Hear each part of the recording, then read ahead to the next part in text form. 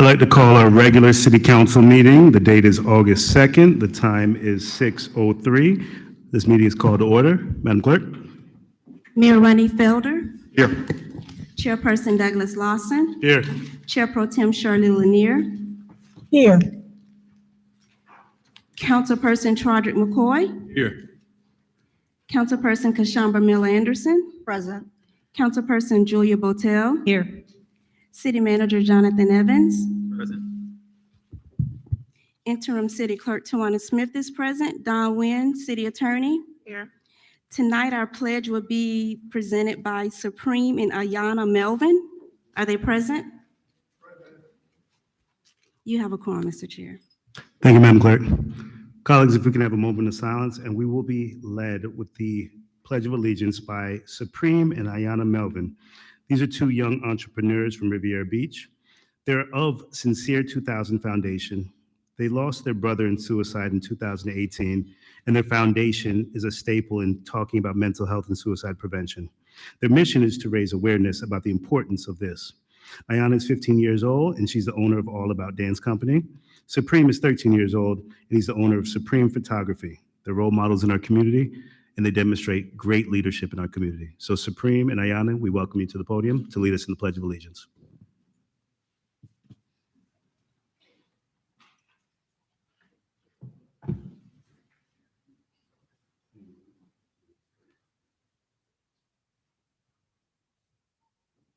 I pledge allegiance to the flag of the United States of America and to the republic for which it stands, one nation, under God, indivisible, with liberty and justice for all.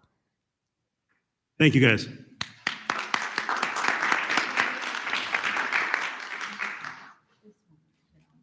I'm honored to continue to have our amazing community leaders here, so thank you guys for coming, and you are a blessing to the city. Do we have any additions, deletions, or substitutions for the agenda? None from staff, Mr. Chair. Mr. Chair, Councilman McCoy, go ahead. thank you. I would like to have the board's indulgence on having a conversation about Resolution 9723. That was the resolution that we approved on July 19th regarding approving the legal services contract for code enforcement special magistrate Corey Smith. And I certainly have several items that I would like to talk to the board regarding. So would you like that on the regular agenda, Councilman? Yes, sir. And can we place that as 11? Mr. Chair. We'll place it. Madam Clerk? I'm what sorry. did you say you want? Ms. Miller Anderson? What did you want to do with that item? I wanted to bring it back up for reconsideration and have a discussion on it. So if you would please be willing to, I have a copy of the resolution, but if you would please indulge me, there's a couple things I wanted to bring to the board's attention. It's not on this agenda, but I can certainly give you a copy of the resolution that we heard on the 19th. Resolution number, Councilman McCoy? 97-23. And that was July 19th on consent. That was item 3A from July 19th. Yes, sir. So we will place that as 11N, Madam Clerk. Yes. Here. Councilwoman Lanier, go ahead. Yeah, I wanted to ask in regards to that item, in terms of parliamentary procedures, is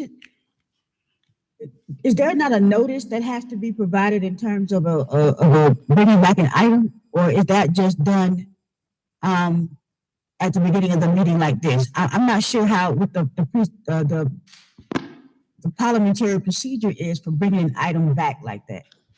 So if I can get some clarity as to how, in terms of policy, that works.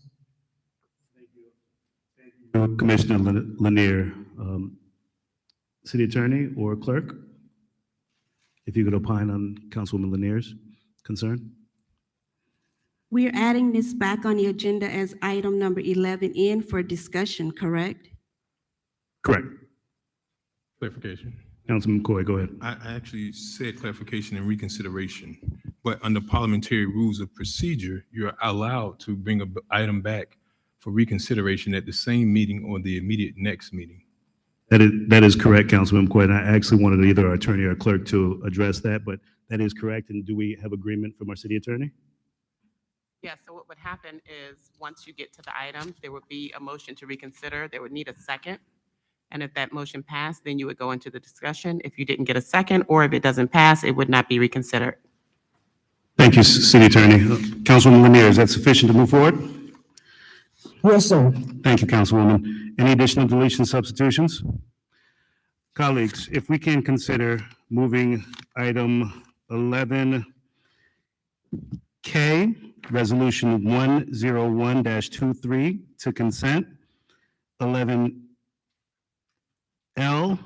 to consent, Resolution 114-23, and item Resolution 115-23, 11M, if they would take into consideration of moving that to consent. No objections. I for me. approve. Madam Clerk, those items will be moved to consent. Disclosures by the council. Just to confirm, you're moving 11K as in kite, 11I, I'm sorry, as in Larry, and then 11M? Correct. Well, let's go ahead and state on the record the resolutions. Resolution 101-23, which is 11K currently listed. Resolution 114-23, which is 11L.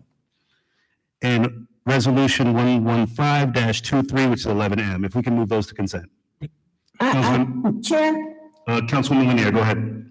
I have an objection to moving 11K to consent. I have some questions about that item. Same, Mr. Chair. I do have questions on that item as well. Which one, 11K? Yes, the retroactive approval item as well. I want to ask some questions on that. Which resolution, Councilman? That's 101-23.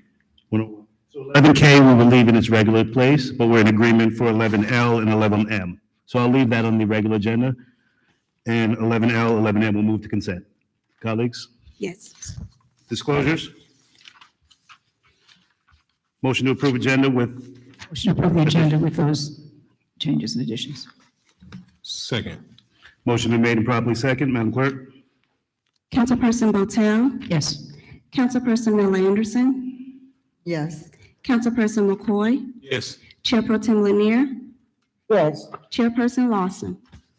Yes. That vote passes, Mr. Chair, unanimously. Thank you, Madam Clerk. Consent agenda is approved by a single majority vote. Items on consent may be moved to open discussion at the request of the council or the mayor. Do we have anyone that wants to move an item from consent? Motion to approve the consent agenda as amended. Mr. Chair, item 2A, we're going to have to remove that from consent.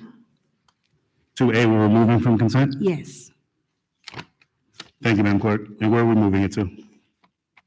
We can do it right after the consent agenda. We can do it as 6 after the presentations. Well, Mr. Chair, Councilman McCoy, go ahead. before we do that, we know this is pretty routine and there's really not ever been a situation where you have a specific roll call vote. So unless, I would be okay with leaving it at 2A simply because we have board member, Councilwoman Botel, who is already an officer. I mean, I would be fine with her staying as an officer, but do we really need to hash that out? Because Florida League of Cities hardly, if not probably never, has ever did a roll call vote. So I think I'm in agreement. I would leave Councilman Botel as a delegate and an officer.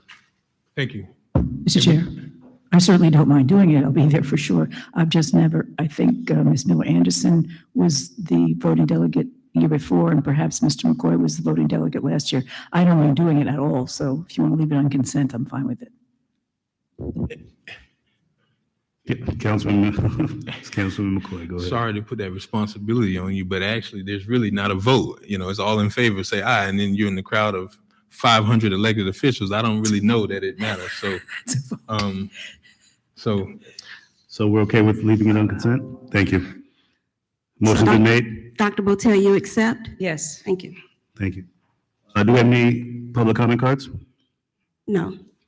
Thank you, Madam Clerk. We have a motion was made and properly second. Madam Clerk, roll call. Councilperson Botel, Yes. Councilperson Miller Anderson, Yes. Councilperson McCoy, yes. Chair Pro Tem Lanier, Yes.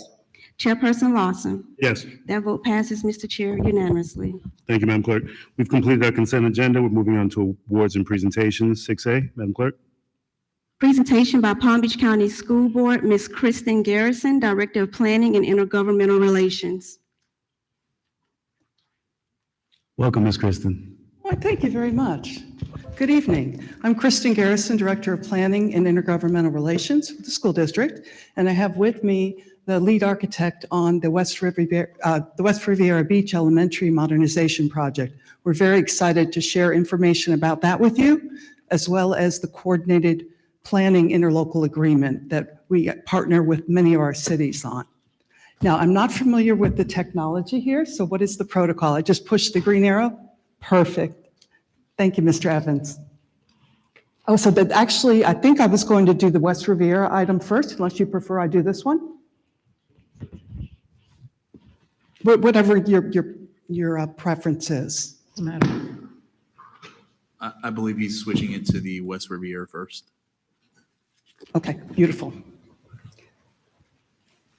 So George Fuentes is going to be presenting on the very exciting modernization project, and then I'll follow that with an informational presentation on the coordinated planning agreement. Thank you.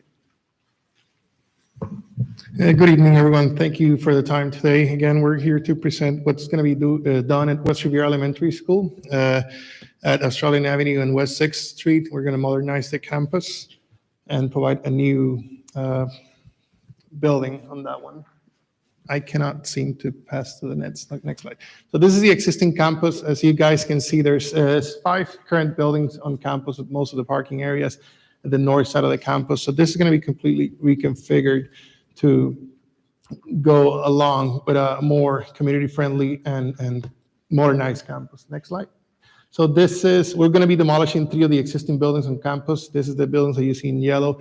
And the buildings that are in blue are buildings that are going to completely renovate it in and out. We're going to be connecting with the existing linear park, having an entrance to the new West Riviera Elementary School entry point through that area, just to make sure there's a community-friendly campus and we follow what we have done before in the past.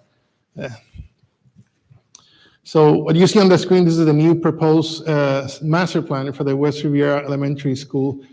We are proposing a new 2-story classroom addition for 750 student stations. We have improved significantly the parking situation on site, and we provide enough stacking to have all parents keep on site and not crowd Australian Avenue or West 6th Street, bettering the conditions of the traffic. We keep the existing bus loop on the south area and improve the conditions for that as well. As I mentioned, we completely renovate the media and cafeteria buildings and provide new enhanced areas for play at the east side of the campus. Now, what you see on the screen is a preliminary rendition of what this building looks like. The building has been already designed, so this is what we most likely will see once construction is done. The idea of this school is to provide an engaging, energetic, and colorful campus to West Riviera, and more importantly, to encourage the kids to have an education of quality. So what we've done is bring some of the outdoors into the campus and provide areas inside that simulate nature and whatnot. So you're going to see a lot of spaces like this inside the campus. This is the main reception entry area. Then we have spaces throughout the school that also enhance collaboration and spaces for students to use for reading and other purposes when it comes to education. This is interior corridors providing colorful areas for the marking the classroom entrances for the kids, also to allow for better organization of the kids as they walk through the school. And some of the other areas that we are proposing and that we have designed accordingly is spaces like the media center on the school. Again, this is an enhanced new concept for media centers throughout the district, and we're looking to provide, again, the same feel of nature coming into the building. Our preliminary schedule is to have construction begin early of 2024, and that will last approximately a year and a half, and have construction done by summer of 2025, ready for school opening on their new West Riviera Elementary School campus on August 2025. Thank you guys for your time. And Thank you so much. Very nice, concise job. Thank you. And if I could add, so that our students don't have to live amidst the construction, we're going to be moving them to a holding school at Lincoln Elementary, similar to what we did with Washington when we modernized that. All right, thank you. You've got great IT staff here. All right, so, I did have a quick question about oh, that. of course. The Lincoln and the Washington renovation. Will we be able to house the children if we ever decided to consolidate those two schools from Lincoln at Washington with the renovation that's going? Because I know we're going to move those kids to Lincoln during the time frame, but is it possible that that school will be able to facilitate both campuses in one when it's renovated? The new school? The new school. West No, Road.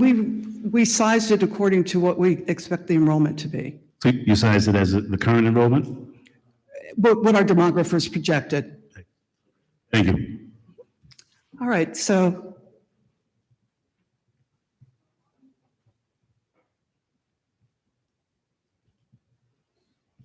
I guess oh, there we go.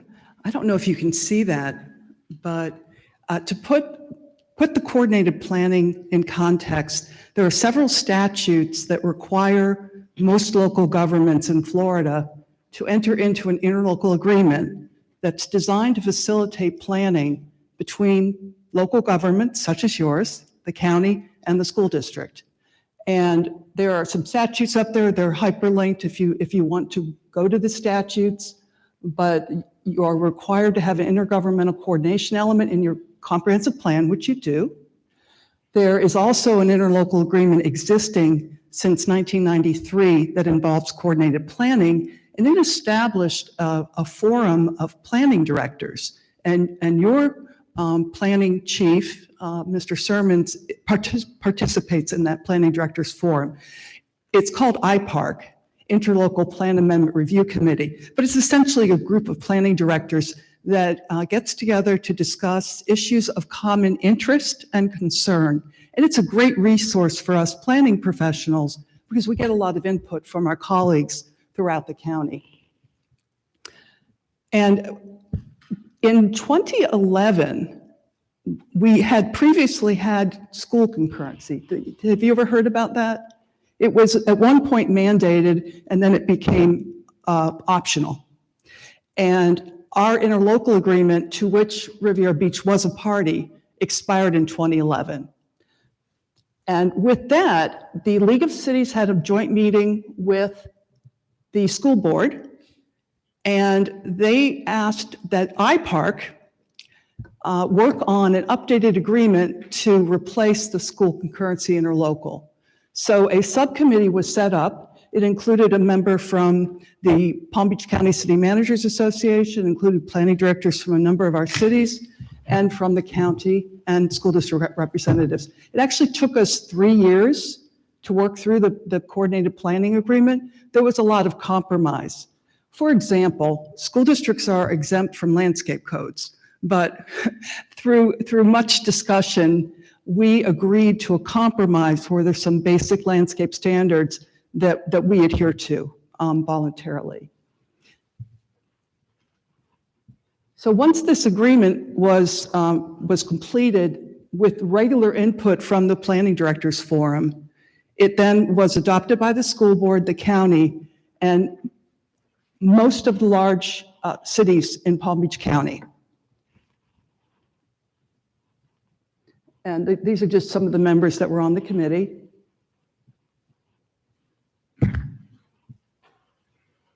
So what we did, the main changes were we deleted the school concurrency provisions and we replaced it with what's called the school capacity adequacy determination. So what that means is when a new residential development is proposed, we look at the schools that serve that development and determine whether there's capacity to serve the number of students projected to come from that new housing project. Riviera Beach is in a pretty good state. You don't have schools that are overcrowded at this point. So, but there are some communities that have severely overcrowded schools. So what we do then is we provide you with an impact letter, and your staff just puts it in their staff report with that proposal. You're not required to do anything with it. It's there for information so that when you make your decision, you're informed about the impacts on schools. We also have provisions in there to coordinate on population projections. For example, each year when we develop our student projections, we go to that planning directors forum for input. And it's one of my favorite meetings of the year because it's such valuable input. So I talked about the impact letter. There's also a requirement in statute that local governments are required to have a school district representative on their local planning agency. In this case, I think your planning commission serves that role. We, as you can imagine, with 40 jurisdictions in this county, we don't have the staff to attend all of those meetings, so we typically send a letter that then serves in lieu of our presence at the meeting. And then there's also a provision for coordinated and expedited review. Again, because we have 40 different jurisdictions, it's important that we have a uniform process that not only is clear, but ensures that we can get our schools open on time. Unlike Publix or housing development, we don't have the luxury of being a month late. If it's a commercial development, it's a business loss, but they don't have the consequences that we do if we can't get the school open on time. So that's why it's so important to us that we have a strongly coordinated, but also very expedited process. And your staff's been great working with us on the West Riviera Elementary School. And these are the cities that already participate. Most of them joined in 2016, 2017. You're probably the only large city that I can think of that hasn't joined. There are about 11 cities, because they don't have schools, or they have an annex property, or they haven't increased in population, that are exempt from complying with the interlocal agreement requirement and statute. And the other ones that haven't joined, that are not exempt, probably most of them should have been exempt. The statute didn't provide for that. And they most likely, it's because they don't have a planning director that actively participates in that IPARC planning forum. And so there wasn't that keen awareness that this was a requirement. So with that, I'm happy to entertain any questions, and I have a link to our website that has additional information should you be interested in it. Thank you so much. Thank you. Board members? Councilwoman Lanier? Yes, Chair, I wanted to ask a question. Well, actually, just pose a question or a statement. I know that this agreement is basically for either construction or planning purposes, but I am very disappointed in the school system in terms of the schools in Riviera Beach.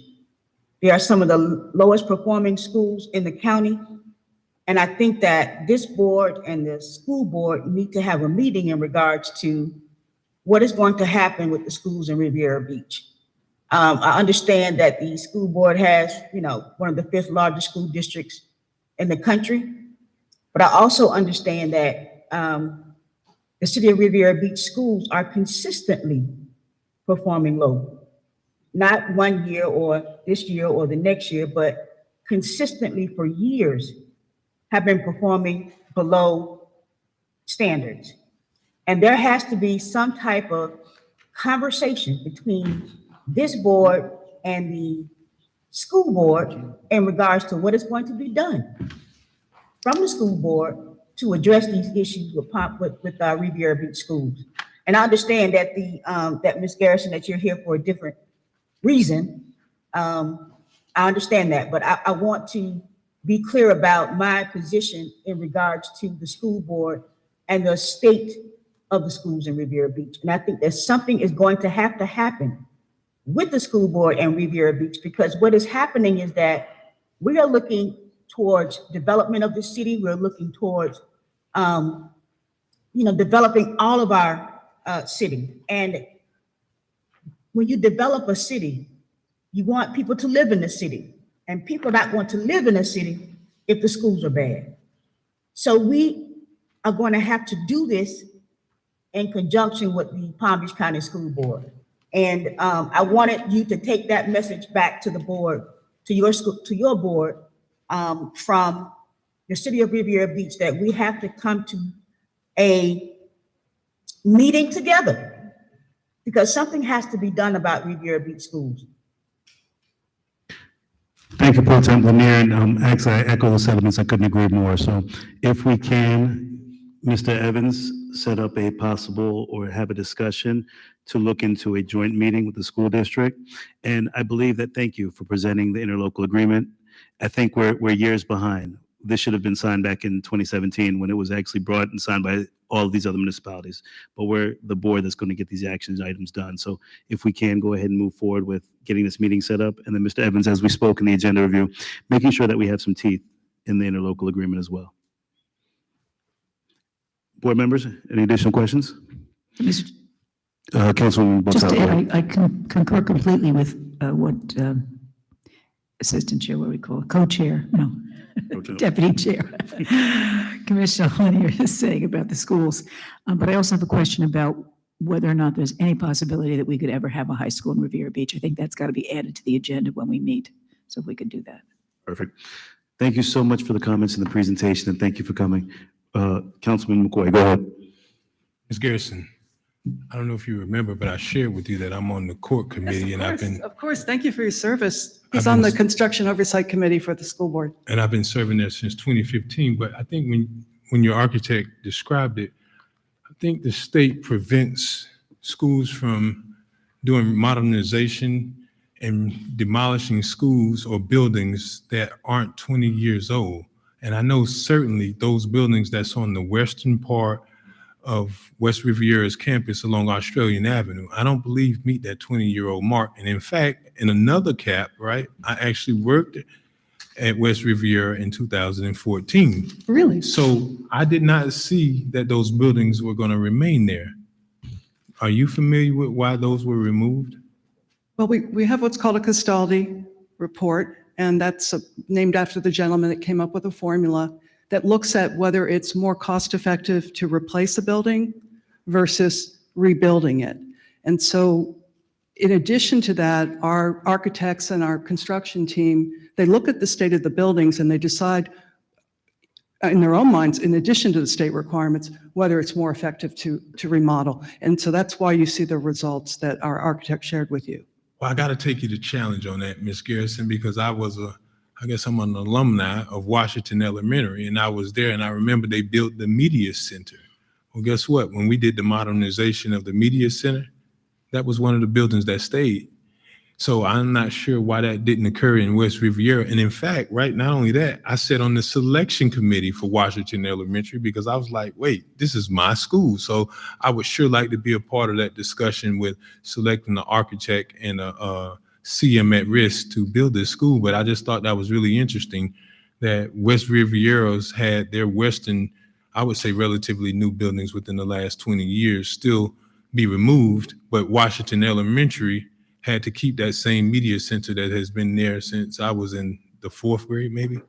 So actually on this campus, on what we presented, the media center that's proposed is on an existing building. That's the newest building on campus. So we are keeping that building, renovating it to the most current codes and standards and bringing it up to date in terms of technology. So that building itself, newest building added a while back, not less than 20 years ago, that building is being kept. So the rest of the buildings built in the 70s and 60s, those buildings are being demolished, and those are the ones that are being replaced. But we are keeping the existing, but again, it's being completely remodeled to fit the newest needs of West Riviera. Okay, well, hold on. So the media center is a part of the main actual office building. So how is that possible? That can't be possible. Well, the media center that we are proposing, it engages on some additional programs like nature, bringing the nature part of it in garden areas, outdoor patios and reading areas that are engaging in that central courtyard that we're proposing on West Riviera Elementary School. So the idea of the planning behind that campus is that we're creating that central secure courtyard and all the buildings are surrounding that area.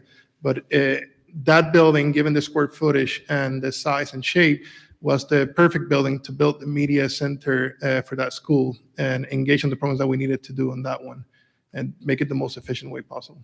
Fair enough. I'll just say this. So when I was working there, I remember those Western buildings. I believe it might have been the maybe 34th grade wing. And when we used to be in the main office or in the media center. It was so far out along Australian Avenue. When we referred to going to third or fourth grade wing, we used to refer to it as we had to go to the Glades because it was that far off of campus and it was that far close to Australian Avenue. So I just was curious, and I didn't know that there was any kind of, I guess, index to determine what the condition of the building was. But I knew as a general rule, the state did not allow you to demolish buildings that were 20 years or less. Yep. And That's a good summary of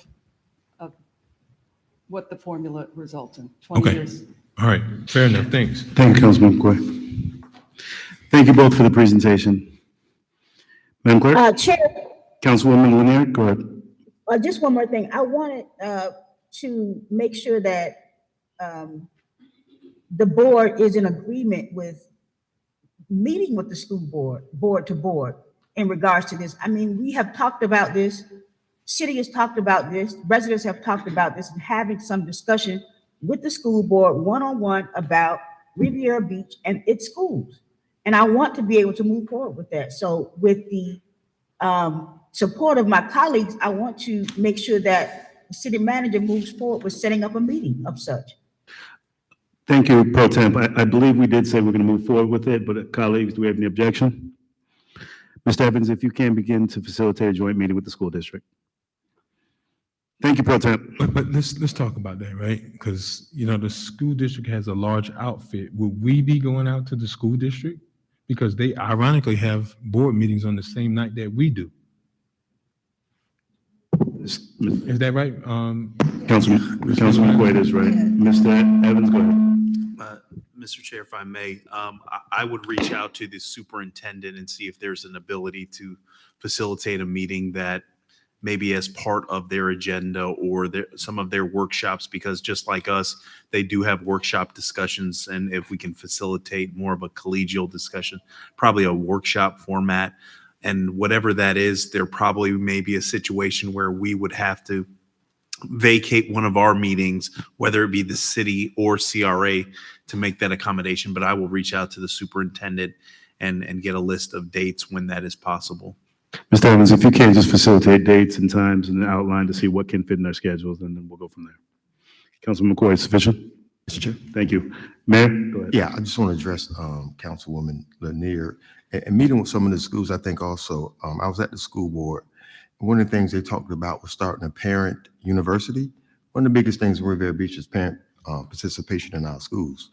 And so I think we need to also figure out how we can do that to get our parents involved, you know, in these children's school, because you'll see a big decline in our students when the parent is not involved. So that's something else I want to talk about. Thank you. Thank you, Mayor. Madam Clerk? Item 6B, presentation by Michael A. Mike Caruso, State of Florida House Representative, District 87. Welcome, Representative Caruso, and thank you so much on behalf of the city for being here. Representative Caruso was elected back in 2018, and in 2022, he served this community and did very well when we did not have a representative in 88. So I wanted to first thank you for your service to this community and what you've continued to do. And for future, Mr. Evans, before we go, any legislative or electeds that come, if we can make sure, I forgot to move it to the first item for presentations, if we can move that for future. Representative Caruso, welcome and thank you. Thank you, Chair Lawson and Mayor Felder and council members. It's great to be here in the city of Riviera Beach. I was just back up here last Friday for the opening or the grand ribbon cutting of the Ozinga cement factory or cement warehouse and distribution center. And it's just some exciting things happening here in Riviera Beach, you know, between Ozinga, which is, you guys did a great job on that. The presentation of the community, it's an icon for Riviera Beach and a gateway. So as you come over that bridge, it's wow, you did a great job. But also the icon condos. You've got a lot of things going on here in the city, and the opening of I hear we're on Singer Island. We've got Amarant condominium now getting CO'd, and now the West Riviera Elementary School. So a lot going on. I'm sure there's a whole lot more than that. But I wanted to give you an update on legislative matters for the 2023 session that just took place back in March and April. And we got done. It was probably the busiest session I've ever been part of. As you said, I got elected in 2018. And usually we go to work, we show up on, get there Monday, and on Tuesday morning, we've got committees. Wednesday, Thursday, we have committees. We get done Thursday, and then we head home, come back to our districts on Friday. This session, these committee weeks, we started Monday morning at 8 o'clock. We got done on Saturday at around 8 p.m. And we never got a chance to come back to our districts. And it was 6 days a week for 5 months straight. So it's so good to be back home in my district and seeing my constituents and be able to do this here. And thanks for coming out tonight, everyone. And hopefully you got, I passed out if it was okay. I didn't have a chance to ask. I have a Caruso Chronicle, which is an update to what took place in the 2023 session. And I've passed it out to the different members of the audience here. And, but the only thing that we are required to do in the Florida House as members is to pass a budget. That's our constitutional requirement. We do a lot more. And so a lot of people would wish we just passed a budget and stayed out of every other matter. But one of the things we do is we pass a budget, and we passed one this year, $117 billion. And it's the key thing about our budget this year. The one most interesting fact is we took $6 billion and put it into a savings account. And that $6 billion looks like it's going to turn into $10 billion. And that'll bring our total savings account for the state of Florida, and you don't hear a lot of other states talking about savings accounts, to about $24 billion, and which earns about $1 billion a year in interest on top of that. So most states are, up to their eyeballs in debt. We are fat and happy and loving life with the savings account. So and as a result, we're number one in terms of ranking among the United States in terms of credit. So what did we spend our $111 billion on? We put $27 billion of it goes towards education. And that would be pre-K to 12, and that would be $20 billion. And then higher education, about $8 billion. And it's just to point out some things here, we put $1 billion towards salary increases and bonuses for teachers and certified pre-kindergarten teachers. So we did that. In higher education, for the 5th year in a row, we've not raised the cost of our universities and colleges. Now, our colleges and universities are screaming a little bit, but we've fixed that price to 2017 dollar amounts. So if you've got a child going off to the university or college system, know that they're paying yesterday's dollars for their education. And so we're keeping it low, and we're one of the lowest priced states in the United States for that.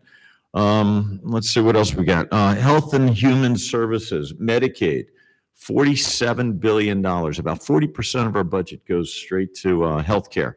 One of the key elements this year in healthcare, and I met a young lady here. There she is. I can't remember your name, dear. Cheryl, and she works with in the mental health arena.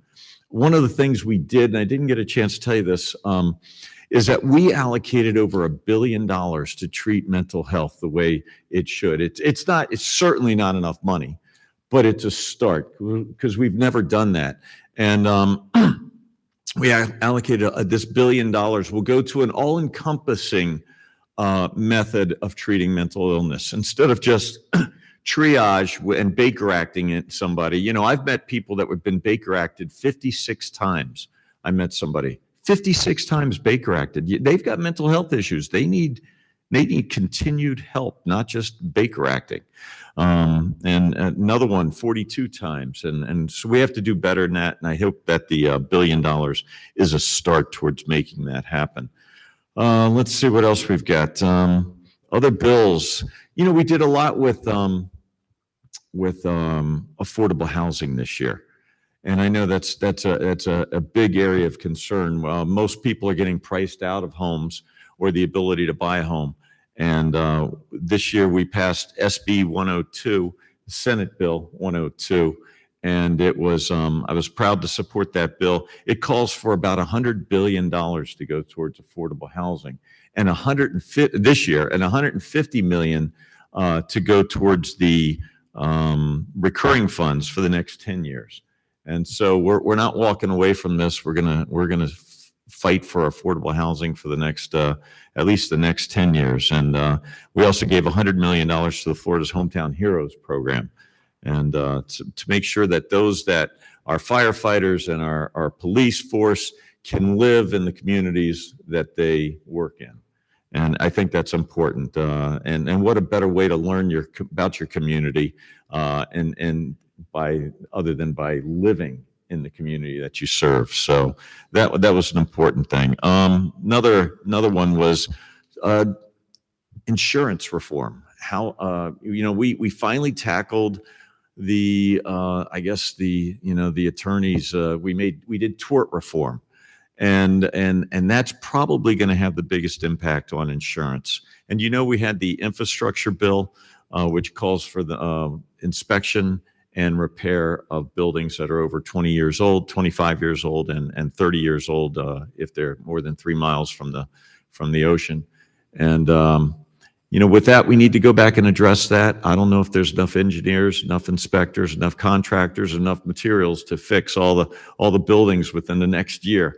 As the bill originally called for. So we'll probably be readdressing that when we get back, but that's something that I was excited to see done. We don't want a Surfside event happening in Riviera Beach, and we don't want it happening anywhere in the state of Florida. So that's what that bill was aimed towards. Another thing we did, we were talking about schools earlier. We extended school start times. No longer will our high schoolers have to get up and be at school at 7 o'clock. I think they're going to be starting at 8:30 now, and it's something about when you look into the mental condition of a teenager that's going to high school, they're just not programmed to get up at 5:30 in the morning and then start school at 7 o'clock. And we hope that this is going to have a positive impact on their scores and their learning capabilities over the next generation. So that's some of the things we did in Tallahassee. I had some bills of my own. I passed a bill, HB 269, which is public nuisance bill. And basically what it did, it said, if you commit a crime with religious or ethnic animus, that crime, even if it was a misdemeanor, such as dumping of litter or harassment or threatening or intimidation or disruption of religious services, things like that, that crime gets elevated to a hate crime and gets punishable as a third-degree felony, and it's subject to 5 years in prison and a $5,000 fine. So no longer are we going to put up with these acts of hate. And with a slap on the wrist. So that's one of the bills I passed. The governor signed it. Substance, I've done a lot of work in the sober home industry. I don't know if you're familiar with that, but I've passed 6 bills in the sober home industry, trying to clean up clean up the industry, get rid of the bad actors, and actually the ones that are left now that are providing treatment. Provide them with standards and guidelines to service those fighting addiction a better way. But what came up this year is that some of these treatment centers, the ones on the fringes, were offering marijuana and alcohol to those in their under their care. And I just don't understand, that I'd have to that would come out, and if you weren't fighting marijuana addiction or alcohol addiction, then you could get marijuana or alcohol. So if you were in there for cocaine, and that just doesn't fly in the sense of common sense, in the field of common sense. So I passed a bill that said, no, we're not going to allow that anymore in our addiction treatment centers. So as crazy as it sounds like, we'd have to actually pass a bill to do that. And then I passed, we passed a bill with the opioid abatement. We're gonna, over the next 10 years, the state of Florida, next 18 years, the state of Florida is going to get $3 billion from the opioid crisis in a settlement.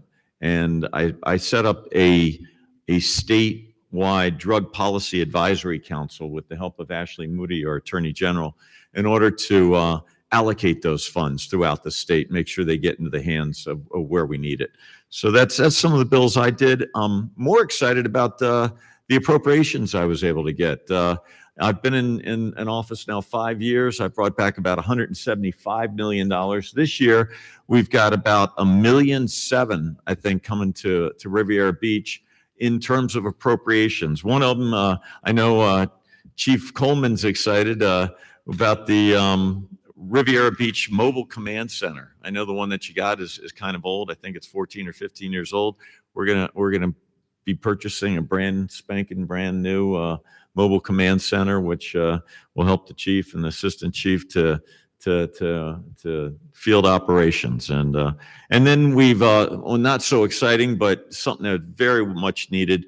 I got appropriation for $1 million for the utility special district, 3 critical lift stations, replacing them. Right now, they're dry lift stations. We're going to make them wet lift stations and completely replace them and make it so that it's safe for those to be treated there, to be serviced during hurricanes and high water events.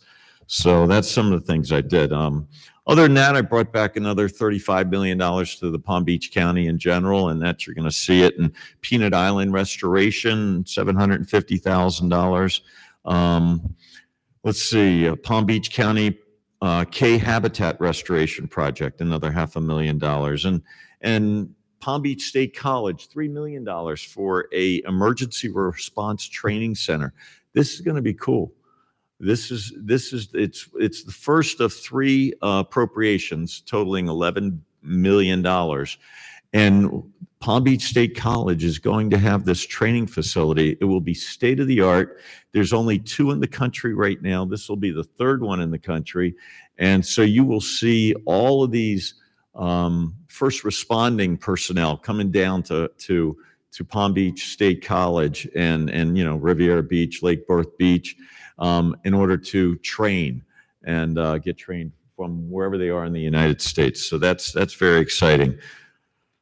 Oh, let's see what else we got. I look forward to working with you all in this upcoming session. I know one of the things that is paramount on my projector is, and I know it's near and dear to Dr. Botel and the other members here, is we have submerged lands offshore, just offshore, within the on the intercoastal, and I'm working hard with leadership in the Florida House right now and the governor's office to get it so that we can eminent domain those that have been acquired by individuals, and then to mandate that any that are out there still that aren't claimed become part of the state automatically. And so that's one of the things where we are working hard.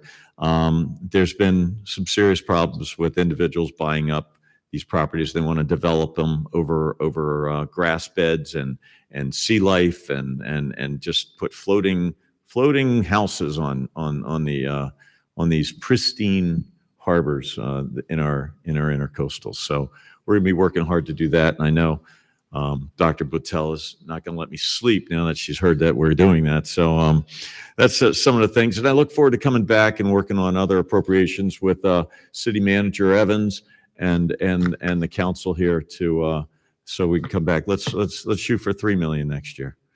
Okay. Any questions? Thank you, Representative Caruso. Board members? Mr. Chair, yes, just a huge thank you from us. You've done such a great job representing us when we had nobody, and even now we've got somebody, a partner for you up there, but it's just been great to have you on our side and on our team, and we really appreciate everything you've done for us, so thanks. Thank you, Councilman Botel. Councilman McCoy? Thank you, Mr. Chair. Representative Caruso, thank you so much. And I think I make it a point to stop and see you every time, but this is great that you're here, but I want to bring you back so you can tour some of our facilities, because while I think having the preserve and maintaining that preserved land, I think much more important and even more of a critical need is our utility district. We're experiencing right now where we have at least, I think, a force main that comes from the mainland over to Singer Island. And I guess also in that reverse order, our fresh water, potable water supply flows over there, and they're both resting at the bottom of the intercoastal. And we don't know every time a boat comes through, but if a boat drags an anchor, that could be catastrophic. And that, in my opinion, is of a most urgent and critical need, because if we have a situation, and I'm not sure if Boynton Beach is in your district, but Boynton Beach just, 2 or 3 weeks ago, had a pretty bad event.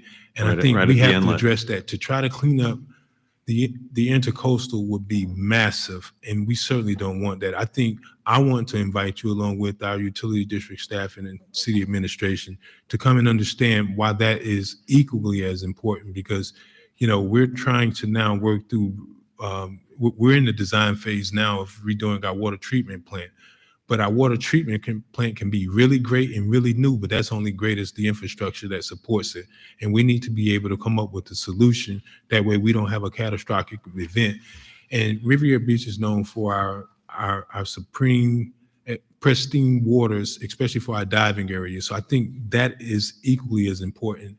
And I don't want to talk to you when you're in Tallahassee about it. I want you to come and see what we have to deal with and what the potential dangers are. And there should be a priority so that we address environmental controls, not just from a preservation standpoint, but mitigating or improving the infrastructure so that we don't have to worry about what Boynton Beach did, because, that affects wildlife all over. And once it's in the water, it's really hard to contain it and mitigate it. So that, I think, is very important. And again, I want to make sure that you can come and see what our water treatment facility and our administrations deal with. But that is certainly something we've been really trying to do with the legislature. And I know everyone has demands, but, I serve on a committee as well as, I serve on a Florida Legal Cities Committee, as well as Dr. Botel, and also board member Kashamba Miller Anderson. And these are the conversations that we have in our legal cities. It's great to talk in Tallahassee, but since you're here, I want to make sure that we can set up a time that you can come and see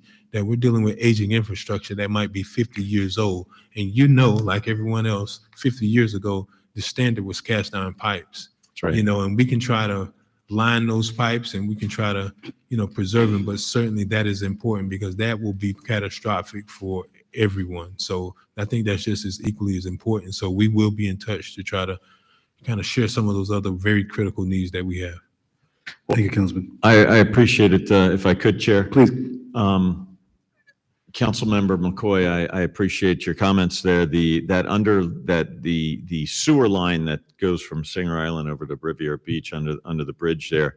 I ran an appropriation for that maybe 2 years ago. It didn't happen, unfortunately. I can't remember why. I got it through the House side. I think the Senate, we failed in the Senate in getting it in the budget. But I would be certainly, I think it's critical that we replace that 50-year-old pipe and submerge it underneath the sand so that it can't be caught with an anchor. And I think that's probably, you're right, a very paramount and urgent need.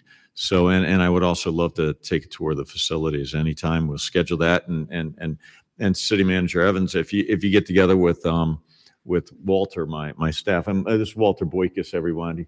He's my legislative aide, and nothing gets done without him. Yeah, I know So, that. I used to be a I legislative stand aide. up here and I get all the accolades, but that man does all the work. And that woman, my wife there, Tracy, is the inspiration behind it all. So, and I would, if we could do it sooner than later, we start literally in September this year.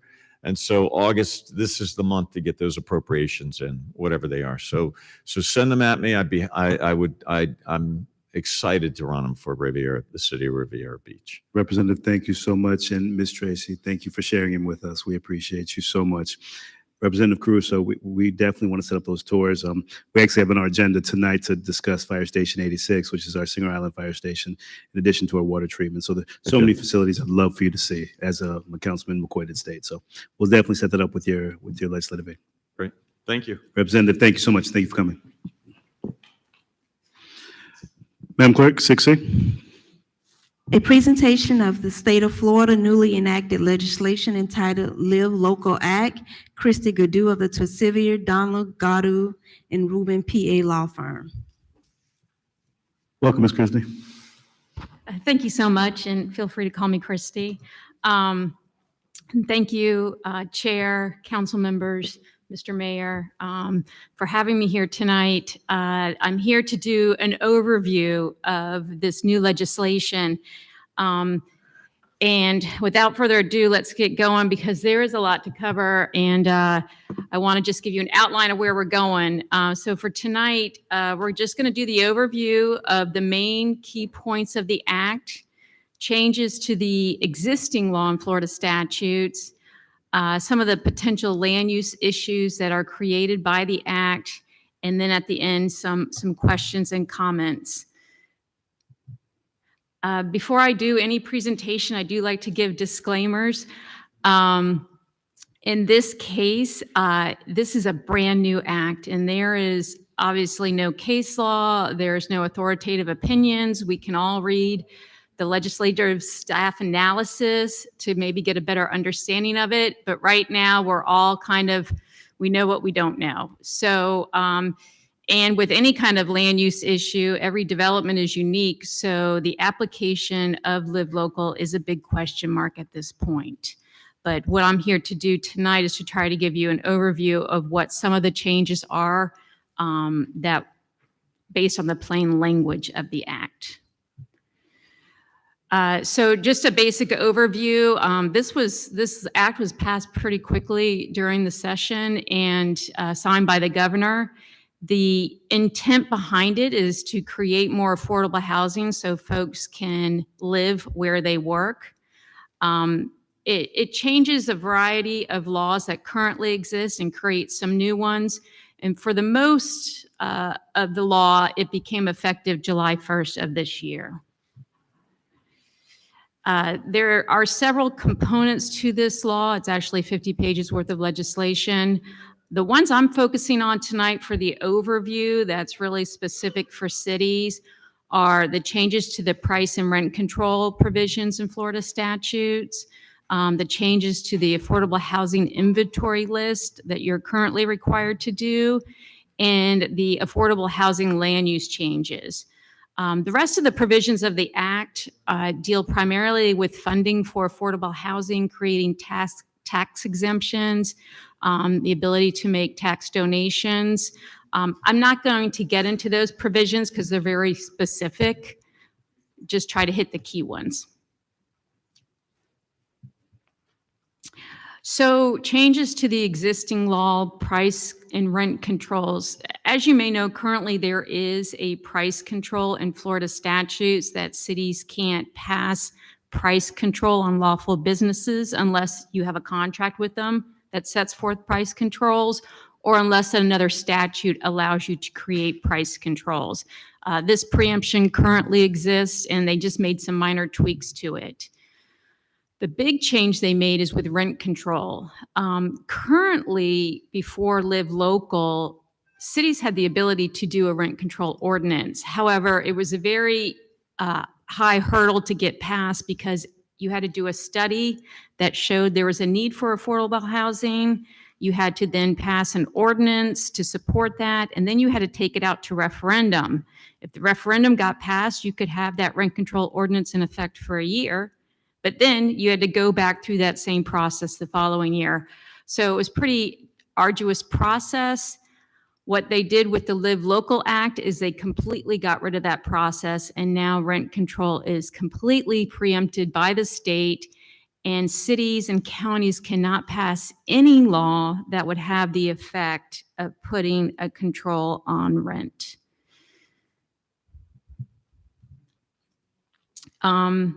Looking at, I think I went backwards.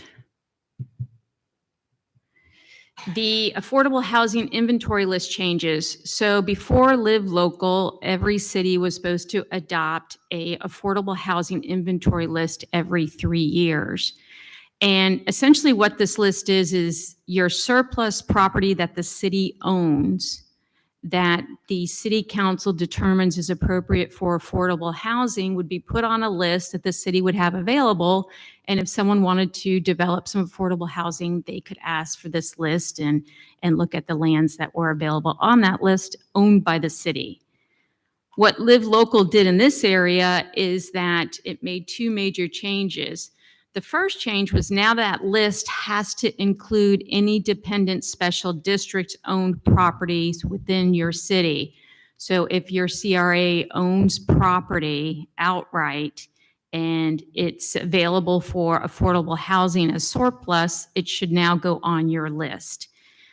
The Live Local Act also changed it to require that your list must be published on your website, and there is an October 1st deadline for that to be done. All right, now we get into sort of the heart of the matter in terms of the changes it made to some of the affordable housing provisions.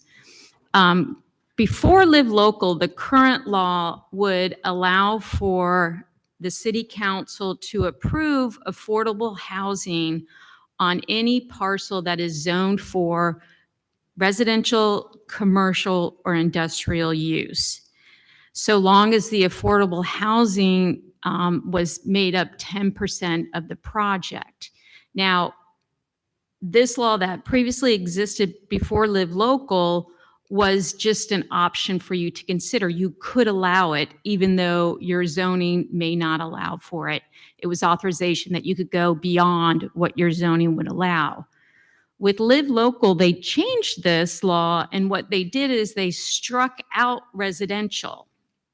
So the city still has the ability to consider affordable housing projects, but now it is limited to areas zoned for commercial or industrial use, so long as, again, it's 10% that's affordable. So a little tweak to that, they removed the zone for residential. What that means, I don't know, because the language, as we'll discuss in a little bit, is a little odd. And that's sort of the crux of this affordable housing changes. So that's the first major land use change that Live Local made. The second big change was a preemption. And what this preemption requires is that the city has to approve a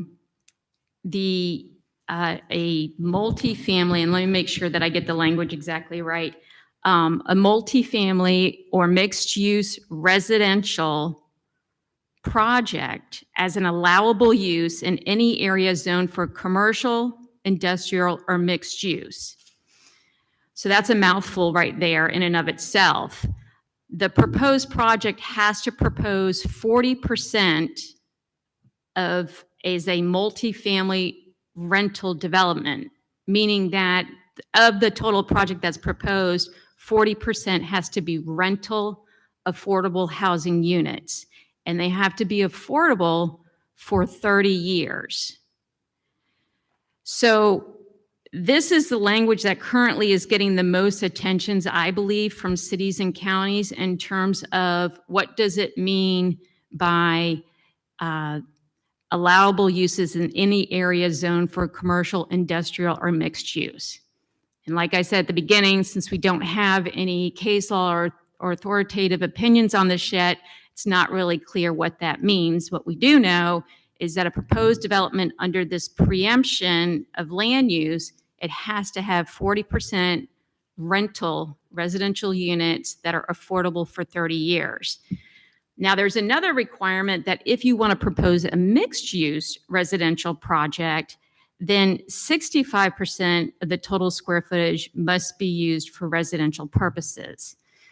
So it's, you know, it's almost like a calculation where you have to look at, okay, 40% has to be rental, but if it's mixed use, then 65% has to be residential. So 40% of the 65 would then need to be a rental residential proposed development. So it's a lot to take in. It's a lot for you to read through and look at and analyze all the different languages that is used in this preemption. But there's more to this preemption. Under this preemption, cities cannot require someone to go through a zoning or land use change, special exception or conditional use approval, variances, because there are building heights, there are zoning, and there are density allowances under this preemption.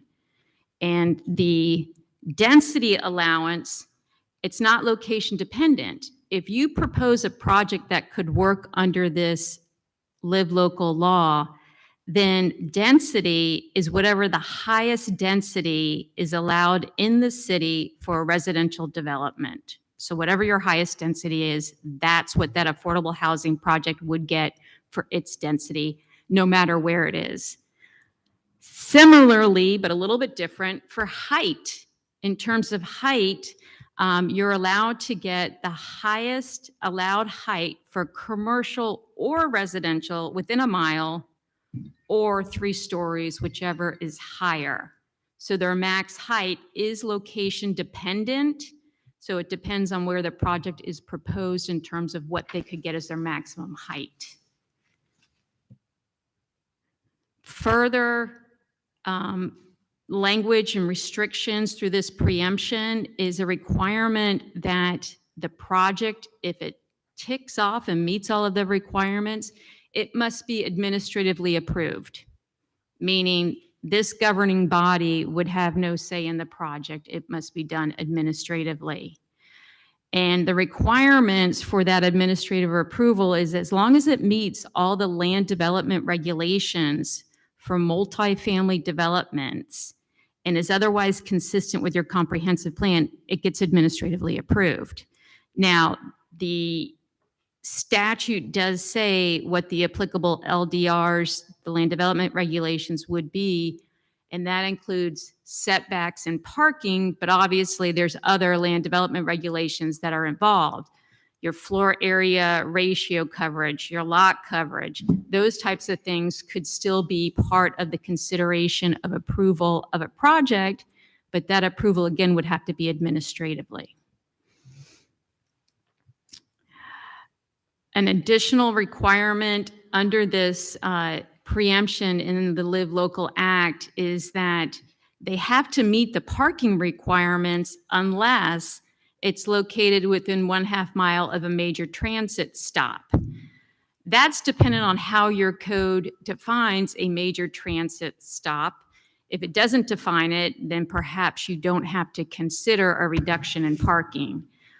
This is really the only part of this area of land use preemption where it gives the city the ability to just consider, and it doesn't require you to reduce your parking. So in reading through Live Local and looking at some other attorneys' presentations that I've seen that are out there, I think some of the questions that we all have at this point, or one of the questions I'm in, is what does it mean an area zone for commercial, industrial, or mixed use? As you know, you have your land use designation that comes from your comprehensive plan. That sets the overall land use designation. Then you have your zoning that implements that land use designation. And then you have permitted uses within each zoning district. So what does zone for mean? Does that mean it has to be called out as commercial? Does that mean it has to be a permitted use, or could it be a special exception use? These are all questions that I think all of us have with this act. And I just put an example down there on the bottom. There's plenty of examples where it's not clear what is meant zoned for. Other issues that I think the plain language creates is the affordable housing is based on a statutory definition, and there's 4 different categories in that definition of what affordable means. Well, what if the definition is changed at some point in the future? There's a 30-year requirement for the project to be affordable. If the legislature changes the definition of affordable, can then that development change, or are they required to change affordability? That question then begs the question of, well, who's going to enforce this 30-year requirement? Is it going to be put on the city? Can you charge administrative charges for having to review and enforce this 30-year requirement? Most cities, like Riviera Beach, you have bonuses for height and density in your land use code. Does those bonuses, are those the max that would be allowable for this type of development? We don't know, it's not clear. And then also, when it says administratively approved, you have a planning and zoning board that's advisory. So does it require this type of development to go before planning and zoning, since they're just advisory? These are all questions that I think a lot of us have about this Live Local Act. This was just intended as a sort of overview to start to get you thinking about some of this language, and obviously some issues that we will all see in applications. And I do think in the application, it's going to vary from city to city and county to county, depending on which development comes forward and if they have any other local regulations they've adopted to try to address some of these issues. Thank you, Ms. Godot.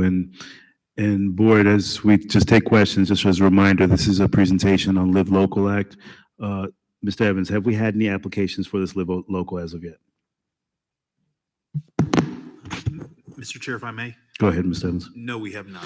So to that point, we have no applications, and this is a very new policy. So board, if we do have any questions, board members? Councilman McCoy, go ahead. Thank you, Mr. Chair. Ms. Godot, thank you for sharing that with us. I'm actually looking at our Muni Code, and a couple questions. The first one is, I'm into chapter 20. Well, I guess I searched in our code for residential zoning. Is there a such thing as an actual residential zoning district that's specific? Or does residential zoning district make up a number of different sub-districts? For my knowledge of your code, you have residential districts for both single family and multifamily, and it's based on your density of how those districts are split up in terms of single family versus multifamily based on the number of units per acre. And so you do have different levels of residential within your zoning code. Oh, Go ahead, how Councilman. about industrial? I was looking and I don't see an industrial district per se. I believe Mr. Stormins is here and can answer that. I believe you have different industrial uses within some of your different districts that you define in terms of the permitted uses. So I see a light industrial and a general industrial, but there's no specific industrial district there. So then I guess it would be safe to say the industrial is the broad category, and underneath there's several different components within what could be considered industrial, or the various types of industrial districts. Right. And just generally the way almost every city and county's land use is set up is the general description is your land use designation that's in your comprehensive plan. So that may just be industrial. In the specific zoning districts, it will then discuss in a particular area if it's zoned for industrial general, low industrial, and specifically get into that type of stuff. Last question. And Go ahead, would that be the same for commercial? Because I'm here and I see commercial, but underneath commercial, there's several different subcategories underneath commercial, and that's in actually 28-107. And that speaks in that section to signs, and it describes signs in residential, commercial, public, and industrial districts. But further in that chapter, it elaborates on the subcategories within those districts. So, I mean, it's my intent to believe that there isn't exactly a residential district that's defined that would match with what the state code is. I think those are general categories. Is that a fair assessment? It could be. It's hard to say because I think you've kind of hit the nail on the head because this is written as a preemption that is applicable across the state. So I think when the state wrote this, they wrote it from the standpoint of, okay, generally speaking, this is how we're going to address it. But some of the language they use, like zone 4, well, what does that mean? Is it the broad category of commercial, or is it the permitted use of a commercial within some other type of zoning district? And that's where we're all just wondering, I don't know how this is going to be applied and what that intent was. And maybe we'll get a clarifying act. Maybe we'll see something come through the Attorney General's office as an opinion, or maybe someone will have a challenge and we'll get some case law on it and then have some direction on what that language really means and how it's supposed to be applied. And I think that's where you're right, that it's how is this applied specifically to this city and how we break up the zoning districts. I think that's the big question. Thank you. Thank you, Councilman McCoy. Colleagues? Mr. Chair, Councilman McCoy, go ahead. and last thing, it should be noted, and this is what we've been trying to do, not just since I've been on this board since 2019, but since 2012, as a planning and zoning board member, we are struggling significantly when we have a code section that has not been changed since 1957. So that in itself puts us way behind what other planning agencies and municipalities and other government agencies are doing altogether. So from that realm or along those veins, it's very clear to me that we have some fine tuning to do with our local zoning regulations, because while it may be broad in nature, I don't think Live Local contemplated that we had an office professional district. But if you look at the uses of office professional district and commercial, they almost mirror, so there's really not a distinction between an office professional or downtown core. But guess what? Downtown core, downtown general, they only exist in the CRA. We don't have anything downtown core west of the railroad tracks. So I think this is definitely going to require, it's all about the applicability of the law, because I kind of read this as, and knowing the legislature. Oh, well, great question. So you alluded to at first that the bill analysis is available. Did you take the opportunity to listen to any of the floor debate from the bill sponsor about what the legislative intent was? Because that actually, even though the analysis who's drafted by staff may not exactly rise to the level of legal advice or legal intent, the bill sponsor who debates this on the floor, who presents this item on the floor, that is the sponsor. So his intent in many cases, in cases have been conceived and interpreted as what the legislative intent is. Have you looked at what any of those floor debates or committee debates were regarding SB 102?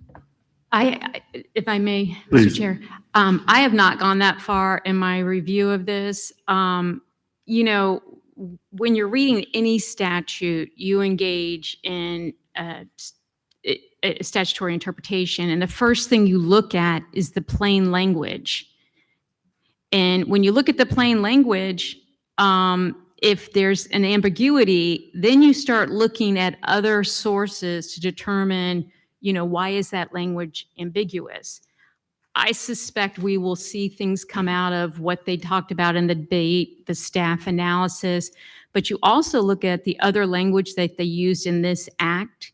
You look at the other language that they used in laws passed during the same session. So there's a wealth of information that if you really wanted to get down to it, you could probably spend, the next 40 hours of this week reading up on all of the things to try to determine what they really intended. Mr. Chair, last question. Councilman McCoy, you said last question already. Go ahead, Councilman. Well, last question. But if you indulge me, because you literally took the words out of my head. So my question for you is this, and this is from your experience as a litigator and also having land use experience. And this is true, and I don't know what case this came out of. I can certainly find out. But it has always been in this well-established precedent and case law that if the language of the law is clear and unambiguous, there is no need to look at the legislative intent. There is no need to look at case law. Is that correct? That's correct. That you're absolutely right. That's what a court would do if they look I'm at the sorry, plain language. I didn't hear you very well. You said if the language is clear and unambiguous, there is no need to look at the legislative intent or case law. That's correct. Oh, I heard you that time. That's what a court would do if, I'm sorry, Mr. Chair, if that's all right. That's Thank what you, a Ms. court Goodell. would do. But depending on what the litigants say to that court, one side usually argue it's plain language. Another side will say, it's not plain language, we believe it's ambiguous, and therefore you need to look at all these other authority. So then the court needs to decide, is it the plain language that applies, and is that plain language clear and unambiguous? Mr. And I Chair, think, and Councilman, I think to that point, Mr. that's Chair, Councilman McCoy. defense rests. Ms. Godot, thank you for the presentation and thank you for the update, because I think even after that update, we still need to have some clear direction. Councilwoman Lanier, did you have a question? No? No, I'm good. Thank you, Councilwoman. And I think to that point, there is still a lot of work and research that needs to go into this. So we're kind of in a position where we have to almost wait and see and analyze what needs to come down the pipeline. So we'll continue to monitor this and see what we can actually decipher from it. Absolutely. Thank you, Ms. Godot. Thank Thank you you. for your presentation. Thank you. Madam Clerk, we're going to go into public comments now. How many public comment cards do we have?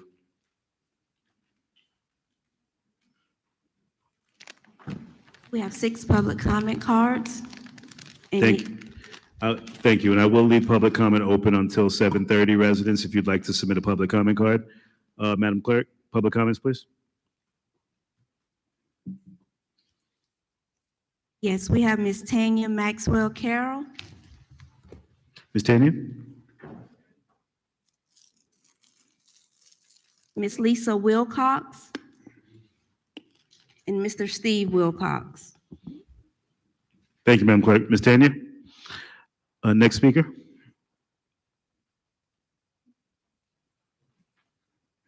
Next speaker, Madam Clerk? Lisa Wilcox, Ms. Wilcox? Steve Wilcox,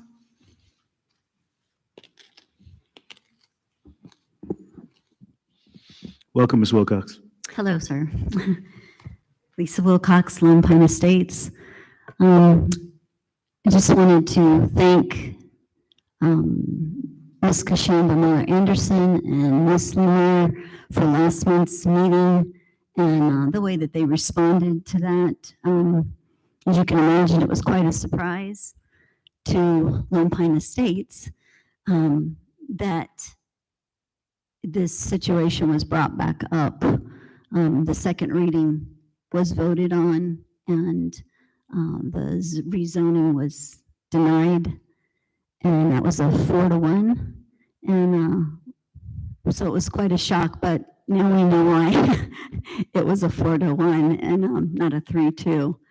And I really appreciated Ms. Lanier's question about the precedents for that. And Ms. Nguyen, Attorney Nguyen, you answered it so beautifully and exactly. And you said only a person who voted against it could bring it up. And so that was very telling. That was very telling, and it was interesting for whatever reason. It was good. We want the truth to come out. we want to know what our city is doing and why they're doing it. We want to know, and so I appreciated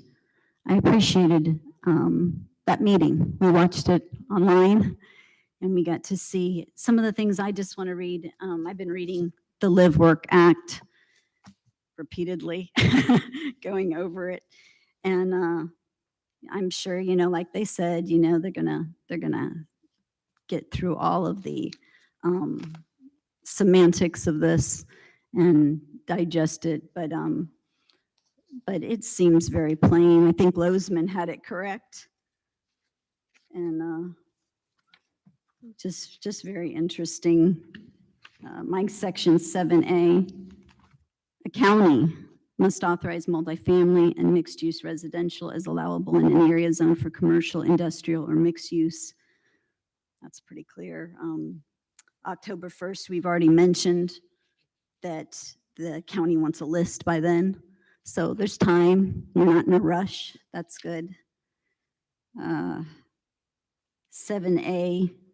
says a municipality must authorize multifamily and mixed-use residentials as allowable uses in any area zone, commercial, industrial, or mixed use. I did a readability on this. This is college level material. I'm a teacher, so I did that. It's, it is, but it's still clear.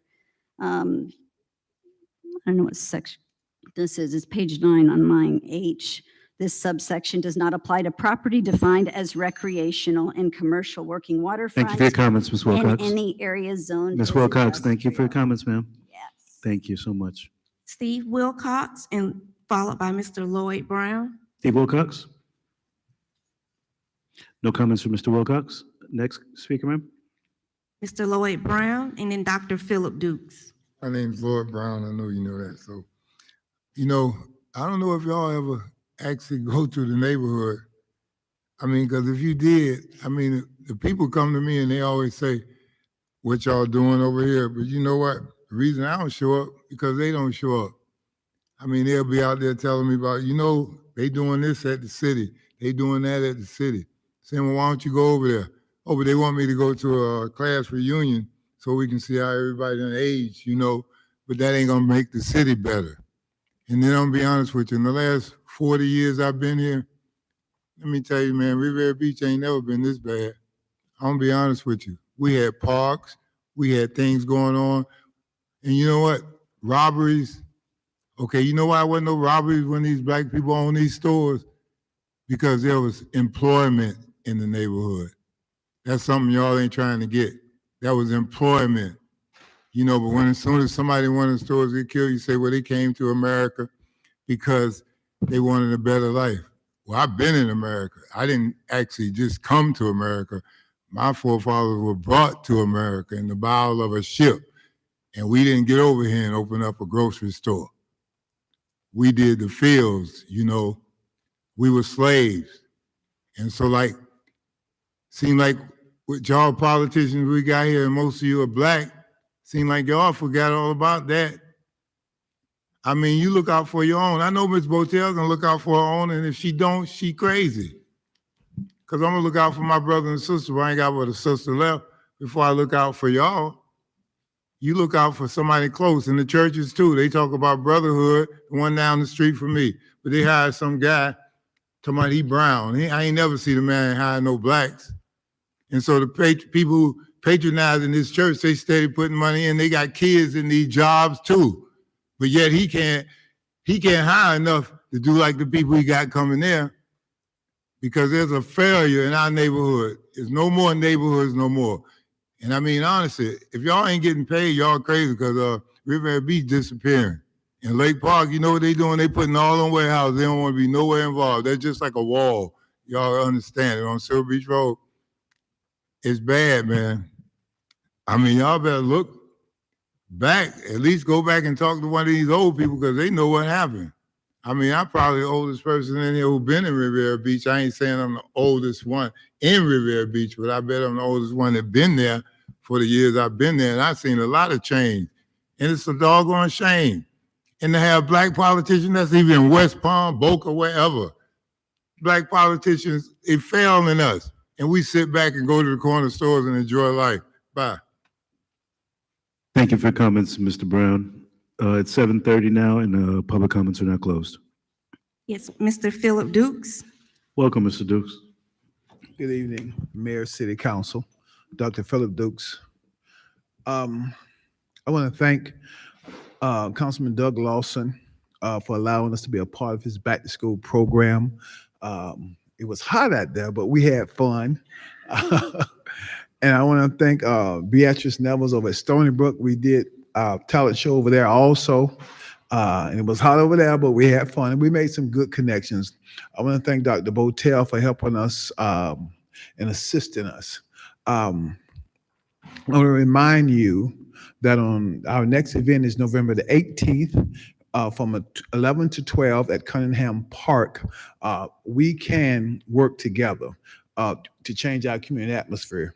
And that's from 11 to 2. We're going to have live band entertainment. Then we're going to have another youth talent show at that also. In 2005, I brought up the fact that Riviera Beach was the last Black seaport city in America to the city council and the mayor. And I asked the question, why we did not have a Black culture study center in our city. And people said, we acted like we didn't need that. Well, you see how important that was and how important it is now. I'm gonna come every third Wednesday, and I'm gonna give you a 3-minute Black history lesson, because if I brought up the name Kilauea, Sunga, and Mali, most of you don't know anything about that. You don't know anything about the Black kingdoms that are older than Greece. Greece is not ancient history. But when we start talking about Black history, people think we're talking about racism and bigotry and rewriting history. It's just you've never been taught. You weren't taught when the Sahara Desert was green and the Black people that founded Egypt and the monuments that they built south toward the Sudan. So we need to bring that up. Also, I want you to go on broadjam.com. Dr. Phillip / artist profile, Dr. Phillip Dukes. We got 22 songs. We're trying to get 1 million people to go on that site and help us promote. We had 2 songs in the top 10. And before I close on that living local thing, if you really want to understand that language, you got to go back to Franklin Delano Roosevelt and see how he broke up those tariffs back during his administration. Because what they're doing now is they're recreating that, where your power is being given to big business. That's all it is. It's all across the country. Just go and study that time of the sociology in America when Franklin Delano Roosevelt was dealing with those big PACs, J.P. Morgan and all these big groups. Because you ever notice when they put up affordable housing, they're talking about rentals. There is no prosperity moving upward in rentals except for one group, and that's the bankers. Y'all be blessed. Thank you for your comments, Dr. Dukes. Ms. Cheryl Melvin, followed by Ms. Cindy March.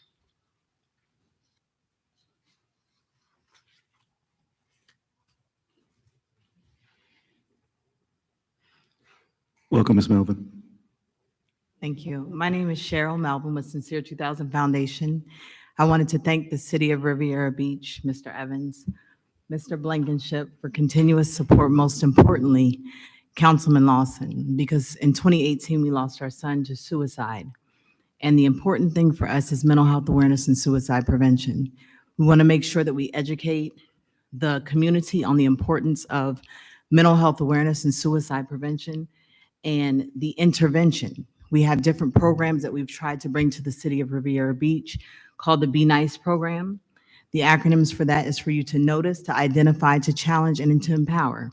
So we are hoping that you guys will come on board and bring these programs to the schools and to the local youth and recreation centers.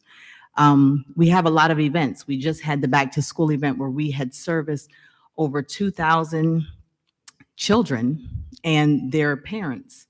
We've given them backpack, toys, but most importantly, we gave them mental health awareness material, suicide prevention material. We gave them the education component to understand that it's okay not to be okay. We had mental health speakers there. We spoke to the children and their families, and we gave them resources. Sincere 2000 Foundation has 7 doctors on staff that are here to assist with the local residents in the event that they find themselves in a crisis or their loved ones. So we're just asking the City of Riviera Beach to continuously support Sincere 2000 Foundation and the endeavors that we have so that we can continue to give back to our community, to our young people, and our youth. We want to thank Councilman Lawson again because from the beginning, you have always supported the foundation. My husband and I are very grateful because when we brought this to you, you continued to push forward and make sure that every time we had an event and things that we need to bring forth for the young people, that you were there. You made sure that you were a support system. We were able to bring educational components to it along with the therapy sessions for the community. So we're asking that if you guys have not been to one of our events, that we implore you to do so. Come out, support, be a part of the movement to change the stigma attached to mental health and suicide. Thank you. Thank you for your comments, Ms. Melvin. Ms. Cindy March and Ms. Mary Brown. Good evening, Council. I'm Cindy March. I must say I had a pleasure of completing the 6 weeks housing course. I also want to ask a question because it was brought when Ms. Jenkins spoke at the last one before we started the class last Thursday. She spoke about Berkeley Apartments, and they haven't put out a waiting list yet here on Broadway, but I'm quite sure if it's close to that water, it's going to be very expensive. And if you're trying to buy a house and save at the same time and paying rent, I would like to know where we're going to start with a 1-bedroom or 2-bedroom income and still be able to save the kind of money that I have already saved. So I would like that question answered. When the wait list get out, can the prospective person get in touch with me? That way I can follow protocol to do what I need to do to assess myself until everything gets settled one-on-one with the realtor or whoever I need to meet to get to where I am to be a first-time home buyer in the city of Riviera Beach. I do want to thank the city. I want to thank the mayor for reaching out to me. I greatly appreciate your assistance. Even when you didn't get to me, you made sure the prospective person got to me and enrolled in that class. And I must say, this is the 3rd time I have enrolled in a first-time housing. I don't want to be disappointed and frustrated. I signed my life away. I had a map for Coleman Park, and this was over 11 years ago, and it's still on my heart, even though I'm 60 years of age, to purchase my first home. And I want to do it in the city where I was raised and grown up and bring back something to the city of Riviera Beach. Because the way Lord said it, I must elaborate, we are losing our city. If we don't get the right people in office to stand for what's right, not just on the east side, but also on the west, north, and south side, because affordable housing is not here, even in the hood. We got dilapidated people. We got landlords that are slumlords. That's what I was faced with a few months ago. That's why I had to relocate it, because I'm just not going to give up $1,100, $1,300 for a 1-bedroom, and I can't have a decent refrigerator. I don't want nobody to go through what I went through.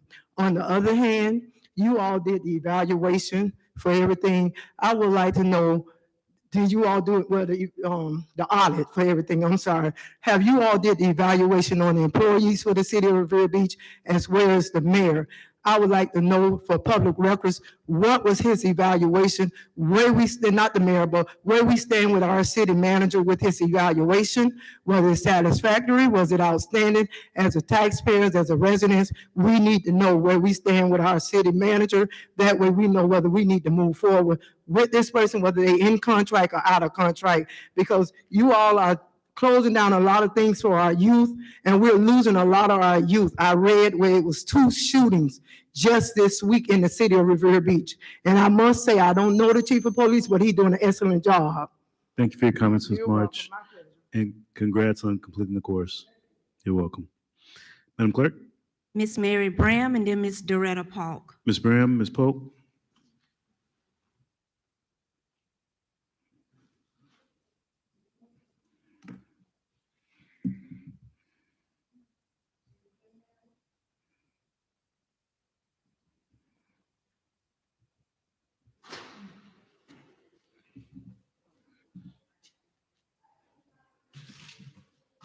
I'm gonna spray this here, so. Welcome, Ms. I'm gonna Brown. clean it. This is what I do. I'm gonna do this. Thank you. I travel like this, and I'm gonna do. I don't care what you all do. I realize that before. I don't care what you all do, but Miss Brown must stay safe. Must stay safe. Good evening, board. I would just like to say, on last Saturday, what an awesome Saturday that the city and Councilman Lawson put on for this great city to live, work, and play in on last Saturday. My day started out over at Missouri Estate, and I was over there, and that was wonderful. Ms. Brown, bring the mic down a little bit for me, just a little bit. There you go. Oh, my time running. I'll hold it. Walter, give her back 10 seconds, please. I'm running. I got you, Ms. Brown. Just bring it down a little bit so it can be a little closer. There you go. Perfect. Can you hear me now? Perfect. Thank you. Okay, Ms. good Brown. evening, board. My day started out on last Saturday over at Missouri State. I was over there, I participated. The crowd, the people that came out was just amazing. And to Deb and the vendors that came to participate, and Dr. Moore, all of those vendors over at Azure Estate, they were just wonderful. I ventured over here to the event center. What an awesome, uniqueness, united event that was for this city here. It had to be over 2,000 plus and counting people. I'm just going to give some shout out to the vendors that was there. Readery, wonderful books. The barbershop was set up. The dentistry was set up. The nail technician was set up. And Miss Bram got her nails done. I'm still wearing it. The volunteers, the top chef. We had a top chef that was cooking for us. And what a delicious dish. He's going to be on the Food Network. He's a finalist in the Food Network. People get up and vote for him. And Ms. Brown was promoting him too. The motivational speaker, Kay Wesley. Oh my goodness. Just so wonderful. The adults and the children, we were all in this Saturday. This is the city here that you live and work in and play in, like I said.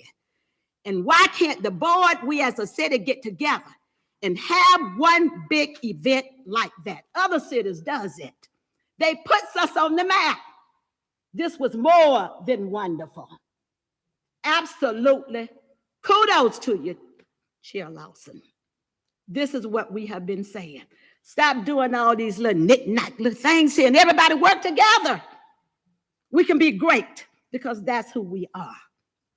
What wonderful. Wonderful, wonderful, wonderful event on Saturday. Ms. Bram stayed over here until 8 o'clock that night. Up early in the morning because it was worth it. It was worth it. And not just myself, it was people from Miami and Fort Lauderdale, Hope Sound, Jupiter, Port St. Lucie. Why I can tell you that? Because Miss Bram sat at the tent and we walked around and we engaged with the children and stuff. So kudos to you. Board, work together. We're tired of this. If we want to consolidate, let's start doing some of this stuff to consolidate. Thank you. Thank you for your comments. What a wonderful job. Thank you. Wonderful job. And to that point, I believe it was a uniform approach. The entire board was there supporting, and everybody was engaged and involved. So it was an amazing event. Ms. Polk?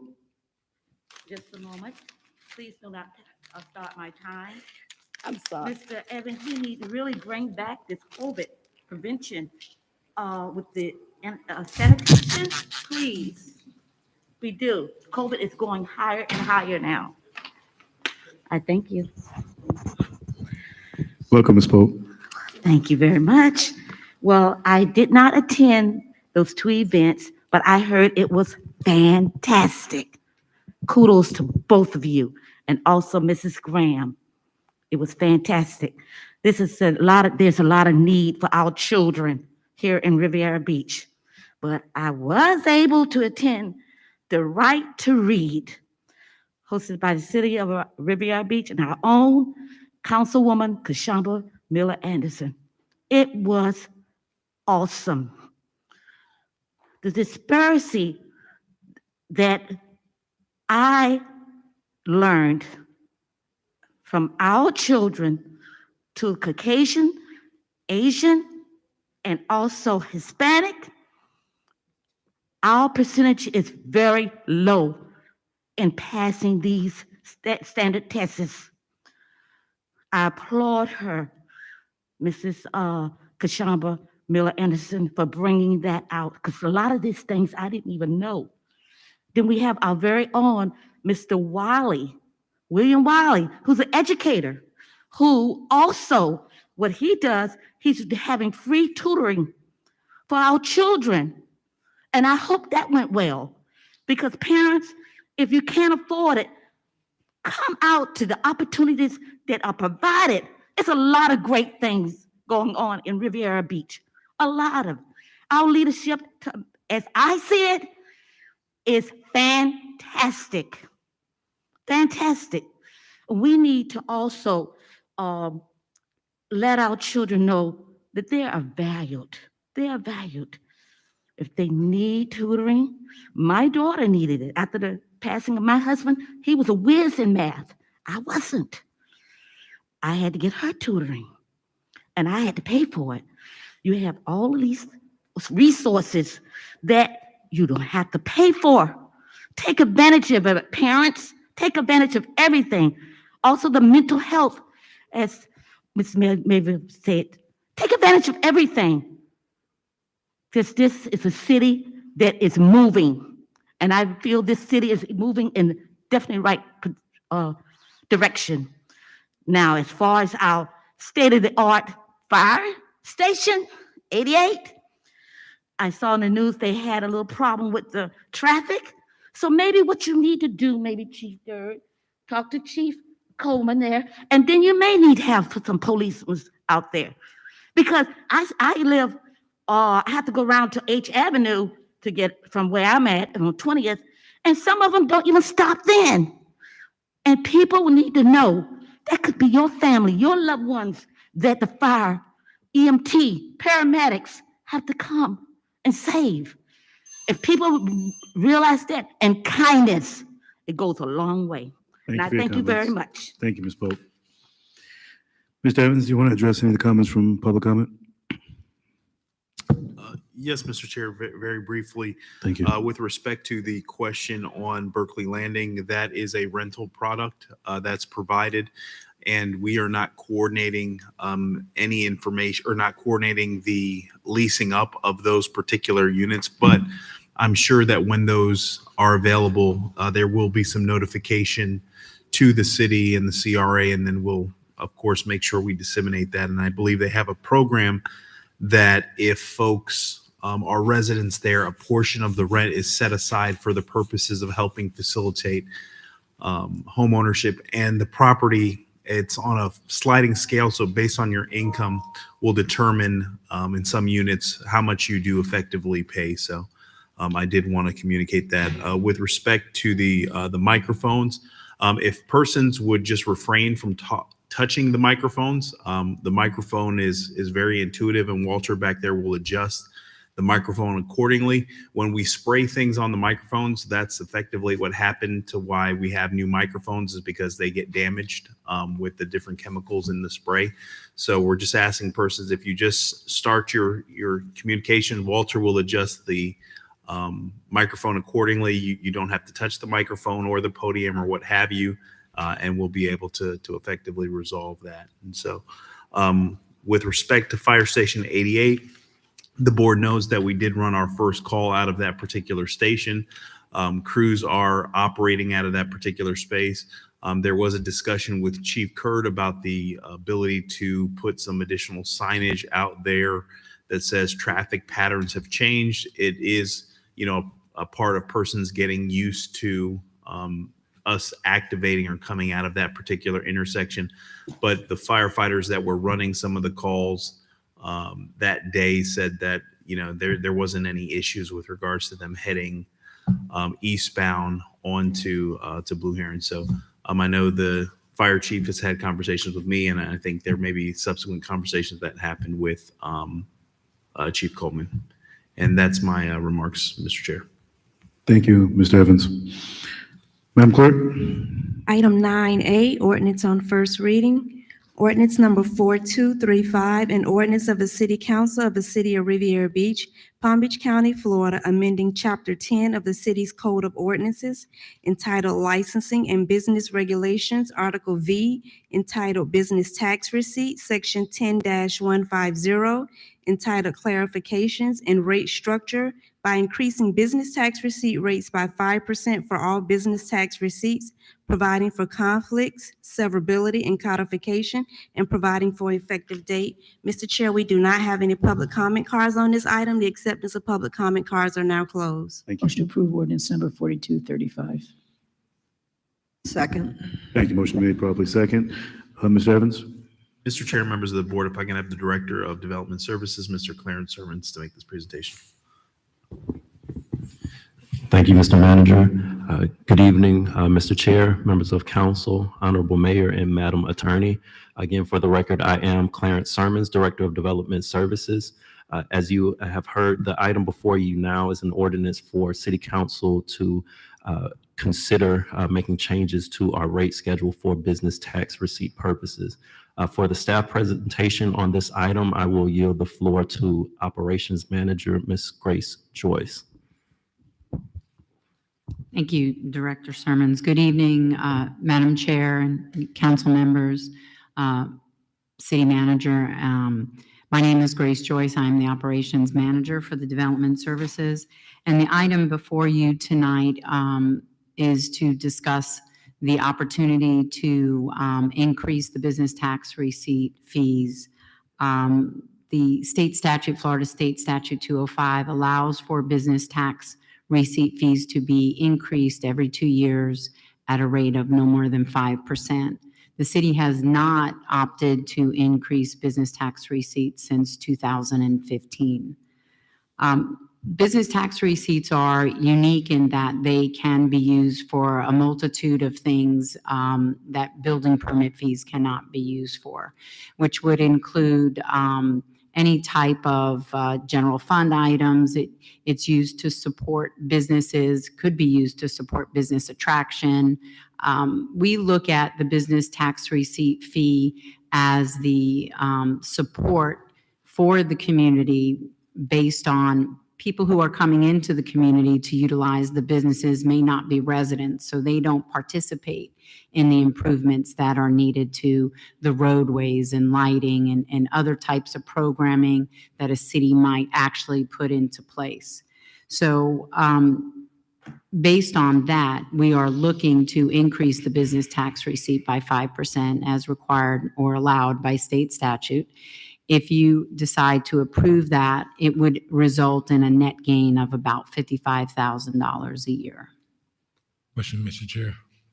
Councilman McCoy, go ahead. Thank you. So you said a lot, but you didn't say the reason why we need to raise it, other than that the state statute allows us to do it. Is there some sort of monetary or fiscal need of $55,000 that we're looking that's going to perhaps balance our budget? Give me a reason that we need to raise the business tax receipt. One of the things that we did a little research on before we actually moved forward with this was to see how many new businesses are coming into the city, the types of businesses that are coming into the city, and the items within our department that are lacking as it relates to business tax receipt. Indulge me, please share that with me. That's what I was looking for. Yeah, so one of the things that we realized when business tax receipt moved up to development services is a lot of our larger type business tax receipt payees, like hotels and some of the larger businesses that are in the corporations that are within our cities, their business tax receipt do not get paid on time. And we have gone in and terminated business tax receipts for operational businesses that are actually up and running because they have not paid their fees. We currently don't have the staff to support going out to do that door-to-door search to see, are you actually still in business? Have you closed? Has the business changed? And things like that. So twofold. One, by increasing the business tax receipt, it allows for us to actually have staff, hire staff, which we have actually posted a position to help with that. But it also allows for the city to reinvest that money into things that we may not have at this moment. And it could be any type of programming. Economic development is something on the forefront of everyone's mind right now in this city. And the uniqueness about collecting business tax receipt is those dollars can be used for educational purposes. They can be used to create a program that would teach new businesses how to put a business plan together. Anything that you can imagine that would give back to the business community. So while $55,000 doesn't seem like a lot of money right now, I believe we will capture more than that once we start going out and do that, door-to-door search and look and see Right, we've had conversations before. Currently, the city's bread and butter in business tax receipt is between our rental licenses, commercial and residential, and our home occupation. We only have about 600 or so, give or take, commercial business tax receipts, which would include anything that has a retail component, whether it's car sales, whether it's a retail, merchandising, wholesale, manufacturing, industrial uses. And that's not, I mean, it's not typical. It's not typical that you're a city with such a large industrial land use only has 600 business tax receipts that are commercial in nature. Follow up. Thank you, Ms. Grace. Go ahead, Councilman. Thank you. You said we only have about 600 commercial. Is that correct? That's correct. So would a golf course be considered commercial under your business tax receipt definition? It would be, yes. Okay, all right. So I'm still hard pressed to find out how $55,000 is going to help us get to that point. Certainly, right? That may be a start, but have you, and then this is from the economics perspective, right? And actually it goes further than economics. This is supply and demand. To the extent that a person can actually afford to do that, then they would do business here. But if the business tax receipt is astronomical, why not go to Lake Park? I mean, so yes, certainly we can go in and create some compliance offers to capture and recover the monies where folks aren't paying, but I haven't heard you give me a justification of why $55,000 is going to give us all of those great things that you just mentioned. Now, I don't want to speak prospectively as to what's going to happen, but when I looked at this list of all of these various classifications, and I believe your definition called them description of use, there's no parity in it. For instance, if you run a consignment store, you have to pay the same amount as a retail store. And guess what? That's not my inventory in the consignment store. It's just that. It's there on consignment. So why, if I'm holding merchandise for the sole purposes of being an intermediary, that I have to pay the same price of a Macy's? That to me does not make any sense. So like, how did this list, is this some sort of universal list that most cities use? Because there's certainly not any parity. That's just one. And I can point out several other ones in here. Like, I think I talked to you about a real estate broker. They're paying a business tax receipt when the state statute says specifically they're exempt from paying a local business tax receipt. So I don't understand why I'm going to ask the mom and pop business, and by your own admission, you said only 600 are commercial. So that means all of the other ones are rental properties. I mean, when you have the pinch of rent control, like we heard tonight, and we have the pinch of rising insurance costs, I mean, a landlord who rents a two-bedroom apartment may not necessarily want to now have to raise their rent. And then we had even a proposed fire tax for $130 for each unit. To me, it makes it almost impossible for somebody that wants to do business to come to the city of Riviera Beach, because it seems like they're getting nickel and dime. And that's just on the fire assessment. That's just on the business tax receipt. That's not including the code violations that people get nailed with. So I'm going to need better justification. And I think you gave a great explanation. But for me, I'm afraid that I'm not going to be able to support this. That's all I have, Mr. Chair. May I address your question? After I've finished. Okay, sorry. Thank you, Ms. Grace. And Councilman, I did want to piggyback on that. The $55,000 increase from the 5% raise on the current business tax receipts, I wanted to kind of get some more insight from what Councilman McCoy stated, because it seems very aggressive to say that we're going to address programming, business community support, and also staffers with that 55,000. So I'm assuming, just for clarity's sake, that that is going to address staffers so that we could generate additional revenue. But I don't see how you can accomplish all three with a $55,000 increase. So if you can address Councilman McCoy's and incorporate some of those ideas into how we spread this 55,000 into all the ideas that you've presented to us that we'll use it for. Thank you. Just to address Councilman McCoy, those are really great questions, and consignment shops, to answer your first question, is not the same as retail. It actually is. Consignment shop inventory is not the same as retail. The state requires a different type of licensing for consignment shops for that specific reason, because they do not own, it is not their inventory. So the fee schedule may say one thing, but when we invoice for consignment shop owners provide us with additional documentation, which is not addressed in the fee schedule, Mr. Chair. just as it is with other types of businesses. Thank you, Ms. Grace. Councilman McCoy, go ahead.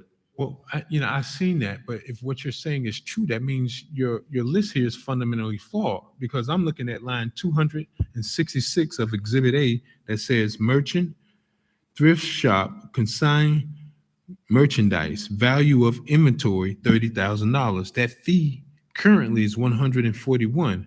If you're a merchant with the same amount of retail space, with the same amount of retail inventory, up to $30,000 is $141. So this is exactly what I told you needs to be worked out. My neighbor at the dry cleaners came in and said, notarize this. I have $20,000 worth of inventory. And just because of what I know, that's not your inventory. You're doing a service. That's not a product that you're selling. So looking at this, what you're saying can be completely misleading, especially to those that's on the front line receiving those applications. Somebody says, I have a consignment shop, I got 100K.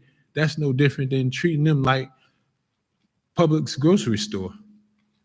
But as we discussed, one of the things that our staff do right now and have been for the past 2 years is educating the public on that exact thing.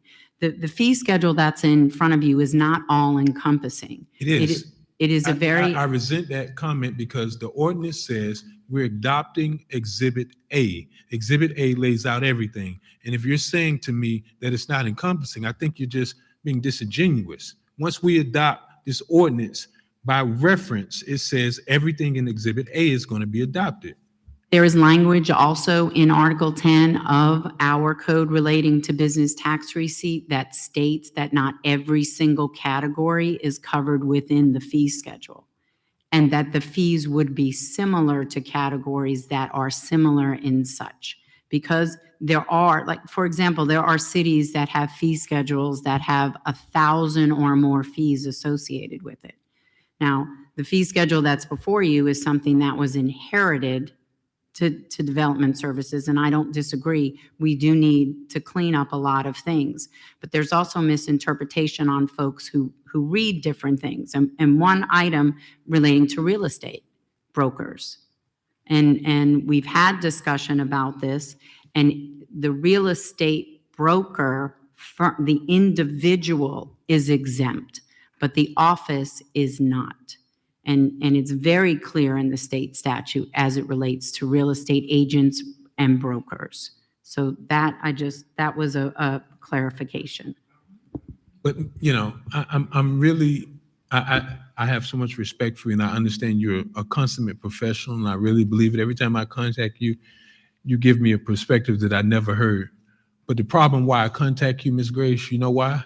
Because those folks on the front line is not telling those businesses in the city. And when they tell those folks that come up onto the second floor and they are disgruntled, then that's when they call me. And I'm looking at the code and said, you're right. But we have to do a better job. And I think by adopting this in its current form, even that example you gave about consignment stop, it gives the scenario that $141, the 5% increase, would then take that new amount up to, it would take that new amount for consignment stores an additional $7.06. So it's kind of hard for me to disagree. It's hard for me to agree that this is actually not applicable. So that's all I have. And I think I've shared my position, members. Mr. Chair, if I may. Thank you, Mr. Sherman. Go ahead, Sherman. Yes, I just wanted to add one clarification to what staff is presenting tonight. The multitude of things that business tax receipt funds can be used for is extensive, as opposed to building permits, which are very restricted, is the comparison that we are attempting to make. It can be used for things like business retention programs, supporting commercial businesses, However, one of the most salient things that have happened recently in our city is that you all approved an additional a community inspector that can go out into the field and follow up on some of the terminated and delinquent business taxes. And we know that will bring in considerable amounts of revenue. If you approve this 55,000, a give or take increase, it will cover the majority of that position. And as we look at balancing our budget and offsetting additional expenses, we believe that this increase would offset that newly created position in itself, will return significant returns for the city. And to that point, follow up, being that the fees have not been addressed in over 8 years, and we do need the additional staffing and revenue to help cover, that's why I can support it. But I was a little confused and thrown off when we decided that 55,000 was going to be disseminated amongst multiple categories of business supports, of programming, and realistically, the only thing that can allocate towards is going to be a staffer. And then that staffer can assist with assisting and generating additional revenue. So I know that if we look at it in reference to the dollars that's coming in, and we want to generate additional revenue with the potential growth of our city and the additional businesses coming in, we have to be in line with the fees that we're charging and at a higher standard, because if it hasn't been addressed in 8 years, I know that we're definitely below standard. So that's why I can support it. Board members, comments? Madam Clerk? Chair, Councilwoman Lanier, go ahead. yeah, I just wanted to say that the idea of $55,000 is something that is not sexy, is not 55 million, but in the case of the city of Riviera Beach, we need to recoup or try and bring in revenue, and that means every single penny. I understand the feelings in regards to it not being, why do you need to do it? Why do you need to get 55,000? But I certainly want to support this item just on the fact that this department is trying to go out and find other sources of revenue for the city to be able to do more things with. So I certainly support it, and I want to make sure that this department knows that the council appreciates their hard work. And every department should be doing this, trying to find every single stream of revenue they can to make sure that we as a city can accomplish what we've set out to accomplish. So I certainly would like to support this item. And I agree, Councilwoman Lanier. We want to definitely be clear with just where the funds are being allocated. So that's where it's understanding where this dollar is going to go, so that we know that if we're doing this change of this ordinance, that the funds are going to be properly allocated. Mr. Chair. Councilman, let's see if any other colleagues want to speak. Yes. Councilwoman Miller Anderson, go ahead. So the last time we had an increase was in 2013? 2015. And by any chance, do you know how we compare to some of our neighboring cities? I mean, are we far below or higher than some of them? In some cases, in some areas, we are compatible, and in some areas, we are lower. Yeah, I know a few years back, we were looking to have someone in a position to be able to go around to the businesses, because a lot of people were not, they weren't paying to be a business in the city. And I think that, between the years that it's been since we've increased it, as well as the amount of money we've probably lost over the years from not having people paying their business tax receipts, I believe that, I could support it. It's not a drastic increase, considering we have not had an increase in many years. So I have no issue with that. And my hopes is that with this person on board, they're able to recoup more dollars from people who have not been registered anyway. So I think it would be beneficial to move forward with it. Thank you, Chair. Thank you. Councilman McCoy, go ahead. Dr. King once said, be true to what you said on paper. And that's what he was talking about when it came to being equal and civil rights for all. For Shirley Lanier to get up here and say something like that, when she owns a business in the city called A&A Roadside barbecue and jerk, and they haven't paid a business tax receipt in years, is completely disingenuous. So don't give me that malarkey. So that's a big joke to sit up here and say that people need to be paying their fair share when I've consistently reported that we have somebody that doesn't have a licensed business that will come up here and park on the corner of 13th Street and Broadway. And you probably think I'm personal, but guess what? I pay my damn dues. I have a business, I have an LLC and a corporation. But I sit up here and I pay my due. But don't get in the meeting and grandstand about what people should pay when you don't pay your own stuff. Like, if we're going to be true and hold this to the people in the city, we should do it for ourselves. And that's where it starts.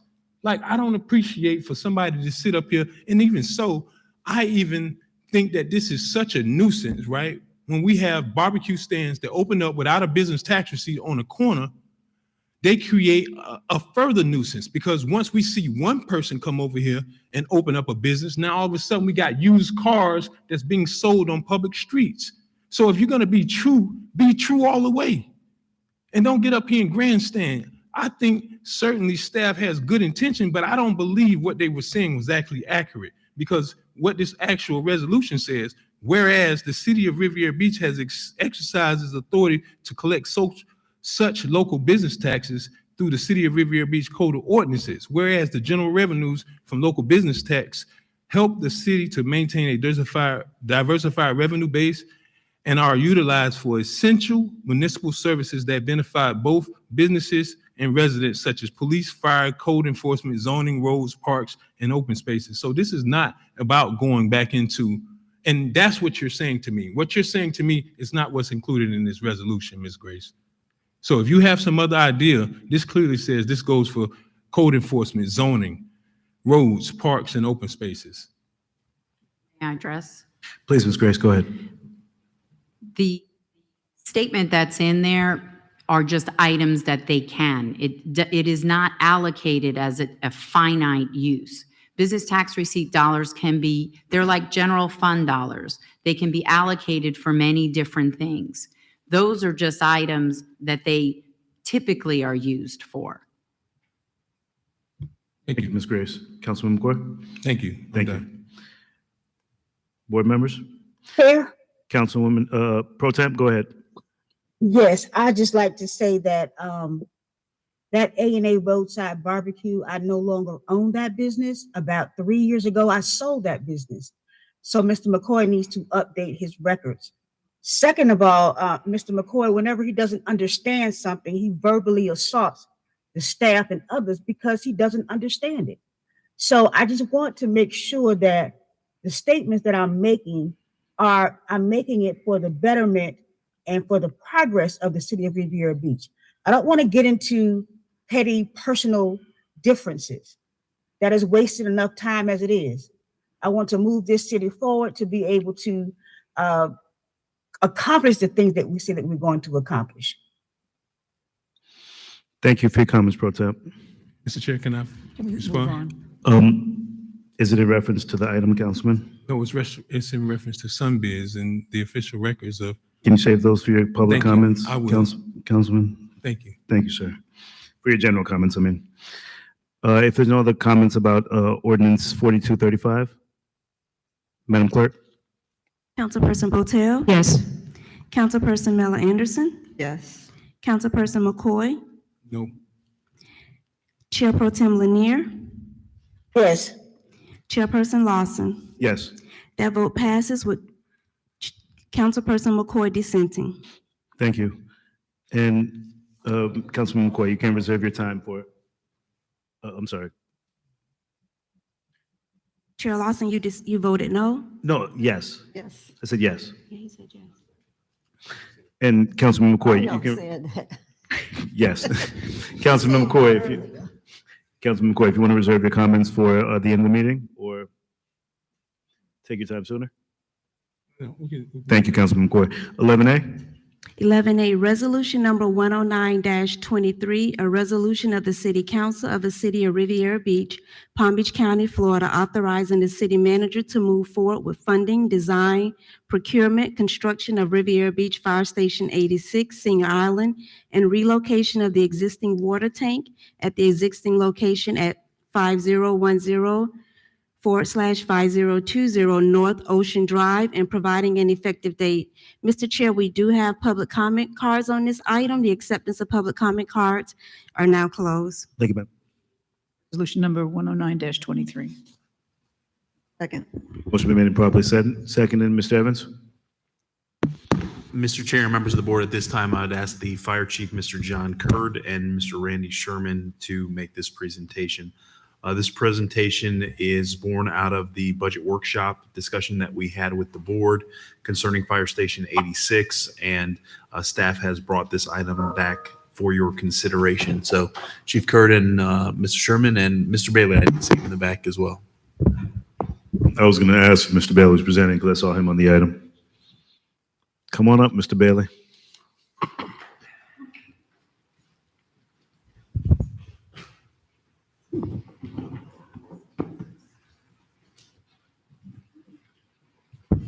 Good evening, Chair, Mayor, Council. Evening, Chief. John Kurd, Fire Chief, Riviera Beach Fire Rescue. This item is before you as it came out of our budget workshop this past week as it relates to Fire Station 86, its construction and design and maintaining its location currently at 5010 North Ocean, in addition to demolition of the existing water tank, reconstruction of the water tank to take up a smaller footprint on the property to allow for the reconstruction of the fire station on Singer Island. Thank you, Chief. We do have public comments. Madam Clerk? Yes, Mr. Dale Holness, and then Miss Mary Brown. Mayor, Council Chairperson, council members, city attorney, city manager, city clerk, staff, and residents. I'm Dale Holness. I'm not running for anything currently. Not actively engaged in that. But I was here with a couple of friends early at the Riki Tiki and thought I'd stop in after see my friend, Councilman Lawson. This certainly is an item that will move Riviera Beach forward. And I think you're doing a splendid job in improving your infrastructure, especially for public safety. I visited this site a while back while I was on the campaign trail, and it seems that it really needed to be improved. I think you were over there, city manager, when we went over, and also you were there, councilman, chairperson Lawson. And it's always good to come to your meetings, by the way, because you're so engaged with the public. The public's always here, and it's usually quite lively. I know you also have some other items coming up after this for bond issues. And with the state statute now limiting your ability to really support in terms of asking for a vote for those items, more educational. I think it's really important that leaders within the communities where these items are going to be placed step up and help you. And I think that's probably part of the strategy that I would say would be really useful in going out and making sure that some of your finest people who spoke tonight and spoke positively about the city are engaged as part of your team. And certainly you're going to need technical support from bond people in the bond business and other folks to help move these items forward. I believe definitely that Riviera Beach is moving forward. Forward is a good place to be going, and all the engagements that I've heard of and seen makes it quite positive for what you're doing here to make life better for the people of Riviera Beach. Kudos to all of you. Thank you, Mr. Holness. Miss Mary Brown, Ms. Brown? and this concludes public comment cards. Thank you, Madam Clerk.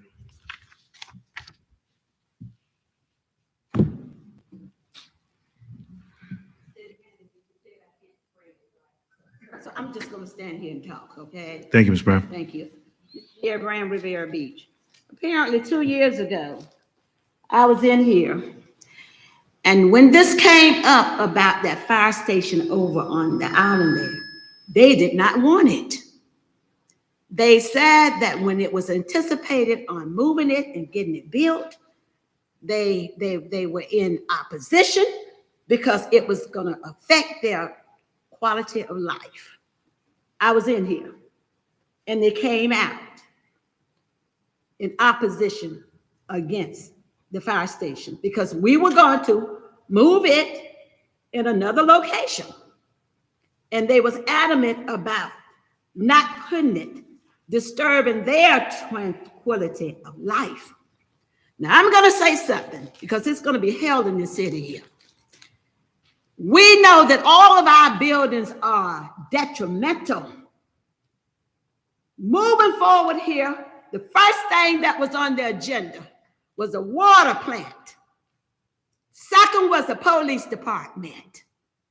I sat on the police advisory board in the city here for years, and we allocated, Danny Jones allocated and got monies and stuff to build a police department. We were all in the news about our water plant. We know that the fire stations, safety is life. Protection is life. You all did all of these drastic decisions in your budget workshop. We got 3 fire stations here now. What about the rest of them? What about and I'm sure that the residents are going to agree because they're already in agreement. And we're not saying that these things are not needed and not should be done, but it's how we prioritize in meeting everybody's needs and what they need and how they move and how they work. These employees work within our city here. So I'm going to tell you, it's going to be held in this city because that is the message. That is the message. It's okay, but we need to put those things in order. Because voters, I'm going to tell you, you're going to get a chance here to vote on what you would see as priority, especially when we can already see that some things are already going up. What about the other things here? You have more employees in the city here that's living in tremendous chaos in this city here. So these things here must be taken in consideration in how we move. Thank you. Thank you for coming, Mrs. Brown. Comments from the board? Madam Clerk? No comments? Councilperson Botel? Oh, I thought we're not seeing a presentation. Oh, no, Chief Kurt gave the presentation. That was quick. Yes. It was more of a recap from the discussion from the workshop, so. I mean, I have the slides in front of me. I figured they Oh. were going to go through them, but that's okay. I don't have to see it again. Mr. Chair, if I may, we do have 158 slides queued up if Madam you Clerk? are. Thank you. Botel? Yes. Councilperson Mel Anderson? Yes. Councilperson McCoy? Yes. Chair Pro Tem Lanier? Yes. Chairperson Lawson? Yes. That vote passes unanimously. Thank you, Chief. Mr. Bailey, great presentation. Thank you.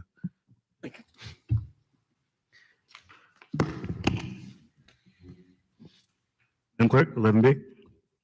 Resolution number 68-23, a resolution of the City Council of the City of Riviera Beach, Palm Beach County, Florida, approving amendments to the city's adopted 5-year capital project plans for fiscal years 2022/2023 through 2026/2027 to authorize the budget for project 23076, Police Station, in the amount of $35 million to be added to such 5-year capital project plan, authorizing a project funding source for such project to be amended to capital financing and providing for severability, repealing clauses, and effective date.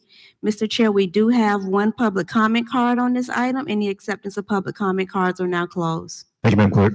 Motion to approve resolution number 68-23. Second. Motion been made and properly second. Mr. Evans? Mr. Chair and members of the board, if I can have the Director of Finance, Mr. Randy Sherman, to make this presentation and certain presentations following. Mr. Sherman. Thank you. Good evening, Randy Sherman, City Finance Director. Mr. Chair, if you don't mind, can I give one presentation for 11B, C, and D? They're all very similar, and I will hit on the differences. And Board members, is everyone okay with the presentation for the next three items? Yes. Thank you. Mr. Chairman, go ahead. yes, the 158 slide presentation that we made on July 22nd did lay out and go into great detail about the upcoming facility projects that we had. If you recall, at the end of the presentation, we laid out a number of resolutions that we would be bringing forward. This board has given staff and city manager direction to move forward with the police station, which is item 11B, Inlet Grove / Callaway Park and the Parks Master Plan, that is 11C, and the Station 86 that you addressed under 11A. 11B provides putting the police station into our current CIP. It is not in the CIP, so in order for staff to take some action and start spending some money to make that come to fruition, we need to add the police station to the CIP. Same goes for the Parks Master Plan, Inlet Grove, Callaway. We need to add that to the CIP. That is $45 million for the Inlet Grove Sports Complex and $6.5 million for Dan Callaway. And then again, back to Station 86. We have put $25 million, or requesting that we add $25 million to the current CIP plan. And with that, I can take any questions or public comment, whichever. Thank you. If we can hear from the public first. Madam Clerk. Miss Mary Brown?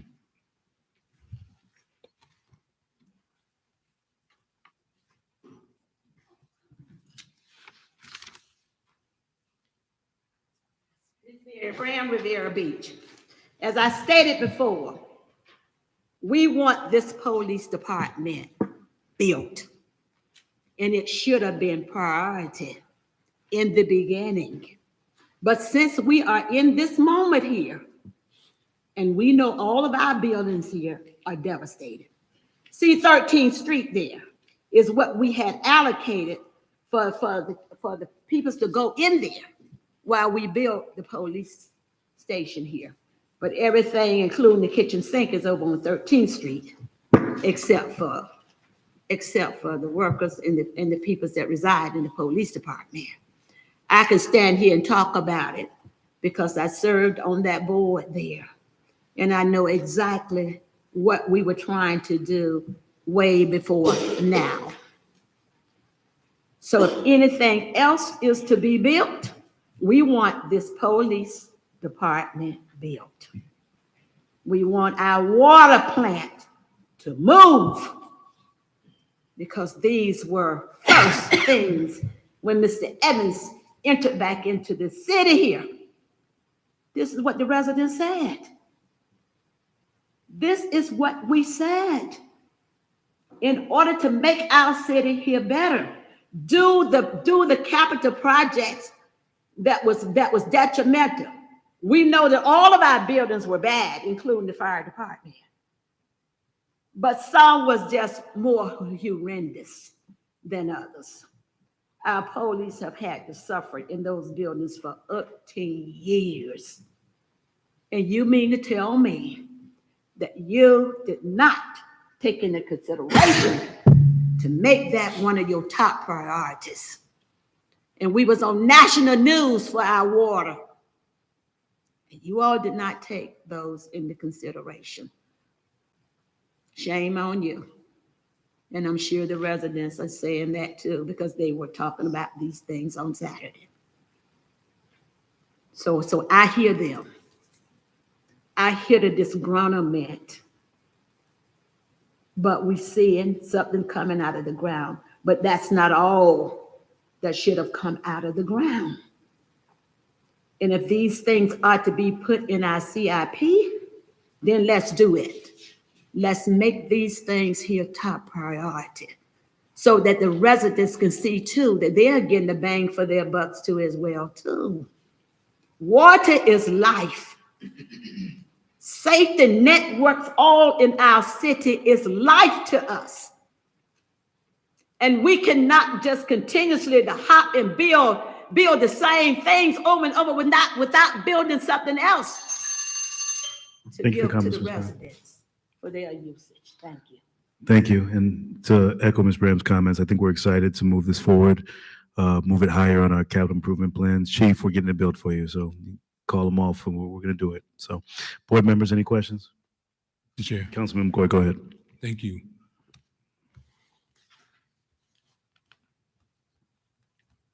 I'm sorry, this is the police item? This is the police, yes. Okay, I'm sorry. Wrong No, one. not this one? No. Thank you. Thank you, Ms. Sherman. Board members? Madam Clerk? Councilperson Botel, Yes. Councilperson Mel Anderson, Yes. Councilperson McCoy, Yes. Chair Pro Tem Lanier, Yes. Chairperson Lawson. Yes. That vote passes, Mr. Chair, unanimously. Thank you. And based on the workshop, Councilman McCoy, the next item is the one I think you're looking for. Madam Clerk? Resolution number 69-23, a resolution of the City Council of the City of Riviera Beach, Palm Beach County, Florida, approving amendments to the city's adopted 5-year capital project plan for fiscal years 2022/2023 through 2026/2027 to authorize the Parks Master Plan Budget Project 23077 Inlet Grove Sports Complex in the amount of $45 million in Project 23082 Dan Callaway Recreational Complex improvements in the amount of $6,500,000 to be added to such 5-year capital project plans, authorizing the project funding source for such projects to be amended to capital financing and providing for severability, repealing clauses, and for an effective date. Mr. Chair, I move that we bifurcate these items, specifically the Inlet Grove item and Dana Callaway into two separate resolutions or two separate items to vote on. So separating the items to vote on the items resolutions. Matt, before we have a motion to approve resolution, Attorney Nguyen, how would this resolution be placed if we decided to separate 45 million and the 6.5 million? Mr. Lawson, so I kind of had a brief discussion about this, and they are both part of the Parks Master Plan. I don't understand and I just got confirmation of that from the manager. And I don't understand the reason for bifurcating them. So I would need to know that first. In the event you all decided to bifurcate them, we would need a new resolution number to be added by the clerk if they could furnish us with a new resolution number. Mr. Chair, can I? Councilman McCoy, go ahead. Thank you. I've certainly beg to differ. I went back to the Parks Master Plan. It was adopted on May 4th, 2022. The Inlet Grove was not ever brought up or considered during that time. Now, had it been under some sort of different, or was contemplated under some sort of different recreation program, then perhaps, but the Inlet Grove Master Plan was not adopted until May 4th, 2022, and that resolution number was 054-22, and I have that plan here. I'm sorry, 052-22. And there's no mention of Inlet Grove anywhere in this master plan. Do we have a second to accept Councilman McCoy's resolution? Go ahead, Councilman. But Mr. Chair, so fundamentally from Florida Statutes 166, if you have a resolution that doesn't in fact contain factual items, you're misleading the public, and we can't vote on something that is fundamentally untrue. That was not a part of the original master plan. So you can certainly choose not to, but I can assure you that this was not included under the name of the Inlet Grove Sports Complex. And I would ask our city attorney to advise on this. I believe Mr. Blankenship is here and can address that. Okay, before we go into the item, we haven't had a motion, and I know Councilman McCoy wants to separate these two. Mr. Blankenship, if you want to comment on this before we take action. Mr. Manager. Richard Blankenship, Parks and Recreation Director. The Parks Master Plan process started in 2019. Inlet Grove as a site, as an address was not considered. It was always Wells. And then Reimagine came along, so now it became a part of replacing that level of service. And the most logical place was assisting with Inlet Grove and having a world-class sports and athletics facility there. So while the address wasn't there and the name may not have been there, the spirit of replacing that level of service was definitely there. And that's how we ended up where we are today. And I think that's part of the concern because we can't essentially operate and, go ahead, Attorney Wynn.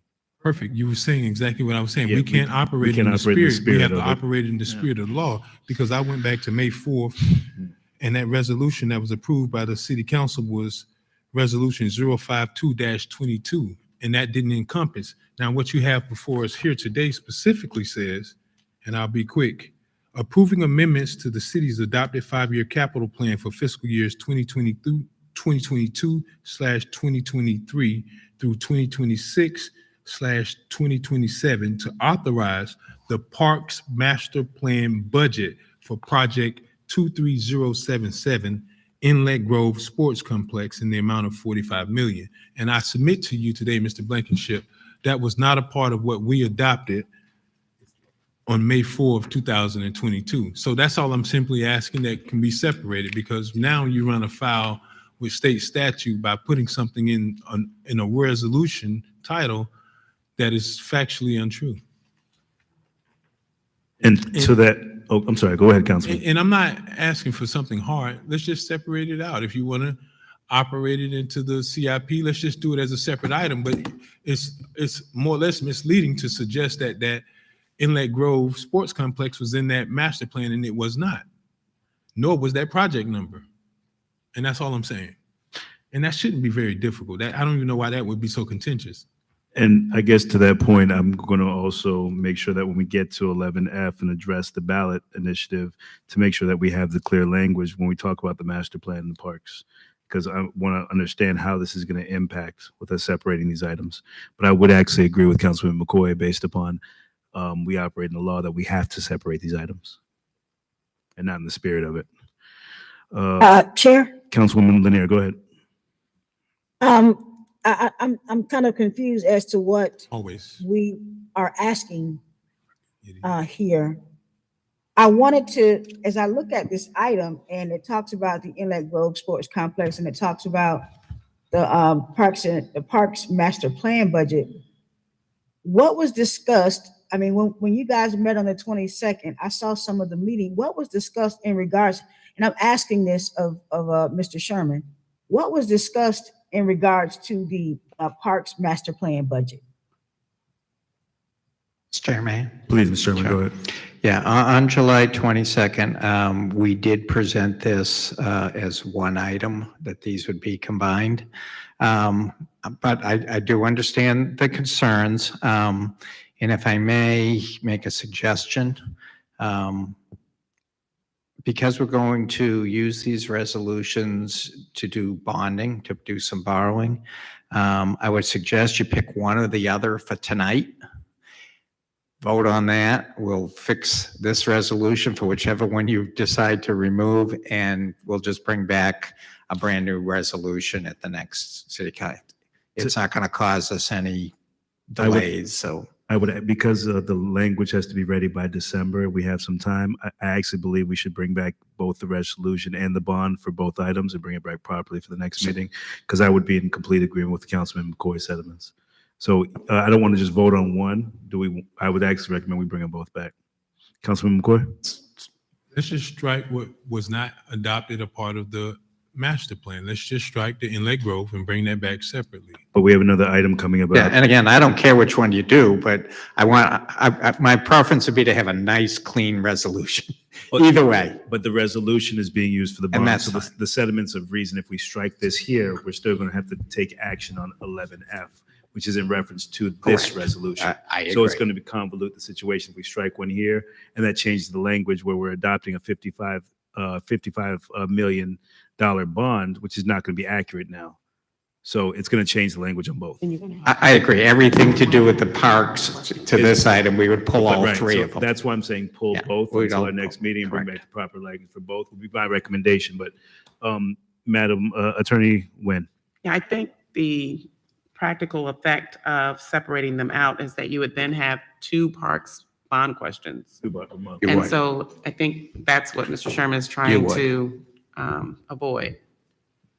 And so we could just delete this item, bring it back next time, I would, and along with the corresponding bond referendum item. because they were adopted, Councilman McCoy made a great point.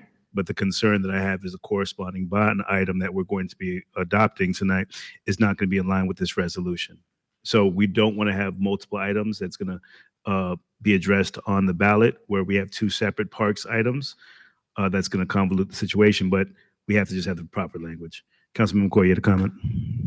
Yeah, I was hoping, right, so we don't have to create more bureaucracy with coming back again. Let's just strike this whole reference that's in the resolution to a parks master plan.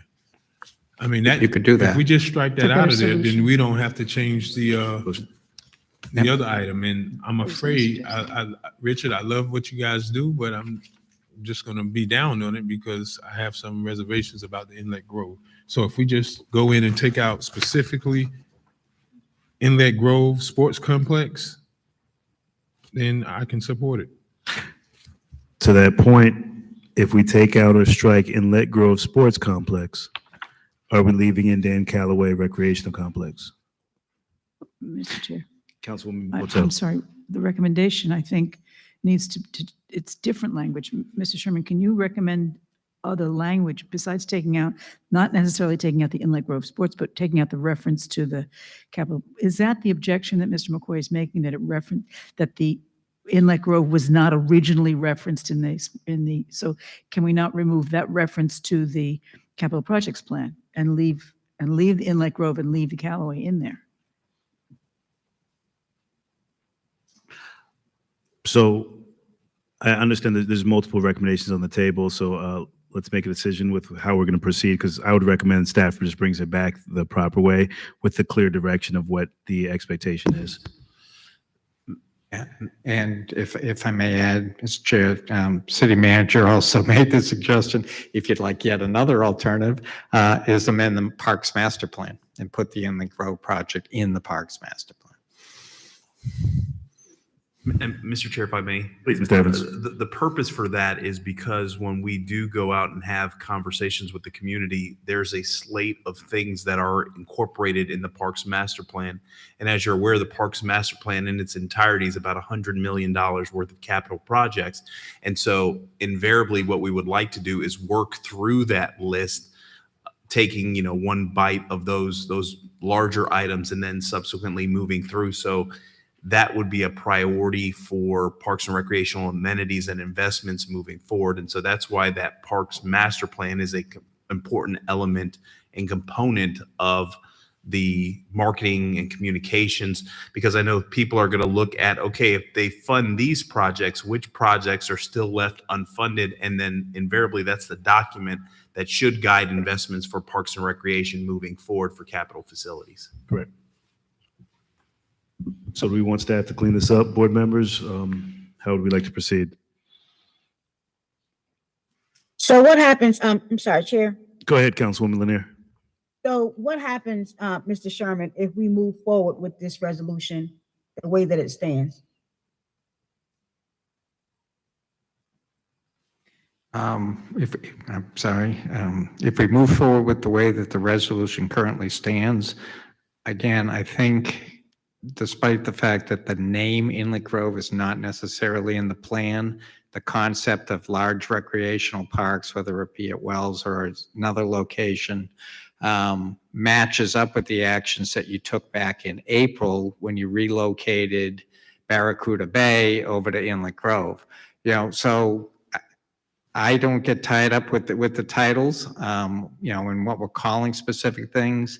I think, again, the concept in the master plan was to have a centrally located, large complex in there. The location, this is just, to me, it's just a title so we can identify where the location is going. But I do understand, Mr. McCoy's and Mr. Lawson's point about trying to bifurcate it, get two separate votes. I think it may cause a problem when you do go to a referendum, because then at that point you have to have 4 referendums. But again, it's the, choice of the board and how to proceed. Chair? Councilwoman Lanier, go ahead.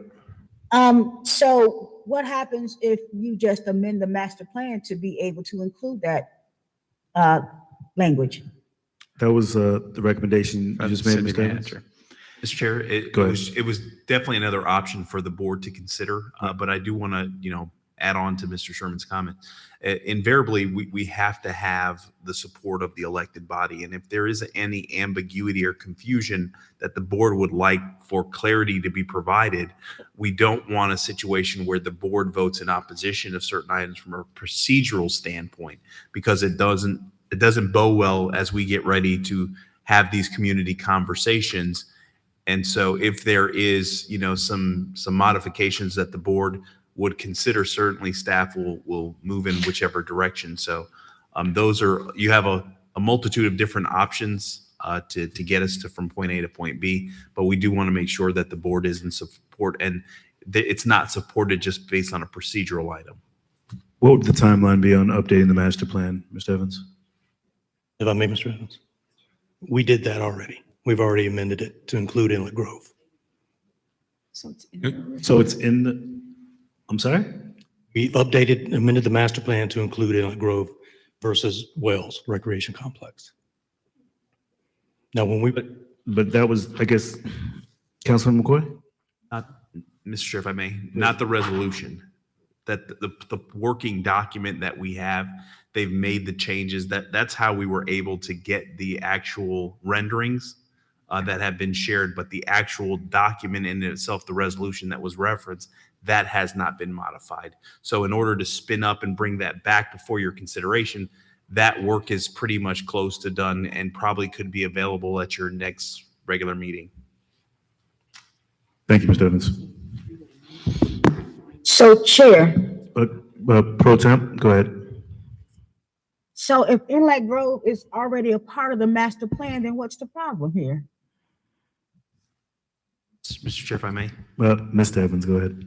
It's not a part of the level of service is contemplated in the original master plan that was adopted by the board, but the specificities concerning the name of the campus is not provided for. And that's where it lends itself to ambiguity, councilperson, is that the level of service is there, but not the actual site. And obviously, when we go to have communications with the community, eliminating ambiguity and confusion as to where the site is and the investments and all that provides for people to know more so what they're voting on versus something that is really fluid in the master plan document. So Chair. Yes, Pro Temp, go ahead. So Inlet Grove is not in the master plan. Mr. Evans, go ahead. Sure. The name of the campus is not in the master plan. The level of service and what the needs for the city is, but the name of the campus is not. So Inlet Grove is not in the master plan, the name. Mr. Chair? Mr. Evans, go ahead. Correct, councilperson. Okay. So again, can we have staff go back, clean it up, and bring it to our next meeting? Or do we want to proceed with striking the items out of this resolution, board members? Sure. Miller, Councilwoman? I mean, just having this conversation right here, we're all kind of confused, so I think it needs to be cleaned up. Yeah. So that we're able to communicate this effectively to everyone, and not trying to explain why one is one thing and why another is something else. I would yeah. I would agree. I think that the referendum needs to just have the 2 items attached to it versus the 4, Mr. Sherman. So I think we just need to clean up the language, the master plan, and just have everything in conjunction to be clear with what the board's intent is. Certainly. Councilwoman, I'm sorry, Pro Temp, go ahead. Just one more thing. I just wanted to say, so you can't say Inlet Grove formerly referred to as Wells? Mr. Mr. Evans? Mr. Chair, if I may, Please.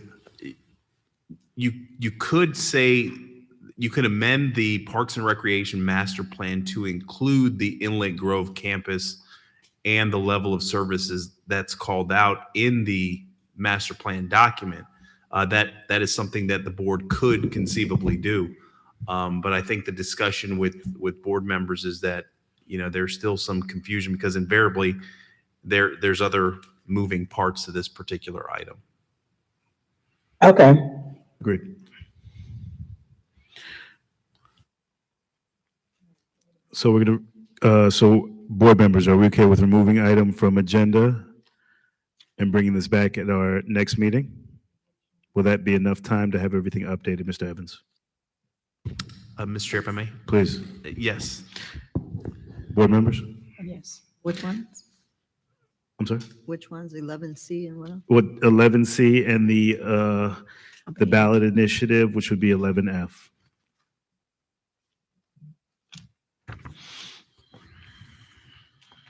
As long as it doesn't slow things. Yeah, I believe Mr. Sherman said that our language needed to be complete. We had time, but we just had to have everything It's by December 12th. so we December, have yeah. time. So we don't want to wait because I know that the discussion with the residents needs to start happening to give it clear advice, direction, and support for certain items. But we want to make sure that it's reached properly. Okay, so can I just, one more time to make sure I get this straight? We're going to come back with 2 CIP projects, one for Inlet Grove, one for Callaway, and then 2 referendums, one for each one. Mr. Chair. Madam, Miss. I'm not sure Councilwoman. that was that the issue that they have to be separate, or was the issue that they weren't in the original CIP or in the original Parks Plan? Mr. Chair, if I may? Mr. Evans? There was a request by Councilperson McCoy to bifurcate the items. So that's a policy decision that you all can make, whether you want us to continue and make the changes to the master plan and bring them back with that correction made, or if you wish to bifurcate them. That's what we're asking direction from the board. From my perspective, it's better to have just one item that relates to the recreation, to the Parks Master Plan and keep them together, but. Yeah, I agree with that. I agree. I definitely want the language to just be clear so that we can have one ballot initiative. I don't see the need to bifurcate them. Chair, Councilwoman Pro Tem. I think this should be a single item under Parks and Rec. Agreed. Okay. Thank you, Mr. Sherman. Just single item, single ballot initiative. Thank you.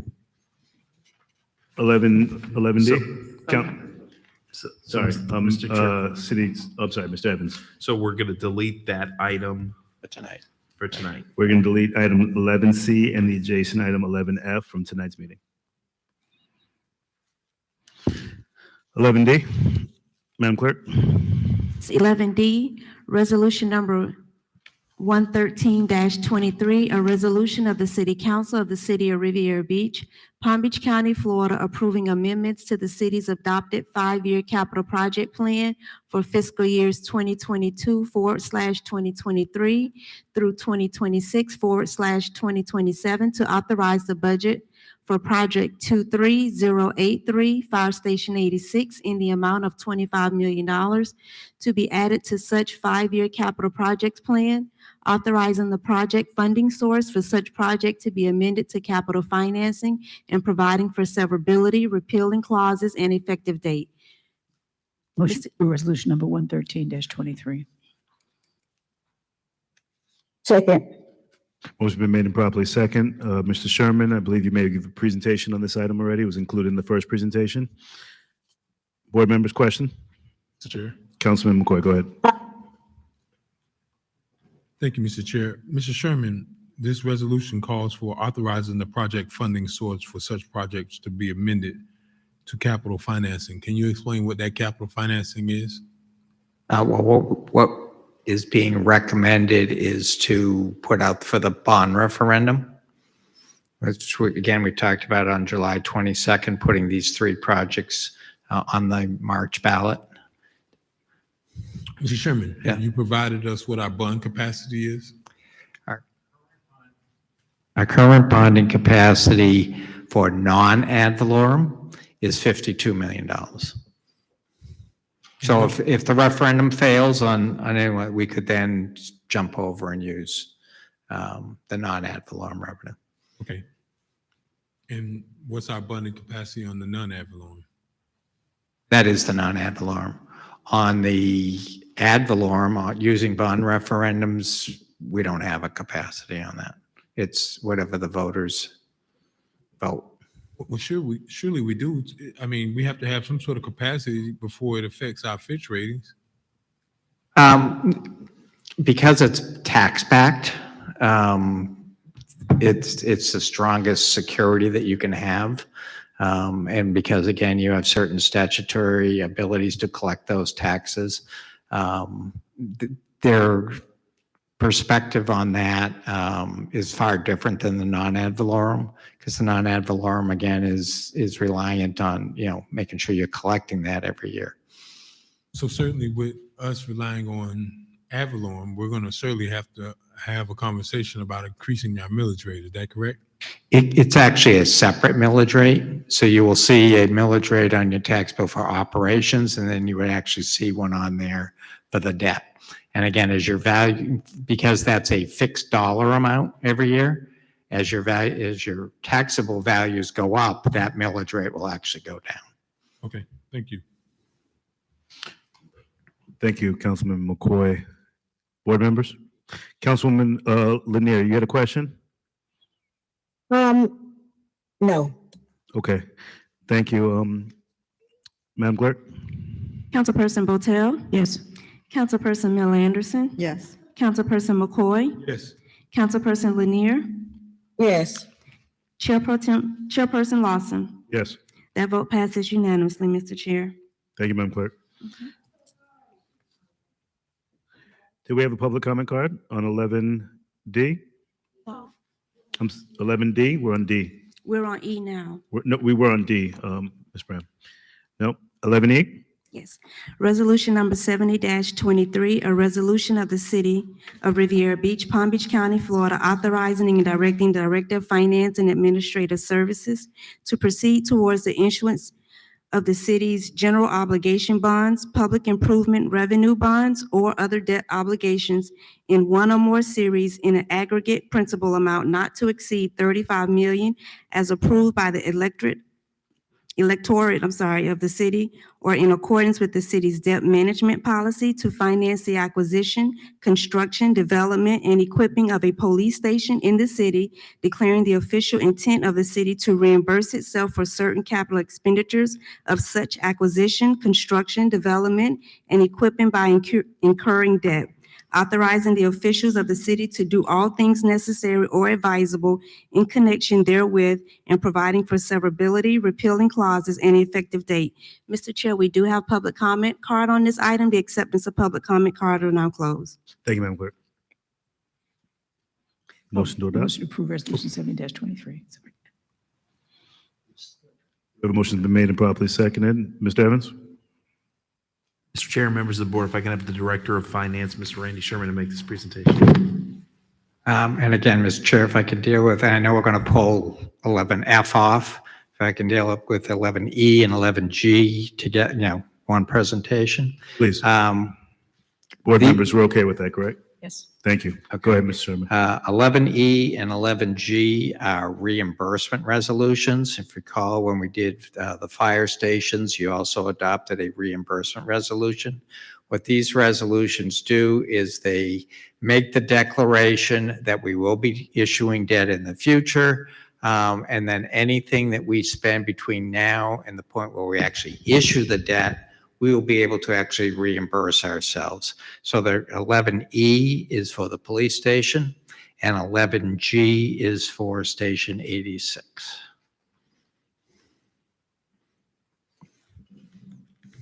Public comments, please. Ms. Mary Brown?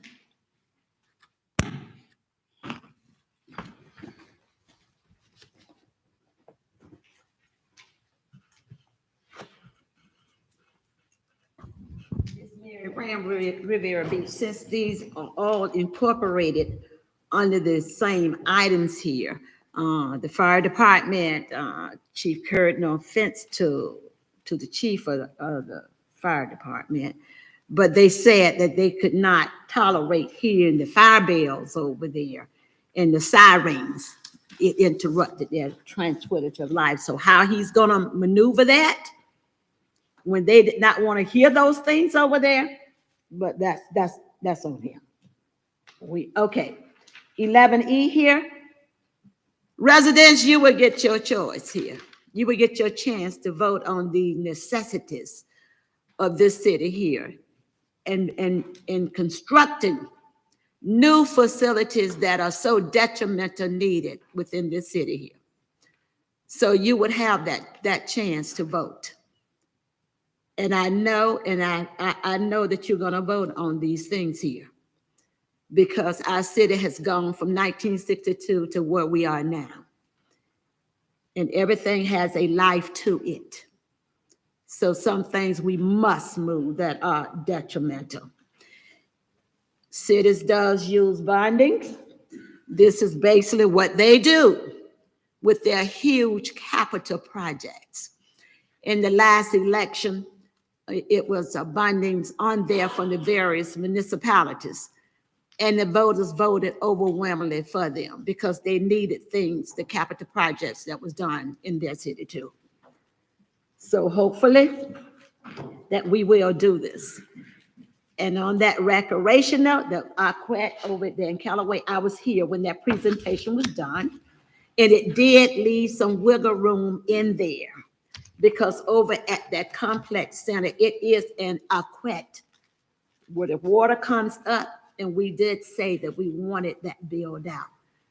Now we have moving parts in this city here to try to put where we can put the things that we can put where we can put to build us up, because we know that we are clustered within our city here. And we do know that some wants a new school. Now we talked about some of this stuff here, parks, recreation, and all of that stuff like that. So this is nothing new, should not be nothing new for the board. We as residents heard it because I'm for one, I was in here. So the bonding here, we do, and it's okay. Ms. Bram, as I say, it's okay. And I know the residents said okay, because we cannot bear all of this burden and expenditures on ourselves. Thank you for your comments, Ms. Graham. Board members, 11E. Madam Clerk? Councilperson Botel? Yes. Councilperson Mel Anderson? Yes. Councilperson McCoy? Yes. Chair Pro Tem Lanier? Yes. Chairperson Lawson? Yes. That vote passes unanimously, Mr. Chair. Thank you. We've deleted 11F, which is Resolution 7123. 11G. 11G, Resolution 11-23, a resolution of the City of Riviera Beach, Palm Beach County, Florida, authorizing and directing the Director of Finance and Administrative Services to proceed toward the issuance of the city's general obligation bonds, public improvement revenue bonds, or other debt obligations in one or more series in aggregate principal amount not to exceed $25 million as approved by the electorate of the city in accordance with the city's debt management policy, to finance acquisition, construction, development, and equipping of Fire Station 86, declaring the official intent of the city to reimburse itself for certain capital expenditures of such acquisition, construction, development, and equipping by incurring debt, authorizing the officials of the city to do all things necessary and advisable in connection therewith, and providing for severability, repealing clauses, and an effective date. Mr. Chair, we do not have any public comment cards on this item. The acceptance of public comment cards are now closed. Motion to approve Resolution 112-23. Second. Motion been made and properly second. Mr. Sherman did the presentation on 11G. Any comments from the board? Madam Clerk? Councilperson Botel? Yes. Councilperson Mel Anderson? Yes. Councilperson McCoy? Yes. Chair Pro Tem Lanier? Chair Pro Tem Lanier? Yes. Chairperson Lawson. Yes. That vote passes unanimously, Mr. Chair. Thank you, Madam Clerk. 11H. Mr. Chair? Councilwoman Lanier, go ahead. Oh, I thought that she didn't hear me. No, she heard you. Okay. Thank you, Pro Temp. 11H. 11H, Resolution Number 26-23, a resolution of the City Council of the City of Riviera Beach, Palm Beach County, Florida, providing the issuance of not to exceed $35 million aggregate principal amount of the City of Riviera Beach, Florida general obligation bonds for the principal purpose of financing or reimbursing all or in part, together with other legally available funds, the cost of acquiring, constructing, equipping, and improving a new public safety police facility as more fully described herein and subject to the bond referendum herein provided for and subsequent proceedings of the City, such bonds to be payable from the full faith and credit and unlimited ad valorem taxing power of the city, providing for and calling a bond referendum of the qualified electors of the city to be held on March 19th, 2024, providing for official ballots, bond referendum procedures, and other related matters, and general authorizations in connection with the foregoing, and providing for severability, repealing clauses, and an effective date. Mr. Chair, we do have public comment cards on this item. The acceptance of public comment cards are now closed. Motion to approve resolution number 26-23. Second. Thank you. Motion been made and properly second. Mr. Evans? Mr. Chair, members of the board, if I could have the Director of Finance, Mr. Randy Sherman, to make this presentation. Thank you. Mr. Sherman? Chair. Councilwoman I'm Lanier, sorry. Board Pro Temp, go ahead. I'm so sorry. 11K, we skipped that? We didn't get Resolution 10 we didn't get to K yet, Councilwoman. Okay. We're All right, we're on H right now. We're on the bond reimbursement, which is Resolution 2623. Gotcha. Thank you. Mr. Sherman, go ahead. Yes, Resolution 2623, this is the first resolution being presented for the bond referendum. And I have up on the screen, I had up on the screen. Thanks, Walter. The actual bond language that, again, you saw on July 22nd. Again, so we had this coverage, and again,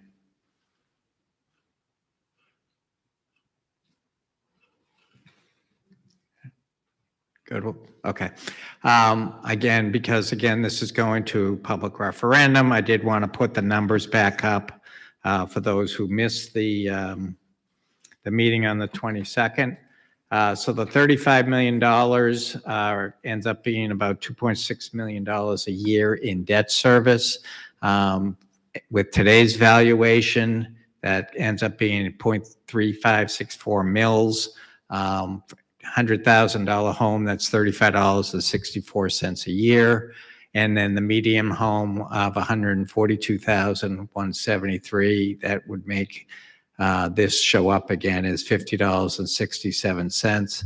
As we just discussed on the previous item, as the values change in the city and increase, those numbers will actually drop year to year. If I may also, I assume we are going to be pulling 11I, which is for the Parks Master Plan. Yes.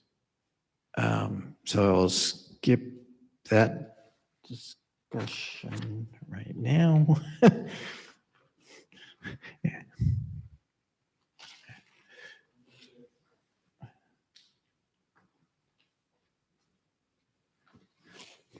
And I can just read those numbers into the record if that's okay.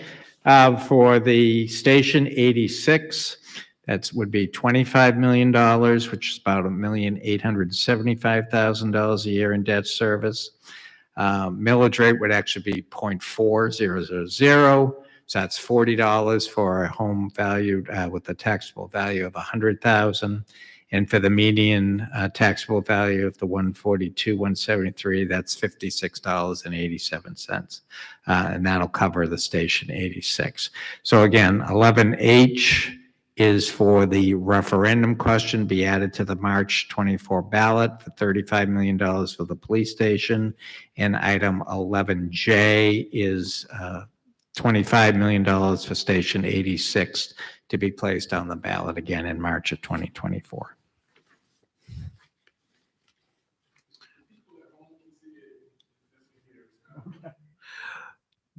Madam Clerk, we have public comments. Yes, we have Ms. Tanya Davis Johnson, and if I understand the card correctly, she's speaking on 3 items at once.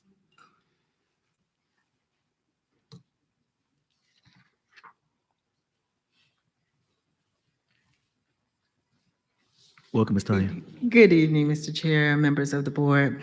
While I understand and appreciate the spirit of what we're doing here, I think that it's going to be imperative that we conduct a lot of public engagement and education, because folks really need to understand how this is going to impact them as it relates to taxes and what we will be held responsible for paying back. It's just going to be, in my opinion, as a taxpaying citizen, I would want to know, how this is going to affect me. And we're talking about the issuance of almost, well, with the exception, almost $115 million that we're talking about issuing bonds for. So it's going to be critical that our residents are made aware of what this actually means for them and their households moving forward. I think that we definitely need the things that we are seeking, but we need to make sure that we spend an incredible amount of time educating our public on what this will truly mean for them. And so that was for 11H, 11I. I know that we are pulling that one, but it will eventually circle and find its way back, and J. And I also just want to say congratulations on the fire station. It is absolutely amazing. Good night. And before you leave, if you just state your name for the record, even though everyone sorry. knows you. Pardon? If you just state your name for the record as well. I'm sorry, Tanya Davis Johnson, resident Riviera Beach. Thank you, Ms. Tanya Davis Johnson. Board members? To that same point that was expressed, and I believe we had the same discussion during our workshop, Mr. Evans, if you can come back with the direction as to the do's and don'ts of the board staff, a public campaign when it comes to these ballot initiatives, and we can have the full insight for how we approach these items, how we can actually discuss and either advocate or discuss them in regards to the public as a board, as a staff, and the outreach that we're going to do with educating our residents. We do have some time.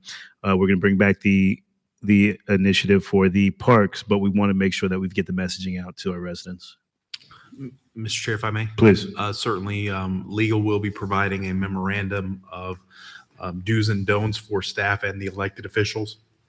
And then we also have other communities' public education campaigns with respect to these particular things. So I should be able to provide you, by the next time this comes before you, an outline of what the communication campaigns will be. But it's going to take a lot of support from the board, but also the communities and some of our civic agencies and associations that are going to be utilize these particular spaces.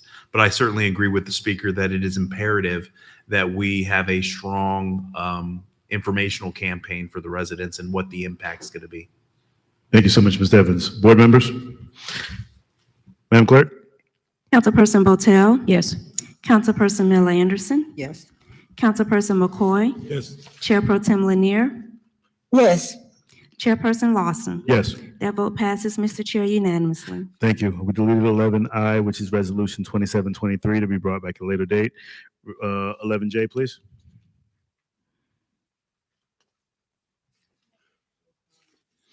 Resolution. Yeah, we just added I because that was also in reference to the parks. Mr. Sherman just referenced it. So we're going to delete that one and bring that back when the language is cleaned. 11J. Resolution number 11-23, a resolution of the City Council of the City of Riviera Beach, Palm Beach County, Florida, providing for the issuance of not to exceed 25 million aggregate principal amount of the City of Riviera Beach, Florida, general obligation bonds for the principal purpose of financing or reimbursing, all in part, together with other legally available funds, the cost of acquiring, constructing, equipping, and improving Fire Station 86 as more fully described herein, and subject and subject to the bond referendum herein provided for and subsequent proceedings of the city council of the city, such bonds to be payable from the full faith and credit and unlimited ad valorem taxing power of the city, providing for and calling a bond referendum of the qualified electors of the city to be held on March 19, 2024, providing for official ballots, bond referendum procedures, other related matters, and general authorizations in connection with the foregoing, and providing for severability, repealing clauses, and an effective date. Mr. Chair, we've already heard the public comment card on this item, and the accepting of public comment cards are now closed. Chair, Motion move approved, that we Resolution approve 111-23. with the necessary changes. Sorry, both speakers were speaking. Councilman McCoy, your statement? Yeah, there just seems to be some typo that is, she read city council of the city council, the city. I think there's probably a typo there. It should be city council of the city. So I was offering a motion to approve with the necessary changes because this doesn't match exactly like the previous resolutions that we just approved.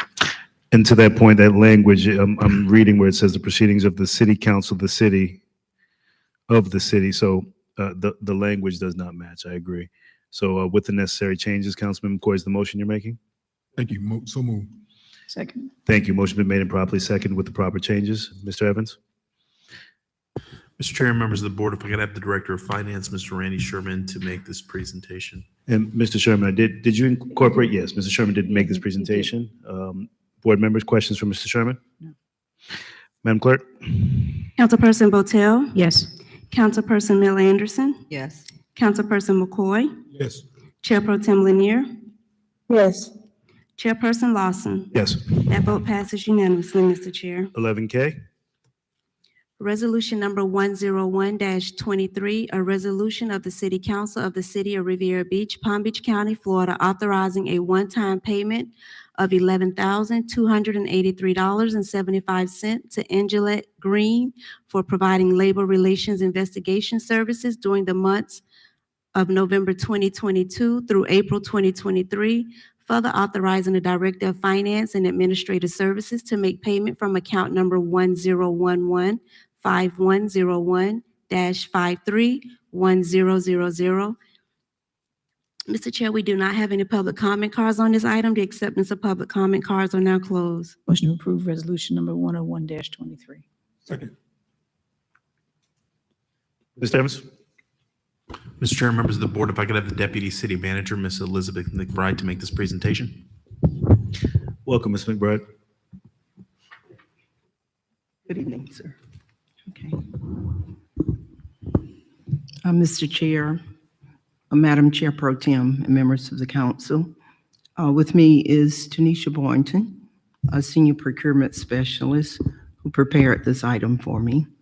To lay some historical data, Ms. Green came to work under a professional service contract with the city in the year 2021. Have that right? Yes. And she did investigations for our HR department related primarily to disciplinary related matters. She was paid under the contract in 2021.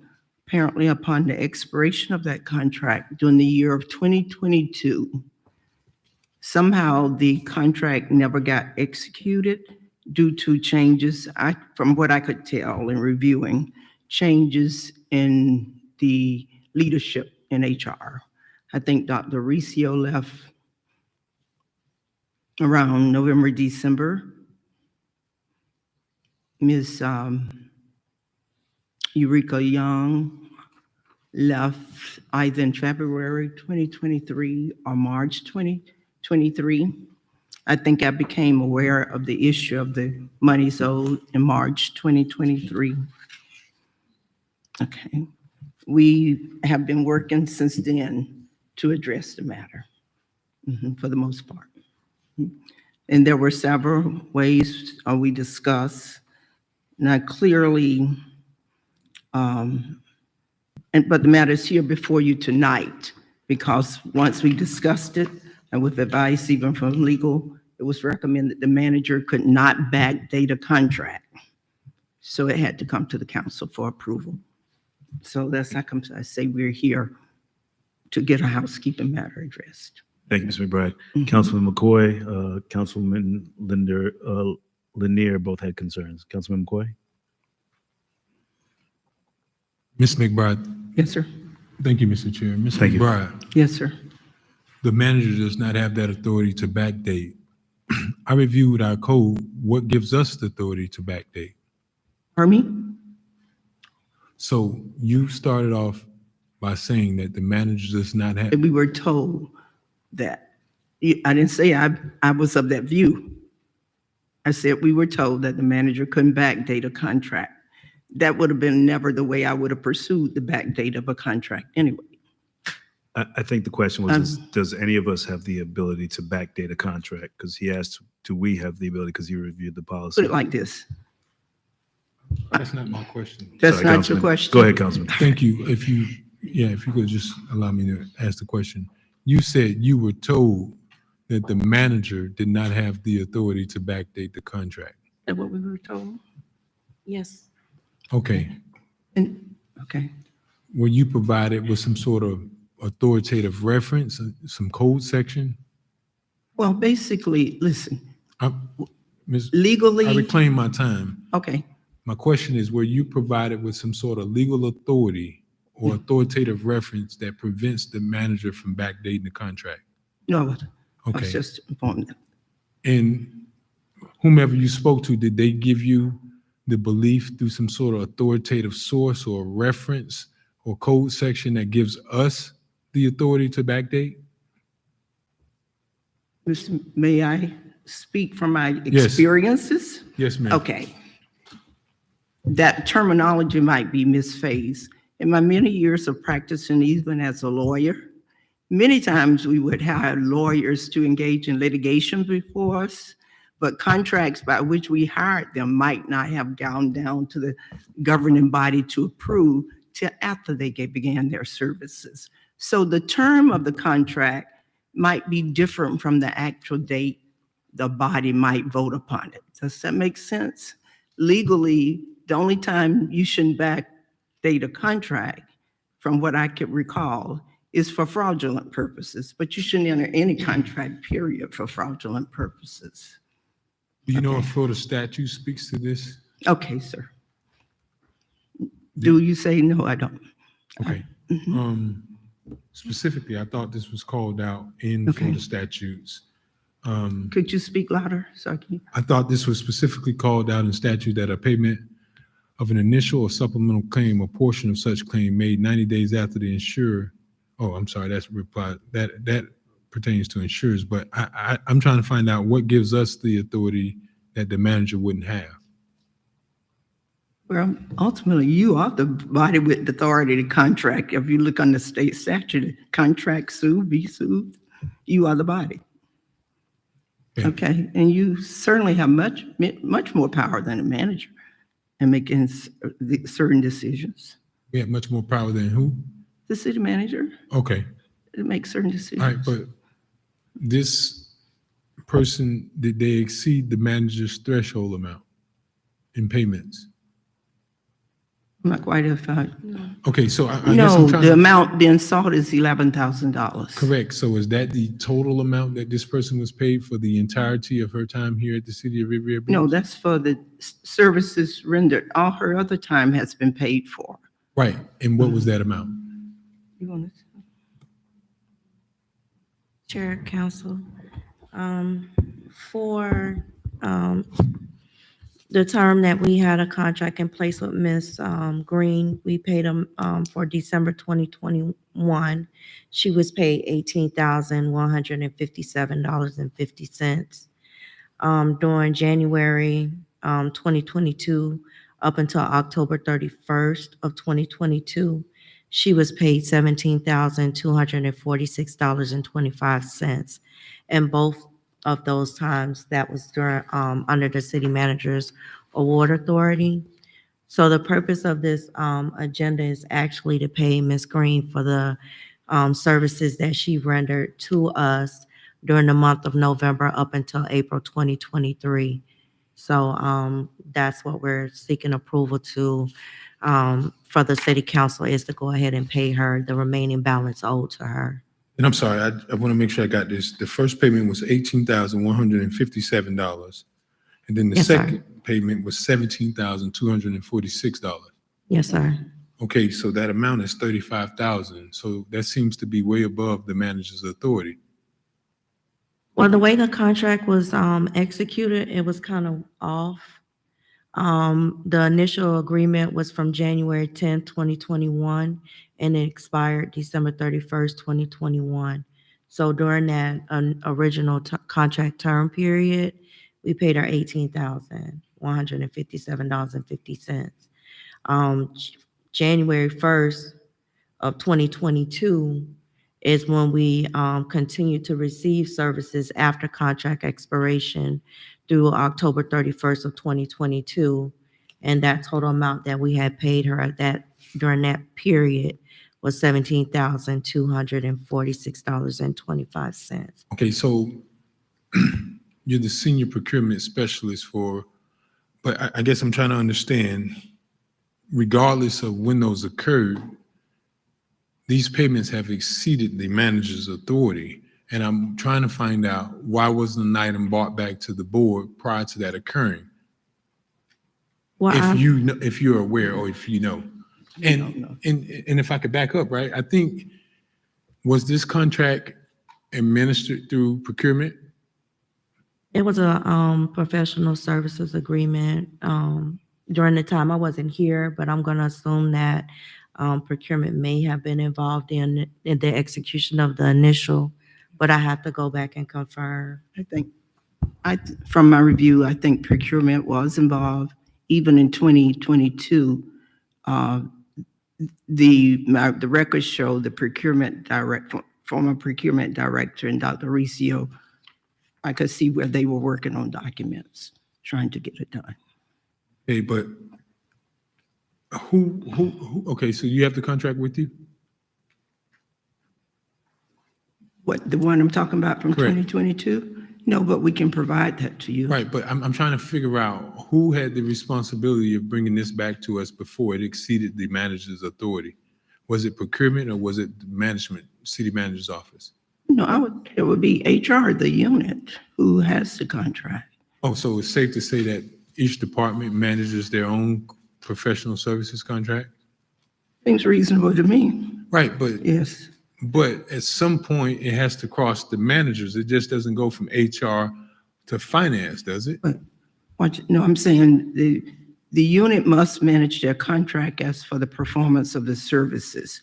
I would hope that the unit and procurement might monitor the contract to make sure that the amount is not exceeded, okay?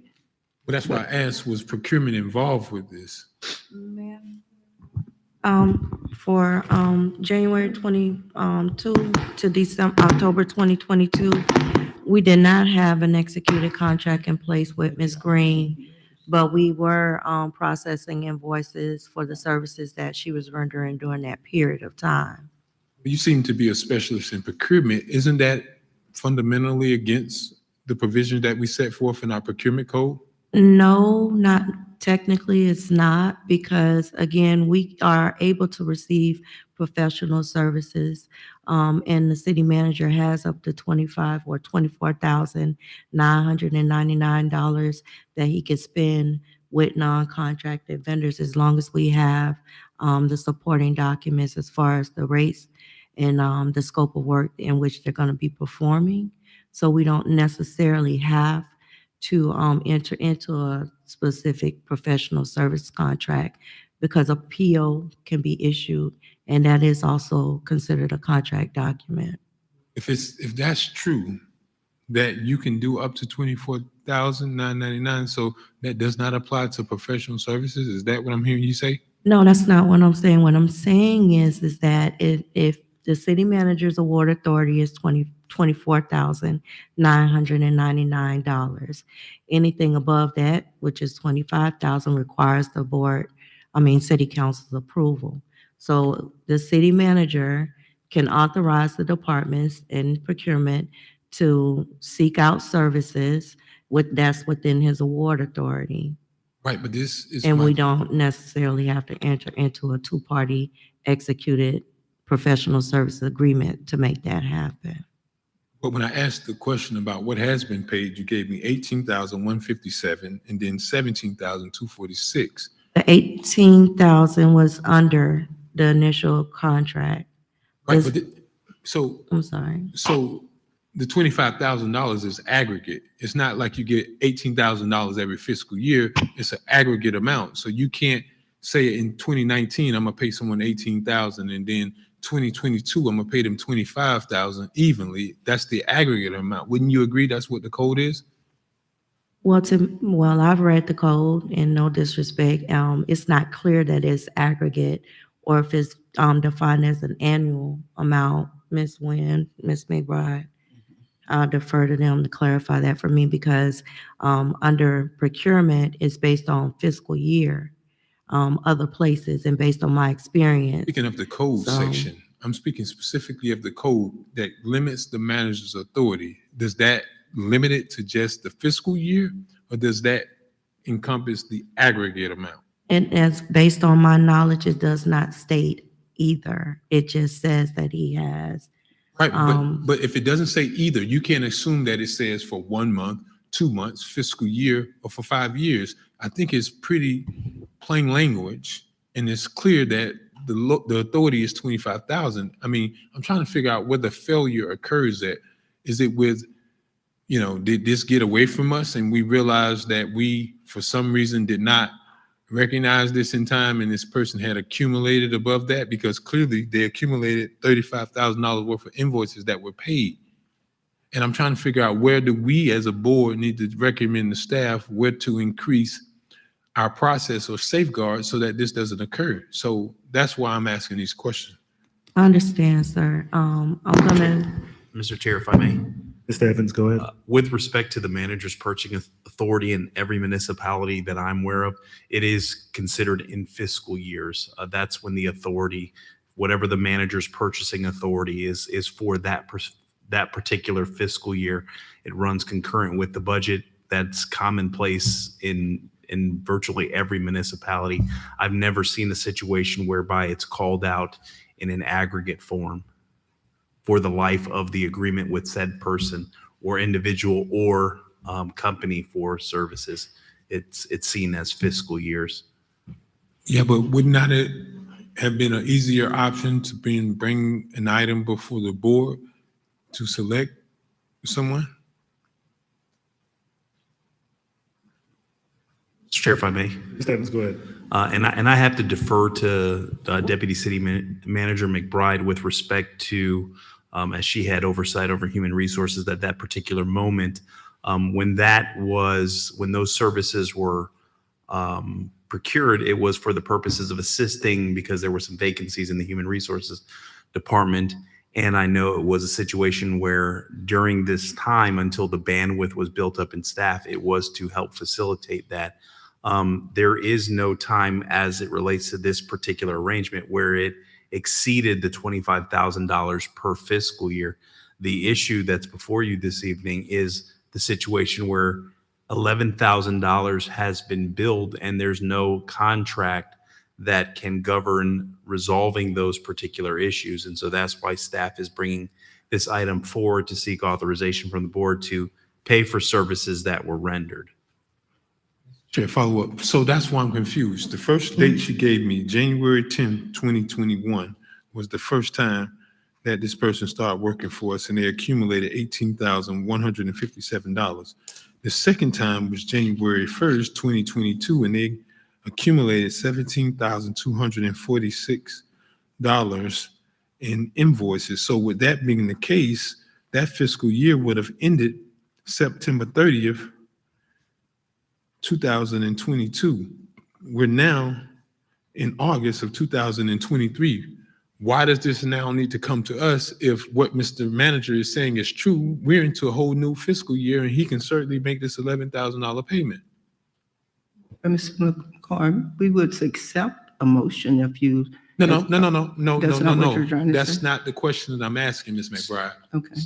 That's the legal question. No, it's not a legal question because you guys just presented to me that this only applies for the fiscal year. The first date was provided January 10, 2021. That amount was $18,157. Our fiscal year changes at September 30th is the last day. The next invoice or collection of invoices, you gave me the date of January 1, 2022. That fiscal year would have ended September 30th of 2022. The new fiscal year starts October 1, 2022, and that's the current fiscal year that we're in now. So why are we being asked to ratify something that you guys just submitted to me? The manager has his authority to do in every fiscal year. So why are we being asked to retroactively approve something that he already has the authority to do so? Apparently, our legal staff did not think he had the authority to retroactively approve the item, Mr. McCoy. That's why it has come to you. So, and last question for her, Mr. Chair. Ms. Councilman McCoy, Boynton, go ahead. since you're a senior procurement specialist, what do you recommend, or is there a specific position that you would recommend so that we can stay on top of these contracts? That's internally what I've done, since the. Asking for a position. Oh, 'cause that's well, not your well, the position. position is that, and, I'm sorry, state the question again. Is there a certain position or a person in your department that would be best suited to handle this kind of, to know when these contracts expires? Contract administrator, but, they did, recently put out the procurement manager position. And I believe one of the responsibilities will be acting as a contract administrator as well. Thank you, madam. Thank you, Mr. Chair. Thank you, Ms. Boynton. And I guess that was my same question during agenda review, and with this being under the manager's spending authority.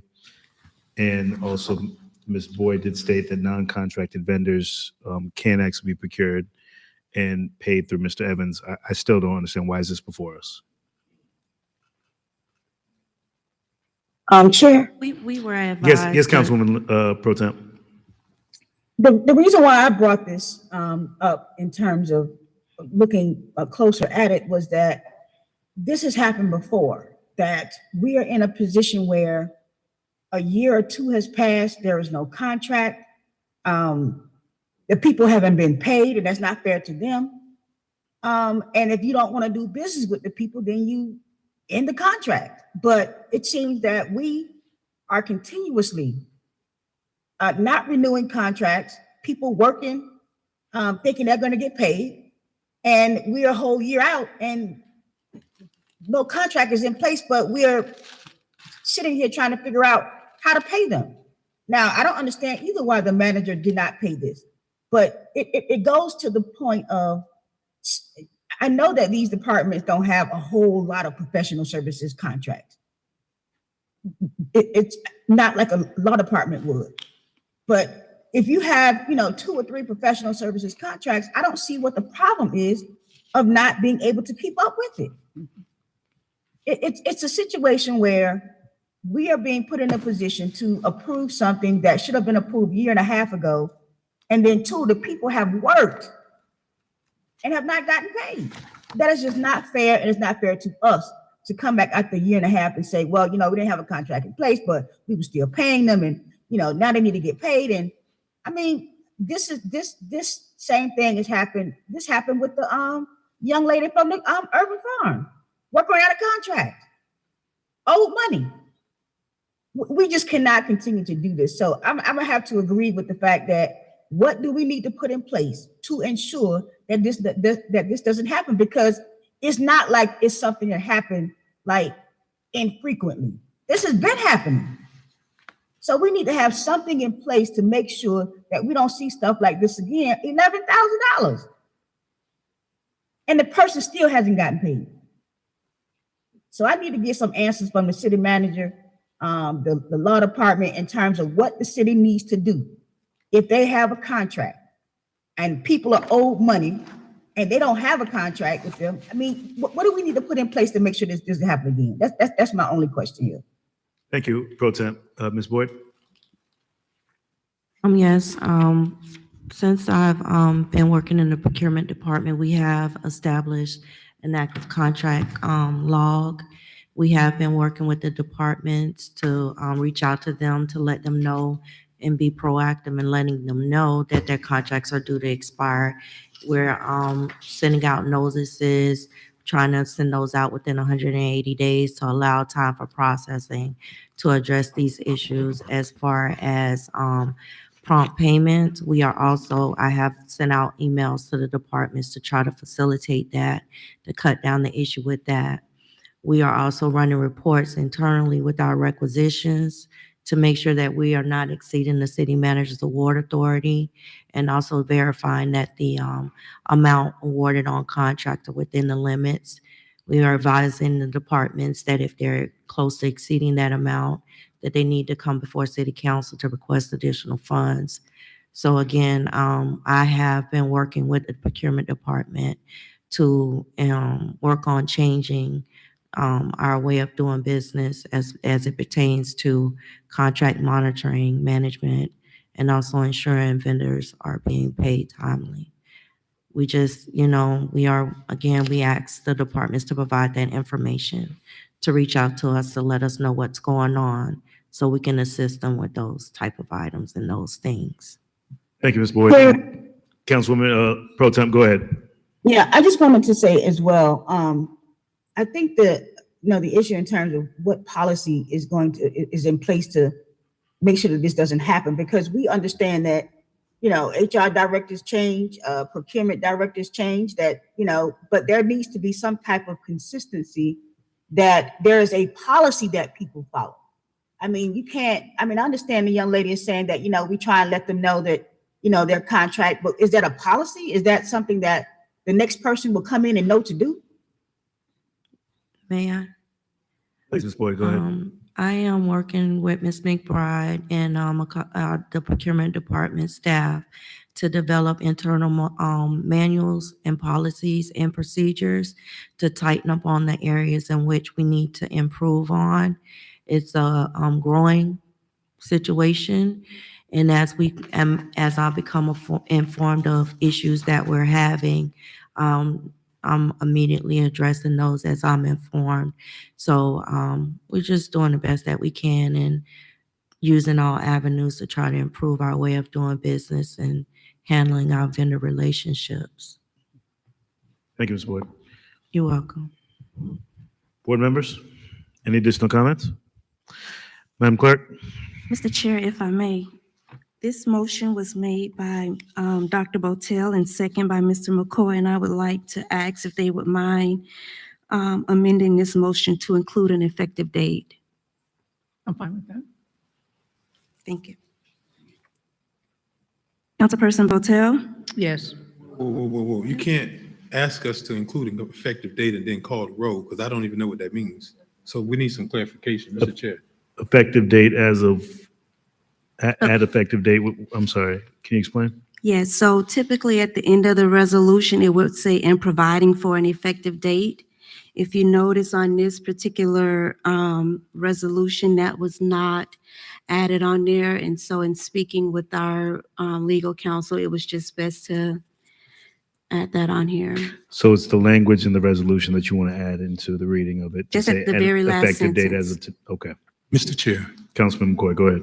question. This came to whose attention? Who in the administration did this? Okay, so how did it come to your attention? Let me ask the question. Let me ask the question first. Okay. Did she send the email saying, "Hey, I'm owed this amount of money"? Did she make a formal claim saying, "I'm owed this amount of money"? She sent a bill. Okay, that she was owed At what money. point? And this was, I know it, Ms. Young had gone. At whatever point in time, Ms. Eureka Young had left. And I went down to procurement. Okay.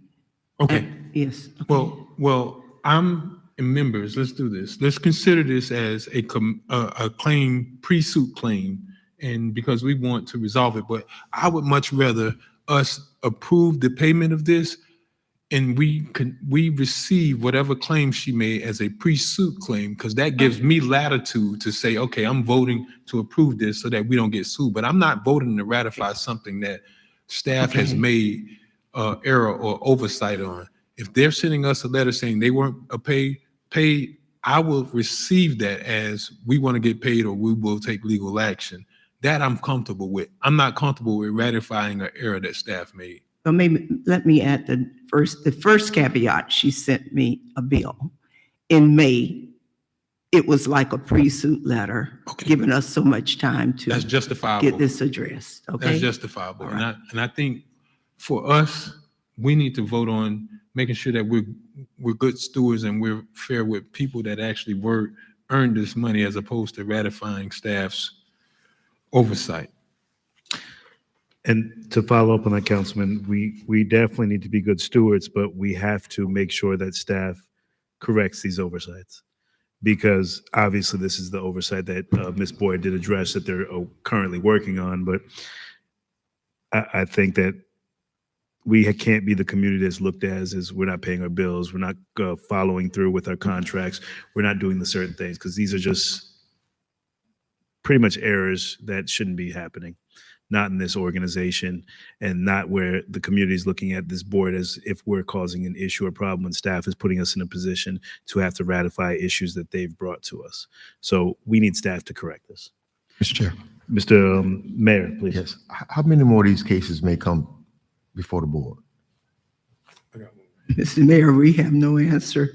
We really have no answer. I really wish I could tell you, but we don't. Because even in managing overspending of the amount, we have no answer.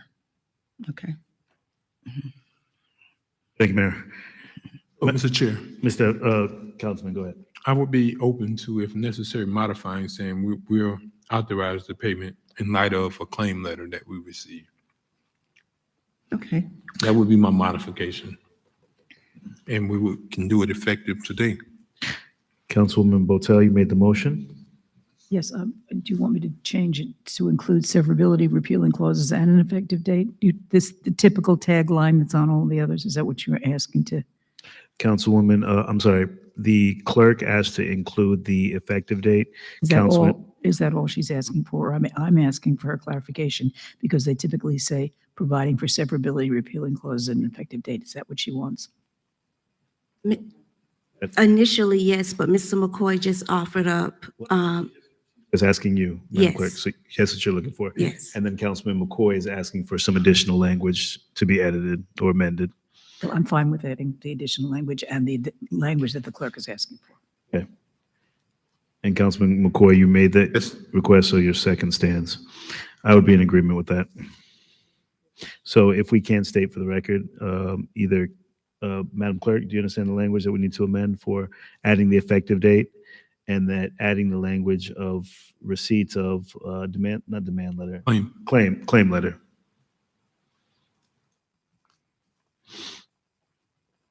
okay. So the motion has been amended to reflect the effective date and then also the receipt of claim. Correct. And motion was made and properly seconded. Madam Clerk? The I'm person- sorry, before we move forward, Councilwoman Lanier, did you have any additional comments? No, I do not. Thank you. Go ahead, Madam Clerk.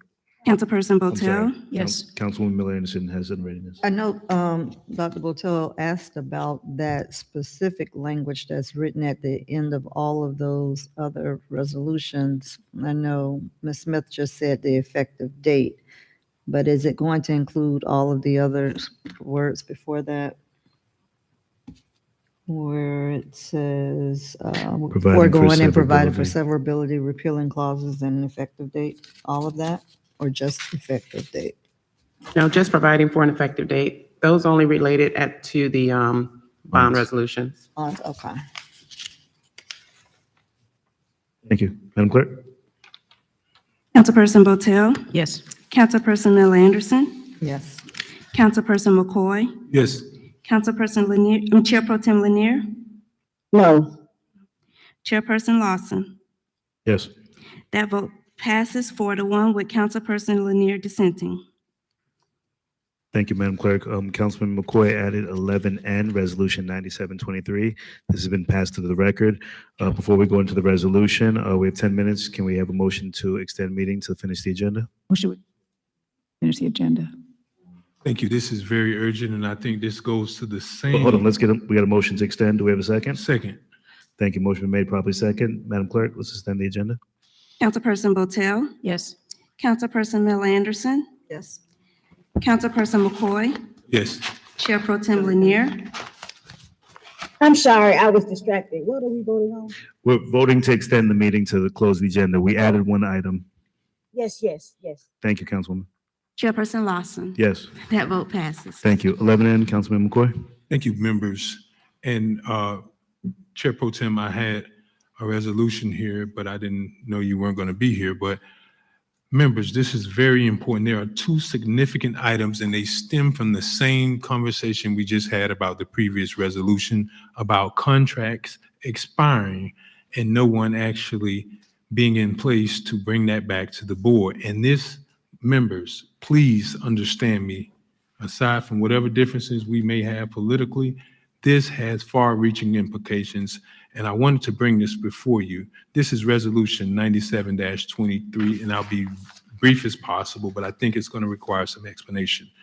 Members, as you know, on consent, on our meeting that was held on July 19th, we had a resolution that extended the term of Corey Smith as special magistrate for code enforcement hearings for unsafe buildings, hearings, and other city hearings. Now, the reason why that's important, Corey Smith's contract had expired September 2022. So he had been operating for 10 months, presiding over code hearings when he was did not even have the legal authority. And I have another document that I'm going to share with the members, but specifically, I want to show you exactly the very first critical fatal error I think I've discovered with this. This resolution, members, if you have it, in the mayor and manager, as well as the attorney, I gave a copy, as well as the clerk for the record. If you could just turn with me to the first page, the third whereas clause says, whereas the city of Riviera Beach here extends legal services agreement of Corey Smith for an additional 2-year period. The original agreement is attached here too. Well, actually, the original agreement was not attached. Now, if you jump with me over, turn 3 pages to the third pages, to the very first pages of the legal services agreement. And here's what it says. Section 4, term and termination. The term says, the term of this agreement shall be for 2 years, commencing on the date of this agreement. The date this agreement is approved by the city council of the city of Riviera Beach, and that's going to be considered the term. The parties may agree in writing to extend the term of this agreement for one additional term, or one additional 2-year period. Attorney will endeavor to advise the city at least 30 days before the end of the term that the attorney wishes to renew the agreement for an additional term. Now, what's confusing at the very beginning is the way this is written, there is no distinction as to whether this is the actual this is the actual term or this is the renewal. And I'll tell you why that's important. And what I'm passing out now is the original minutes from 2020. And this was resolution 76-20. And this specifically was given to us as a 2-year agreement. So I'm gonna tell you why that's important. Not to mention that I'm gonna pass that out now here in a second, but here's why that's important. Code enforcement magistrate Corey Smith did not have the legal authority after those 2 years expired. Our code section says, and I'll bring up our code section, and I know I've had conversations with the city attorney and she may share a different opinion, and I even got case law to support it, but this goes right back to the very issue we just dealt with on the last item. Section 2-332 entitled Special Magistrate Appointed. Subsection A, the city council may appoint one or more special magistrates who shall have the authority to hear hearings and assess fines against violators of the ordinances of the city as provided in Florida Statute Chapter 162 and in this article. And it goes on to say these other things, that they have to be admitted to the bar and that sort of thing. Here's my problem that I have, members. For 10 months, this magistrate had been presiding when he was not legally appointed. So when we took action on July 19th, we approved his agreement, But I have 6 hearings that code enforcement special magistrate, without legal authority, without the approval of city council, sat and presided over code enforcement hearings where he assessed fines, liens, extensions, and stipulations when under our very code and very agreement, he did not have the authority. And let me just, Mr. Chair, just indulge me for 1 minute. I'm gonna pass this to the board members. And Go I ahead, Councilman. highlighted the pertinent sections where Ms. Nguyen stated, briefly, Madam Chair, this is a 2-year agreement for legal services with Attorney Corey Smith to serve as the city's special magistrate, as the clerk has stated, for code compliance hearings, unsafe buildings, and other city hearings. It is a term of 2 years with a 2-year renewal. So in 2020, she said this was a term with the 2-year renewal. And understand, members, staff cannot exercise that option without it coming to the board. Hence why I read you the code. The city council may, not staff may, but the city council may appoint more than one. So you know what that means? I started looking at those agendas. There were 6 agendas that Corey Smith presided over. And there were hundreds of cases where he's assessed fines when he did not have the lawful authority to do so. And the other implication that makes is he's been getting paid without having a current contract. And for me, that's absurd. First of all, anybody who does work at this city needs to have some sort of legal authority, and certainly has to have some sort of legal authority to be paid.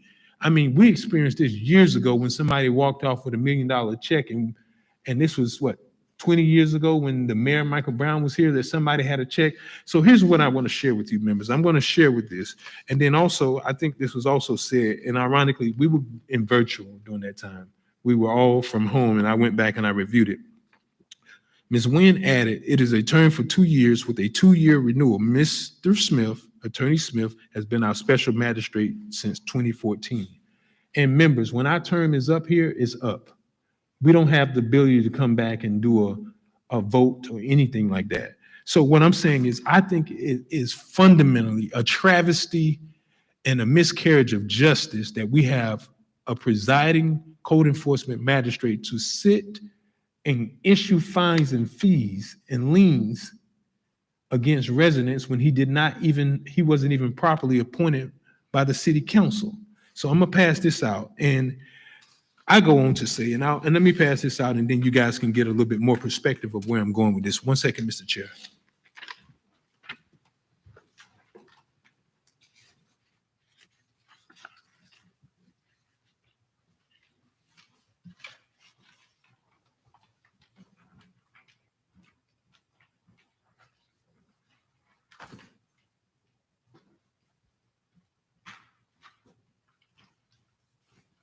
Thank you for the indulgence, but specifically, I asked the question, and this is on line 2137.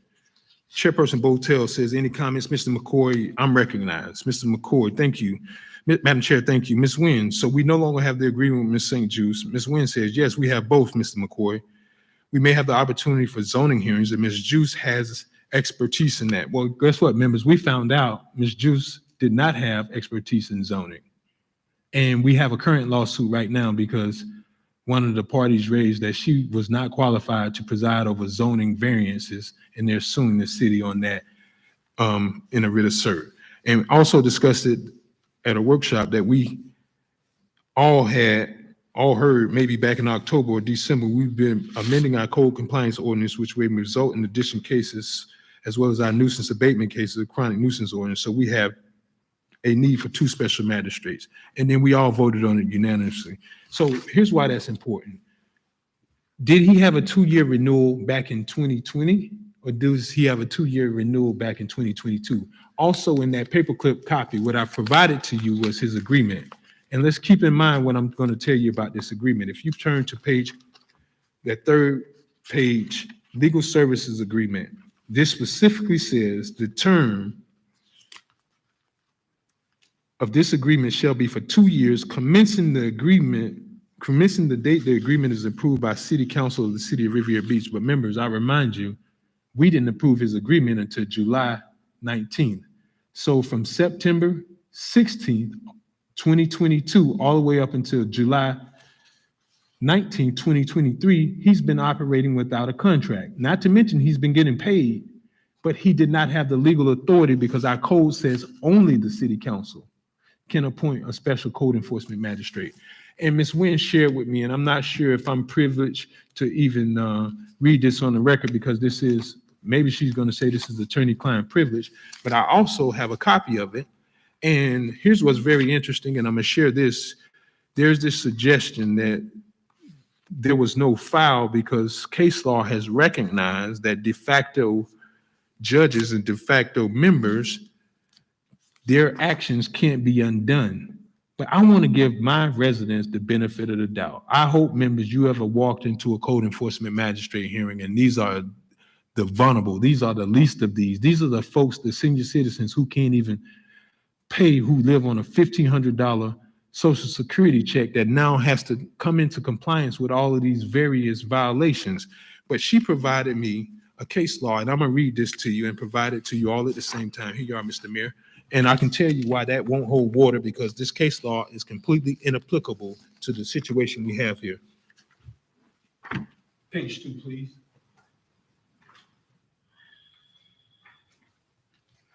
You get one, man? Give it to you. Thank you.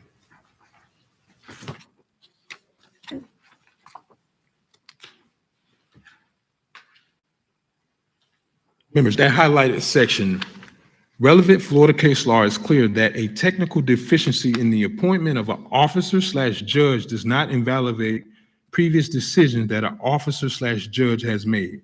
In the Florida Bar v. Sibley, 99 Southern 2nd District 346, Florida 2008, the Florida Supreme Court explained the concept of a de facto officer.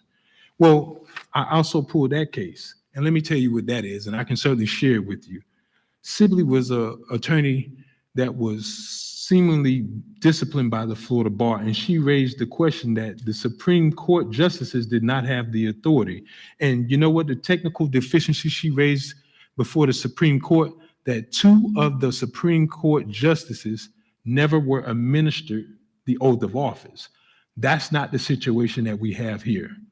And I have those cases right here for you if you want to read it. But what I'm saying to you is this: we have to insist, board members, that we have a contract administrator. We had somebody that literally has placed liens in official records of Palm Beach County, did not have the legal authority of this body. And as much as I know everybody in this organization deals with something, I'm asking the board, because Ms. Nguyen shared with me, and I'm going to allow her the opportunity to respond, that we validated, or we more or less retroactively approved Corey Smith's actions when we voted for it on the 19th. And I contend to my members and colleagues that we did not, because his contract on page 1 says this does not go into effect until approved by the city council. And remember, we approved this by the city council on July 19th. And as much respect as I have for Corey Smith, being a local attorney here in the city of Riviera Beach, I asked this question: did Mr. Corey Smith endeavor, as this contract says, attorney will endeavor to advise the city at least 30 days before the end of the term that the attorney wishes to renew the agreement for an additional term?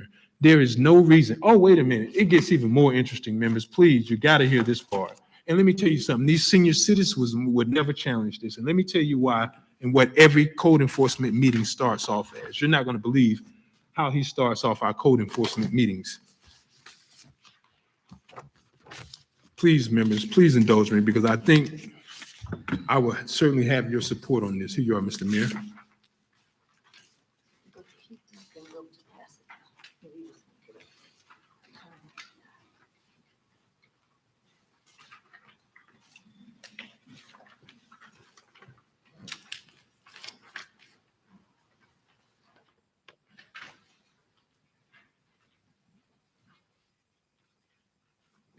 Members, if you turn to page 2 of this document, this is an abbreviated agenda for our code enforcement magistrate hearing.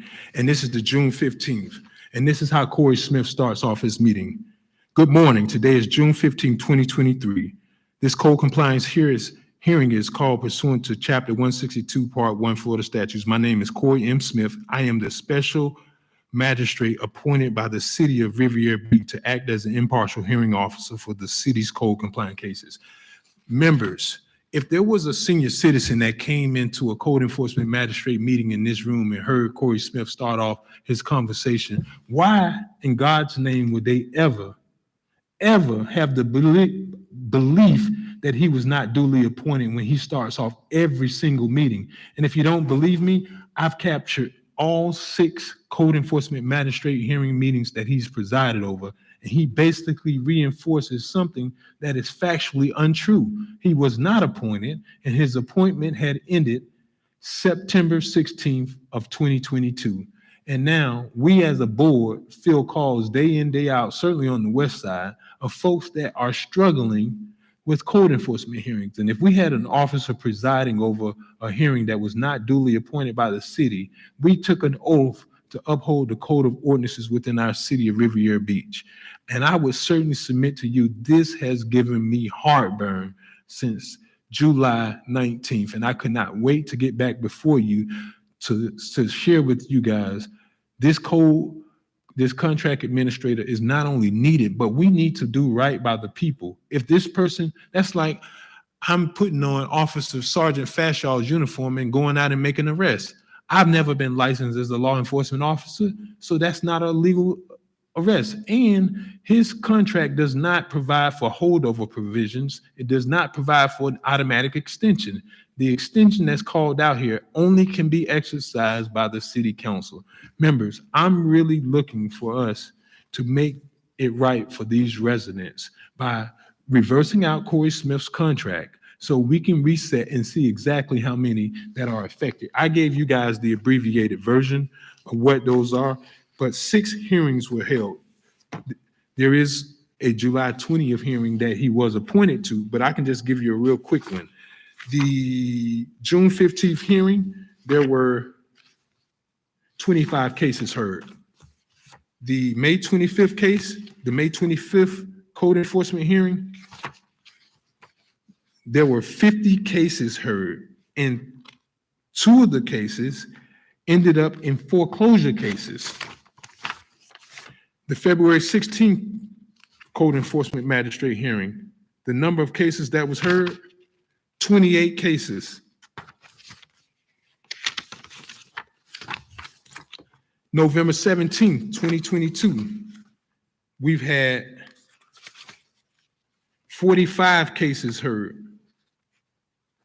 Many of them may have been stipulations, but there are quite a few that resulted in fines. So out of the 6 cases, we've had hundreds of people that have been assessed fines, and in some cases, liens that are now recorded in official records when Mr. Corey Smith did not have the lawful and due authority to do that. So members, we have a real serious problem with managing our contracts. And I think Pro Tem alluded to it with the item relative to e-roadmap, but we should not, as elected officials, allow our citizens to suffer when we have a member of the bar present to everybody in the audience that I have been appointed by the city of Riviera Beach, when I'm telling you and I've given you empirical proof that he was not properly appointed. Now, I will give you another case. Many of you may recall Governor Ron DeSantis in 2020 appointing Renata Francis. Renata Francis was a circuit court attorney here in Palm Beach County. He appointed her to the Florida Supreme Court. Representative Geraldine Thomas sued on a writ of mandamus to the Supreme Court and said she's ineligible because she doesn't have the requirements, the requisite requirements. And that requisite requirements for Renata Francis to be appointed to the Florida Supreme Court was that she had to be a member of the bar for 10 years. Geraldine Thompson prevailed and Renata Francis was removed. Ultimately, Governor DeSantis did eventually appoint her after she got the 10 years, but the same situation applies here today, members. Corey Smith did not have the legal requirements. He did not meet the legal requirements of having an approved contract or resolution by this city council to act for 10 months as a code enforcement special magistrate. It is incumbent upon us that we have the ability to invalidate his resolution that came up last week and then direct staff specifically that that was not done legally. And I would rest my case on this. Members, if we don't act, who will? We can't expect those 50, 25, 28 members all to bring suit against the city when this is something that we can very well correct ourselves. Mr. Chair, please, I've now created the basis for me wanting to bring this back. And after there's some comments, I want to ask for a motion. I want to lay a motion out on the floor for the board to rescind that contract so that we don't have those validated, because technically anybody, we could have picked anybody off of Broadway to serve as a code enforcement magistrate, because that was the equivalent of what Corey Smith was at that time. He was not duly appointed. That's all I have, Mr. Chair.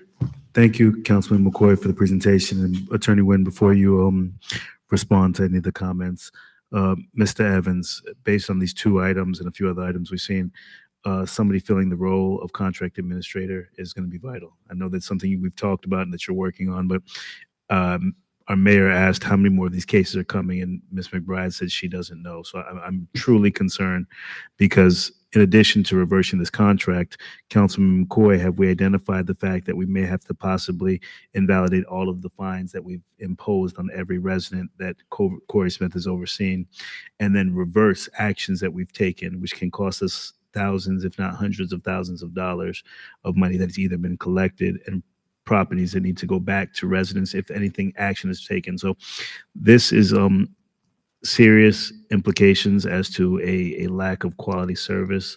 Well, I'm sorry, lack of oversight. So we have to really be prepared to understand and be cautious of where we go next with this when it comes to what we put on this record.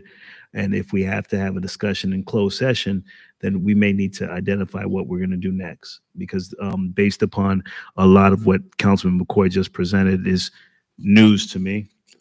And I would definitely want to see a lot of oversight, or a lot of additional insight, and then also my legal opinion from staff to envision how do we proceed. Mr. Evans? Mr. Chair, if I may, I can only speak on the contract administrator side. We have had the position posted for years now. That particular position was not getting persons with the bandwidth and skill set necessary. So we upgraded the position for the purposes of trying to get persons in that particular position. So we are still actively pursuing persons for that particular position. We've moved that position up, and we still have, we've gotten some applications, but I can tell you that this is certainly a challenge that a lot of municipalities have some issues with regards to contract administration. But to Ms. Boynton's credit, she has really leaned in and assumed a lot of responsibilities in the procurement department, and there's things that are happening there that I haven't seen in my tenure. So she's doing an exceptional job on making sure that those items, if they are getting close or departments are not in compliance, that she's providing the appropriate notification. So we're going to still move forward with that, hiring obviously the procurement manager, and then also the procurement director position as well, which is vacant. But our intent is obviously to do a better job with regards to that. But I think in this particular contract, Ms. Nguyen can speak on the specificities. It also requires some notification components on the other side as well. So, but she can share with you her opinion with regards to the matter. And before she does, I guess the other question was, I know that we've not filled this position, but are there any options of bringing in a consulting firm to oversee some of these contract administration? Because I know we are in some budget constraints, and consulting firms are going to be a lot more than the price of a staffer. But I think we're missing the mark when it comes to oversight of these contracts, and we have to figure out a solution to assist Ms. Boyd, because it seems like we're going to be playing catch up. Mr. Chair, if I may. Please. We're probably going to have, I would assume that both of those positions, the procurement manager, because I was looking at the positions actually today, I would assume that both on the procurement manager and the procurement director, I think probably in the next 60 days, we should have both those particular positions filled. So it wouldn't necessitate moving forward with a contractual services agreement. Thank you, Mr. Evans. Attorney Nguyen? Yes, thank you, Mr. Chair. Let me first say to the chair and the council that if I agreed with Mr. McCoy, I would be the first person to bring this back to you and ask you to rescind this contract. Mr. McCoy was very passionate. However, I have to disagree with him. We have the same issue. First of all, when I brought this contract to you on July 19th, I explained to you that it had not been renewed, that we did not have a contract manager, and that it was retroactive. We had the same situation occur in 2014. In the city of Riviera Beach, there was a special magistrate by the name of Mrs. James Bigot. And the city attorney at the time, Pamela Ryan, there was an allegation by the residents and the city council that Ms. James Bigot was not qualified or had not been appointed correctly to preside over code enforcement hearings. Ms. Ryan at the time went to Attorney Cynthia Angelos, a former judge, and got a legal opinion, an outside counsel legal opinion. Mr. McCoy cited you some of those cases.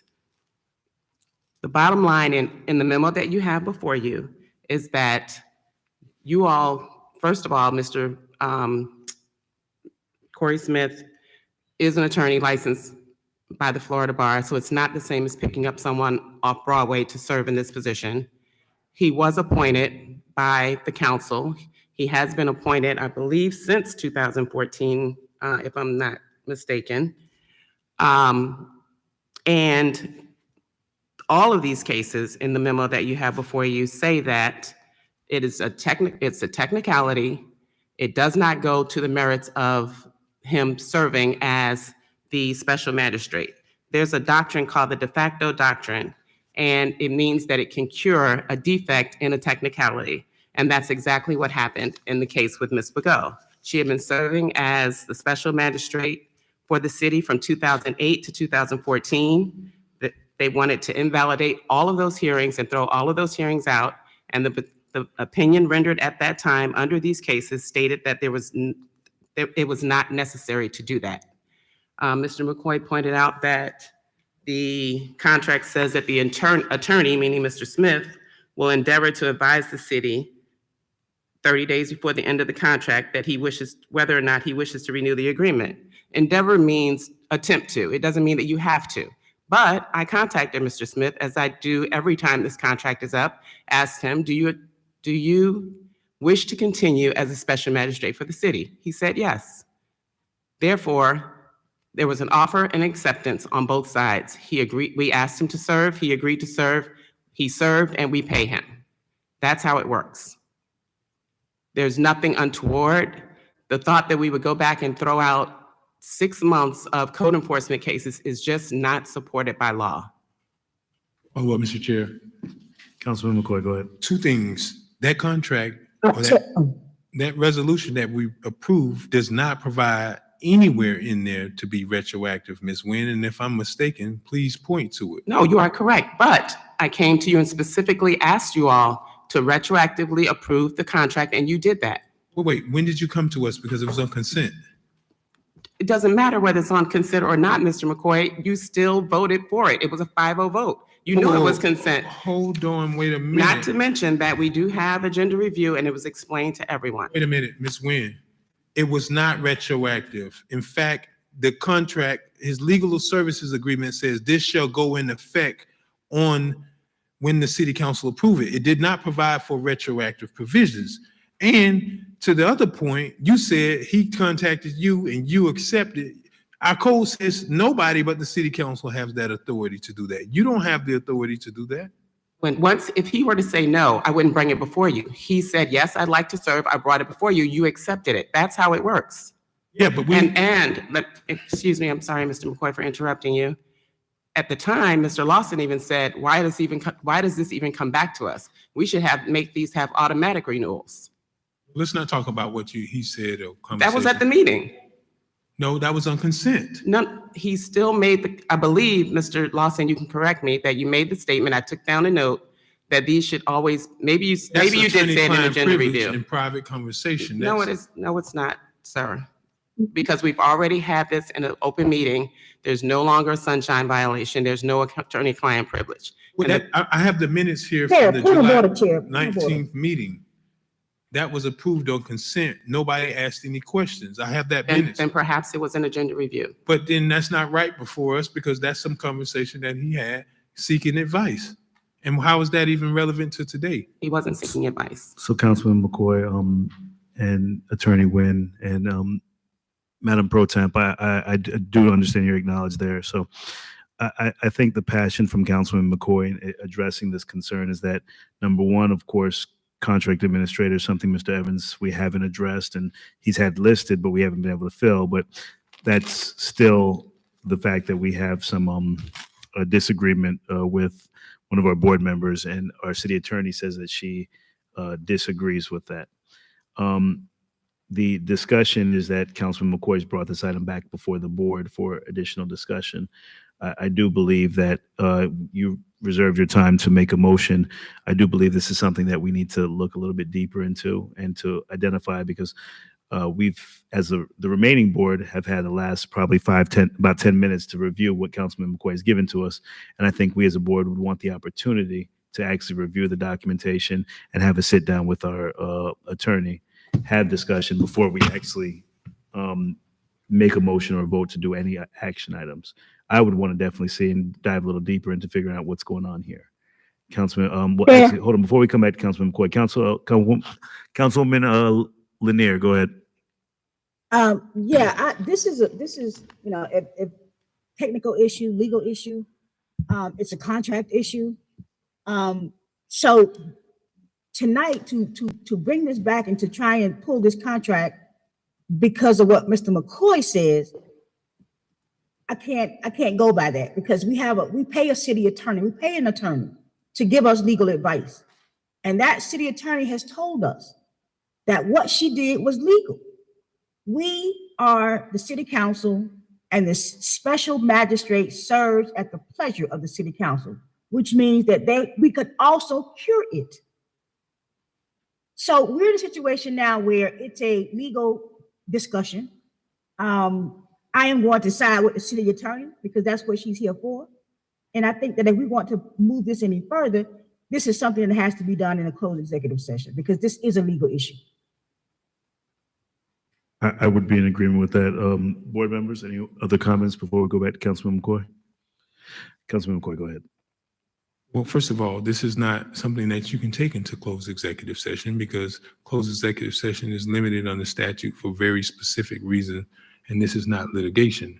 However, what Ms. Nguyen has said is once we voted on it, we ratified and approved what she said. She had a conversation with you in private retroactively, and clearly, even if you believe what she said, that's not what the documents say in front of you.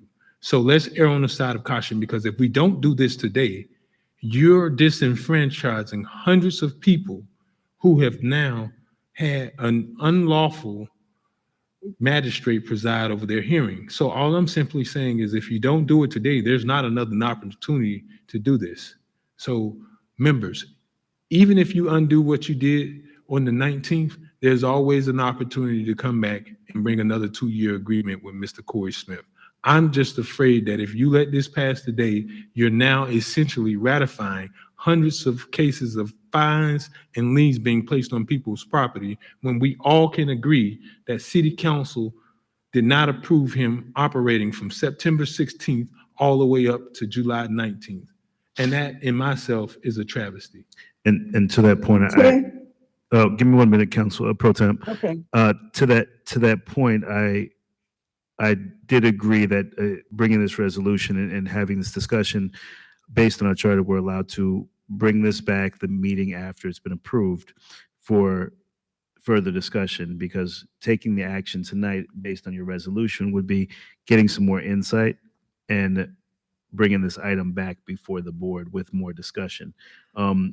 What you'd be asking in your within your motion would be to invalidate the contract and to bring this back at a later date, is what you'd be asking us as a board? Yes, sir. That would be, and that was actually my sentiments when I said I'd want to get some more insight. because I want to understand more and have a sit down with Attorney Nguyen and more of a discussion. But understand, Mr. Chair, if we don't do anything, Ms. Nguyen's contention is that everything that he did in those 10 months are now valid. So that's why I'm saying if we undo his appointment, it's essentially like he's not working. And Ms. Nguyen does not have the authority under our city code to extend an agreement. I just read to you our code section. And I mean, sir, even if the board, listen, even if you guys choose to say, no, Mr. McCoy was wrong, I think we certainly have to do a reset because the clock turns off once we close out this meeting to bring this back up. And to that point, I can't determine who was right, who was wrong. I received all this information after typically we adjourn our meetings, and we're staying to pick up the information that you've given to us that we're just kind of reading, updating now. So I don't have all the insight. I do always trust our city attorney to make the right decision, but I know that you've probably had discussions with her and reviewed this with her. We haven't. Well, So in fact, when I had discussions with her, she said, okay, well, we and the manager said we're going to try to work on that. And the manager even alluded to using code enforcement administrator's authority. I'm so concerned and I'm so aggravated because I just found out yesterday afternoon that now they have a different position. And I'm like, well, I've been waiting since July 19th to get this corrected. If it don't get corrected now, this will never get corrected. And I don't know if you know what these people contact us about when they find out they got surprises. Absolutely. No, Councilman, I understand that, but I think they did want to probably, I'm hoping to wait before this board to get clear direction and also to hear everything and insight. Chair? Councilwoman Lanier, go ahead. Could we call the question? The motion has I been have a put on the motion, table. yeah. Motion has been made on the table yet. Mayor? Yeah, Mr. Chair, I want to ask, before we find out more information and clear this up, he's not taking any more cases. Well, yes, he is. He's not stopped. And I do want to make one point clear. Even if you vote to reconsider, and even if you terminate the contract with him, it is still my position that all of those cases that he has been sitting on still stand based on the legal advice that was given almost 10 years ago. And Mr. Chair, so are you comfortable with him continuing to? I am, absolutely. And then I guess the item that we ratified his contract, we would be identifying how to proceed with continuing to pay Mr. Smith, or would we appoint him? The payment of Mr. Smith is not an issue now because. So I'm sorry, Attorney Nguyen, and I don't have enough information. And I understand. I'm not clear with what's going on. I'm just hearing this now. So I'm trying to dissect and understand it. And it's difficult for me to pick up on everything that's going on right now. And I'm typically a little bit quicker than that. But Councilwoman Botel, It's late. please. I was horrified listening to Mr. McCoy to think that we would have to invalidate so many decisions made. But listening to our city attorney, I'm more comfortable that maybe this is not something that we have to be so concerned about. It sounds to me like, according to our city attorney, whose opinion I trust and value and believe, Mr. Smith had the authority to make these decisions, had the authority to impose those fines, and we don't have to undo them, and nor do we have to undo the contract that we have with him. So I'm not willing to say, okay, let's tear up the contract and write something new. I'm willing to accept the opinion of our city attorney and move on. So There hasn't been a motion made as of yet. I know Councilman McCoy has reserved his time to make that motion at the end of the discussion. This was a discussion to bring back this item. Any additional comments from the board? Councilman McCoy? Yes, Mr. Chair, I move that we invalidate the resolution that was approved on July 19th, approving an agreement. And, there's two issues, Mr. Chair. Is this the actual extension or is this the actual agreement? That's still unclear in these documents. So I move that we undo the resolution approving Corey Smith as the code enforcement magistrate. Do we have a second? I'm going to second the item for a discussion because I just still have a question. Motion's been made and properly second. Attorney Nguyen, the item that Councilman, based upon his motion that he just made, is to invalidate the contract. What would be our next steps for Magistrate Corey Smith if we invalidate this contract that was approved at the last meeting? Can we back up for a minute? Yes, ma'am. Did the motion to reconsider pass? Because that is supposed to be the first action. It did not get a second? No, he It got did a get a second, but you did not carry a vote yet on the motion to reconsider. I'm sorry. Oh, no, no, no. This motion that he I'm sorry. just- We actually didn't have a motion to reconsider. Let's go back to that. Okay. The motion to reconsider this item. Someone has to make a motion to reconsider second, and it has to pass. If it doesn't pass, then you don't move to the next section, to the So- next step. To invalidate the contract, correct, because we'd have to bring it back at a later date, or we could make that motion at this meeting, which is the later date. So the motion has been made to reconsider the item. Make the motion. Do we have a second? Second. So we're reconsidering the item, the discussion. That's where we have to go to our clerk to vote to reconsider. Reconsidering the item gives us an opportunity to discuss the contract, to discuss what's the legal opinion. But Attorney Nguyen, your legal opinion is that there's nothing wrong with the process. We just have to ratify, which we already did, his contract. That's correct. The only thing that was wrong with the process was that we didn't bring the contract back in a timely fashion. When we did bring it back, you retroactively approved it. And that And are we- corrected everything. Are we allowed to retroactively approve contracts? Yes. Okay. But we So- can't discuss. hold on, but this that is was- the Mr. same Chair. thing as That's the- the- Mr. Chair, we can't discuss this until we until we approve the motion to reconsider. Thank you, Councilwoman Botel. Motion's been made about reclaiming, Consider. thank you, reconsidering the item. Any additional discussion about reconsidering? Madam Clerk? Councilperson Botel? No. Councilperson Miller Anderson? No. Councilperson McCoy? Yes.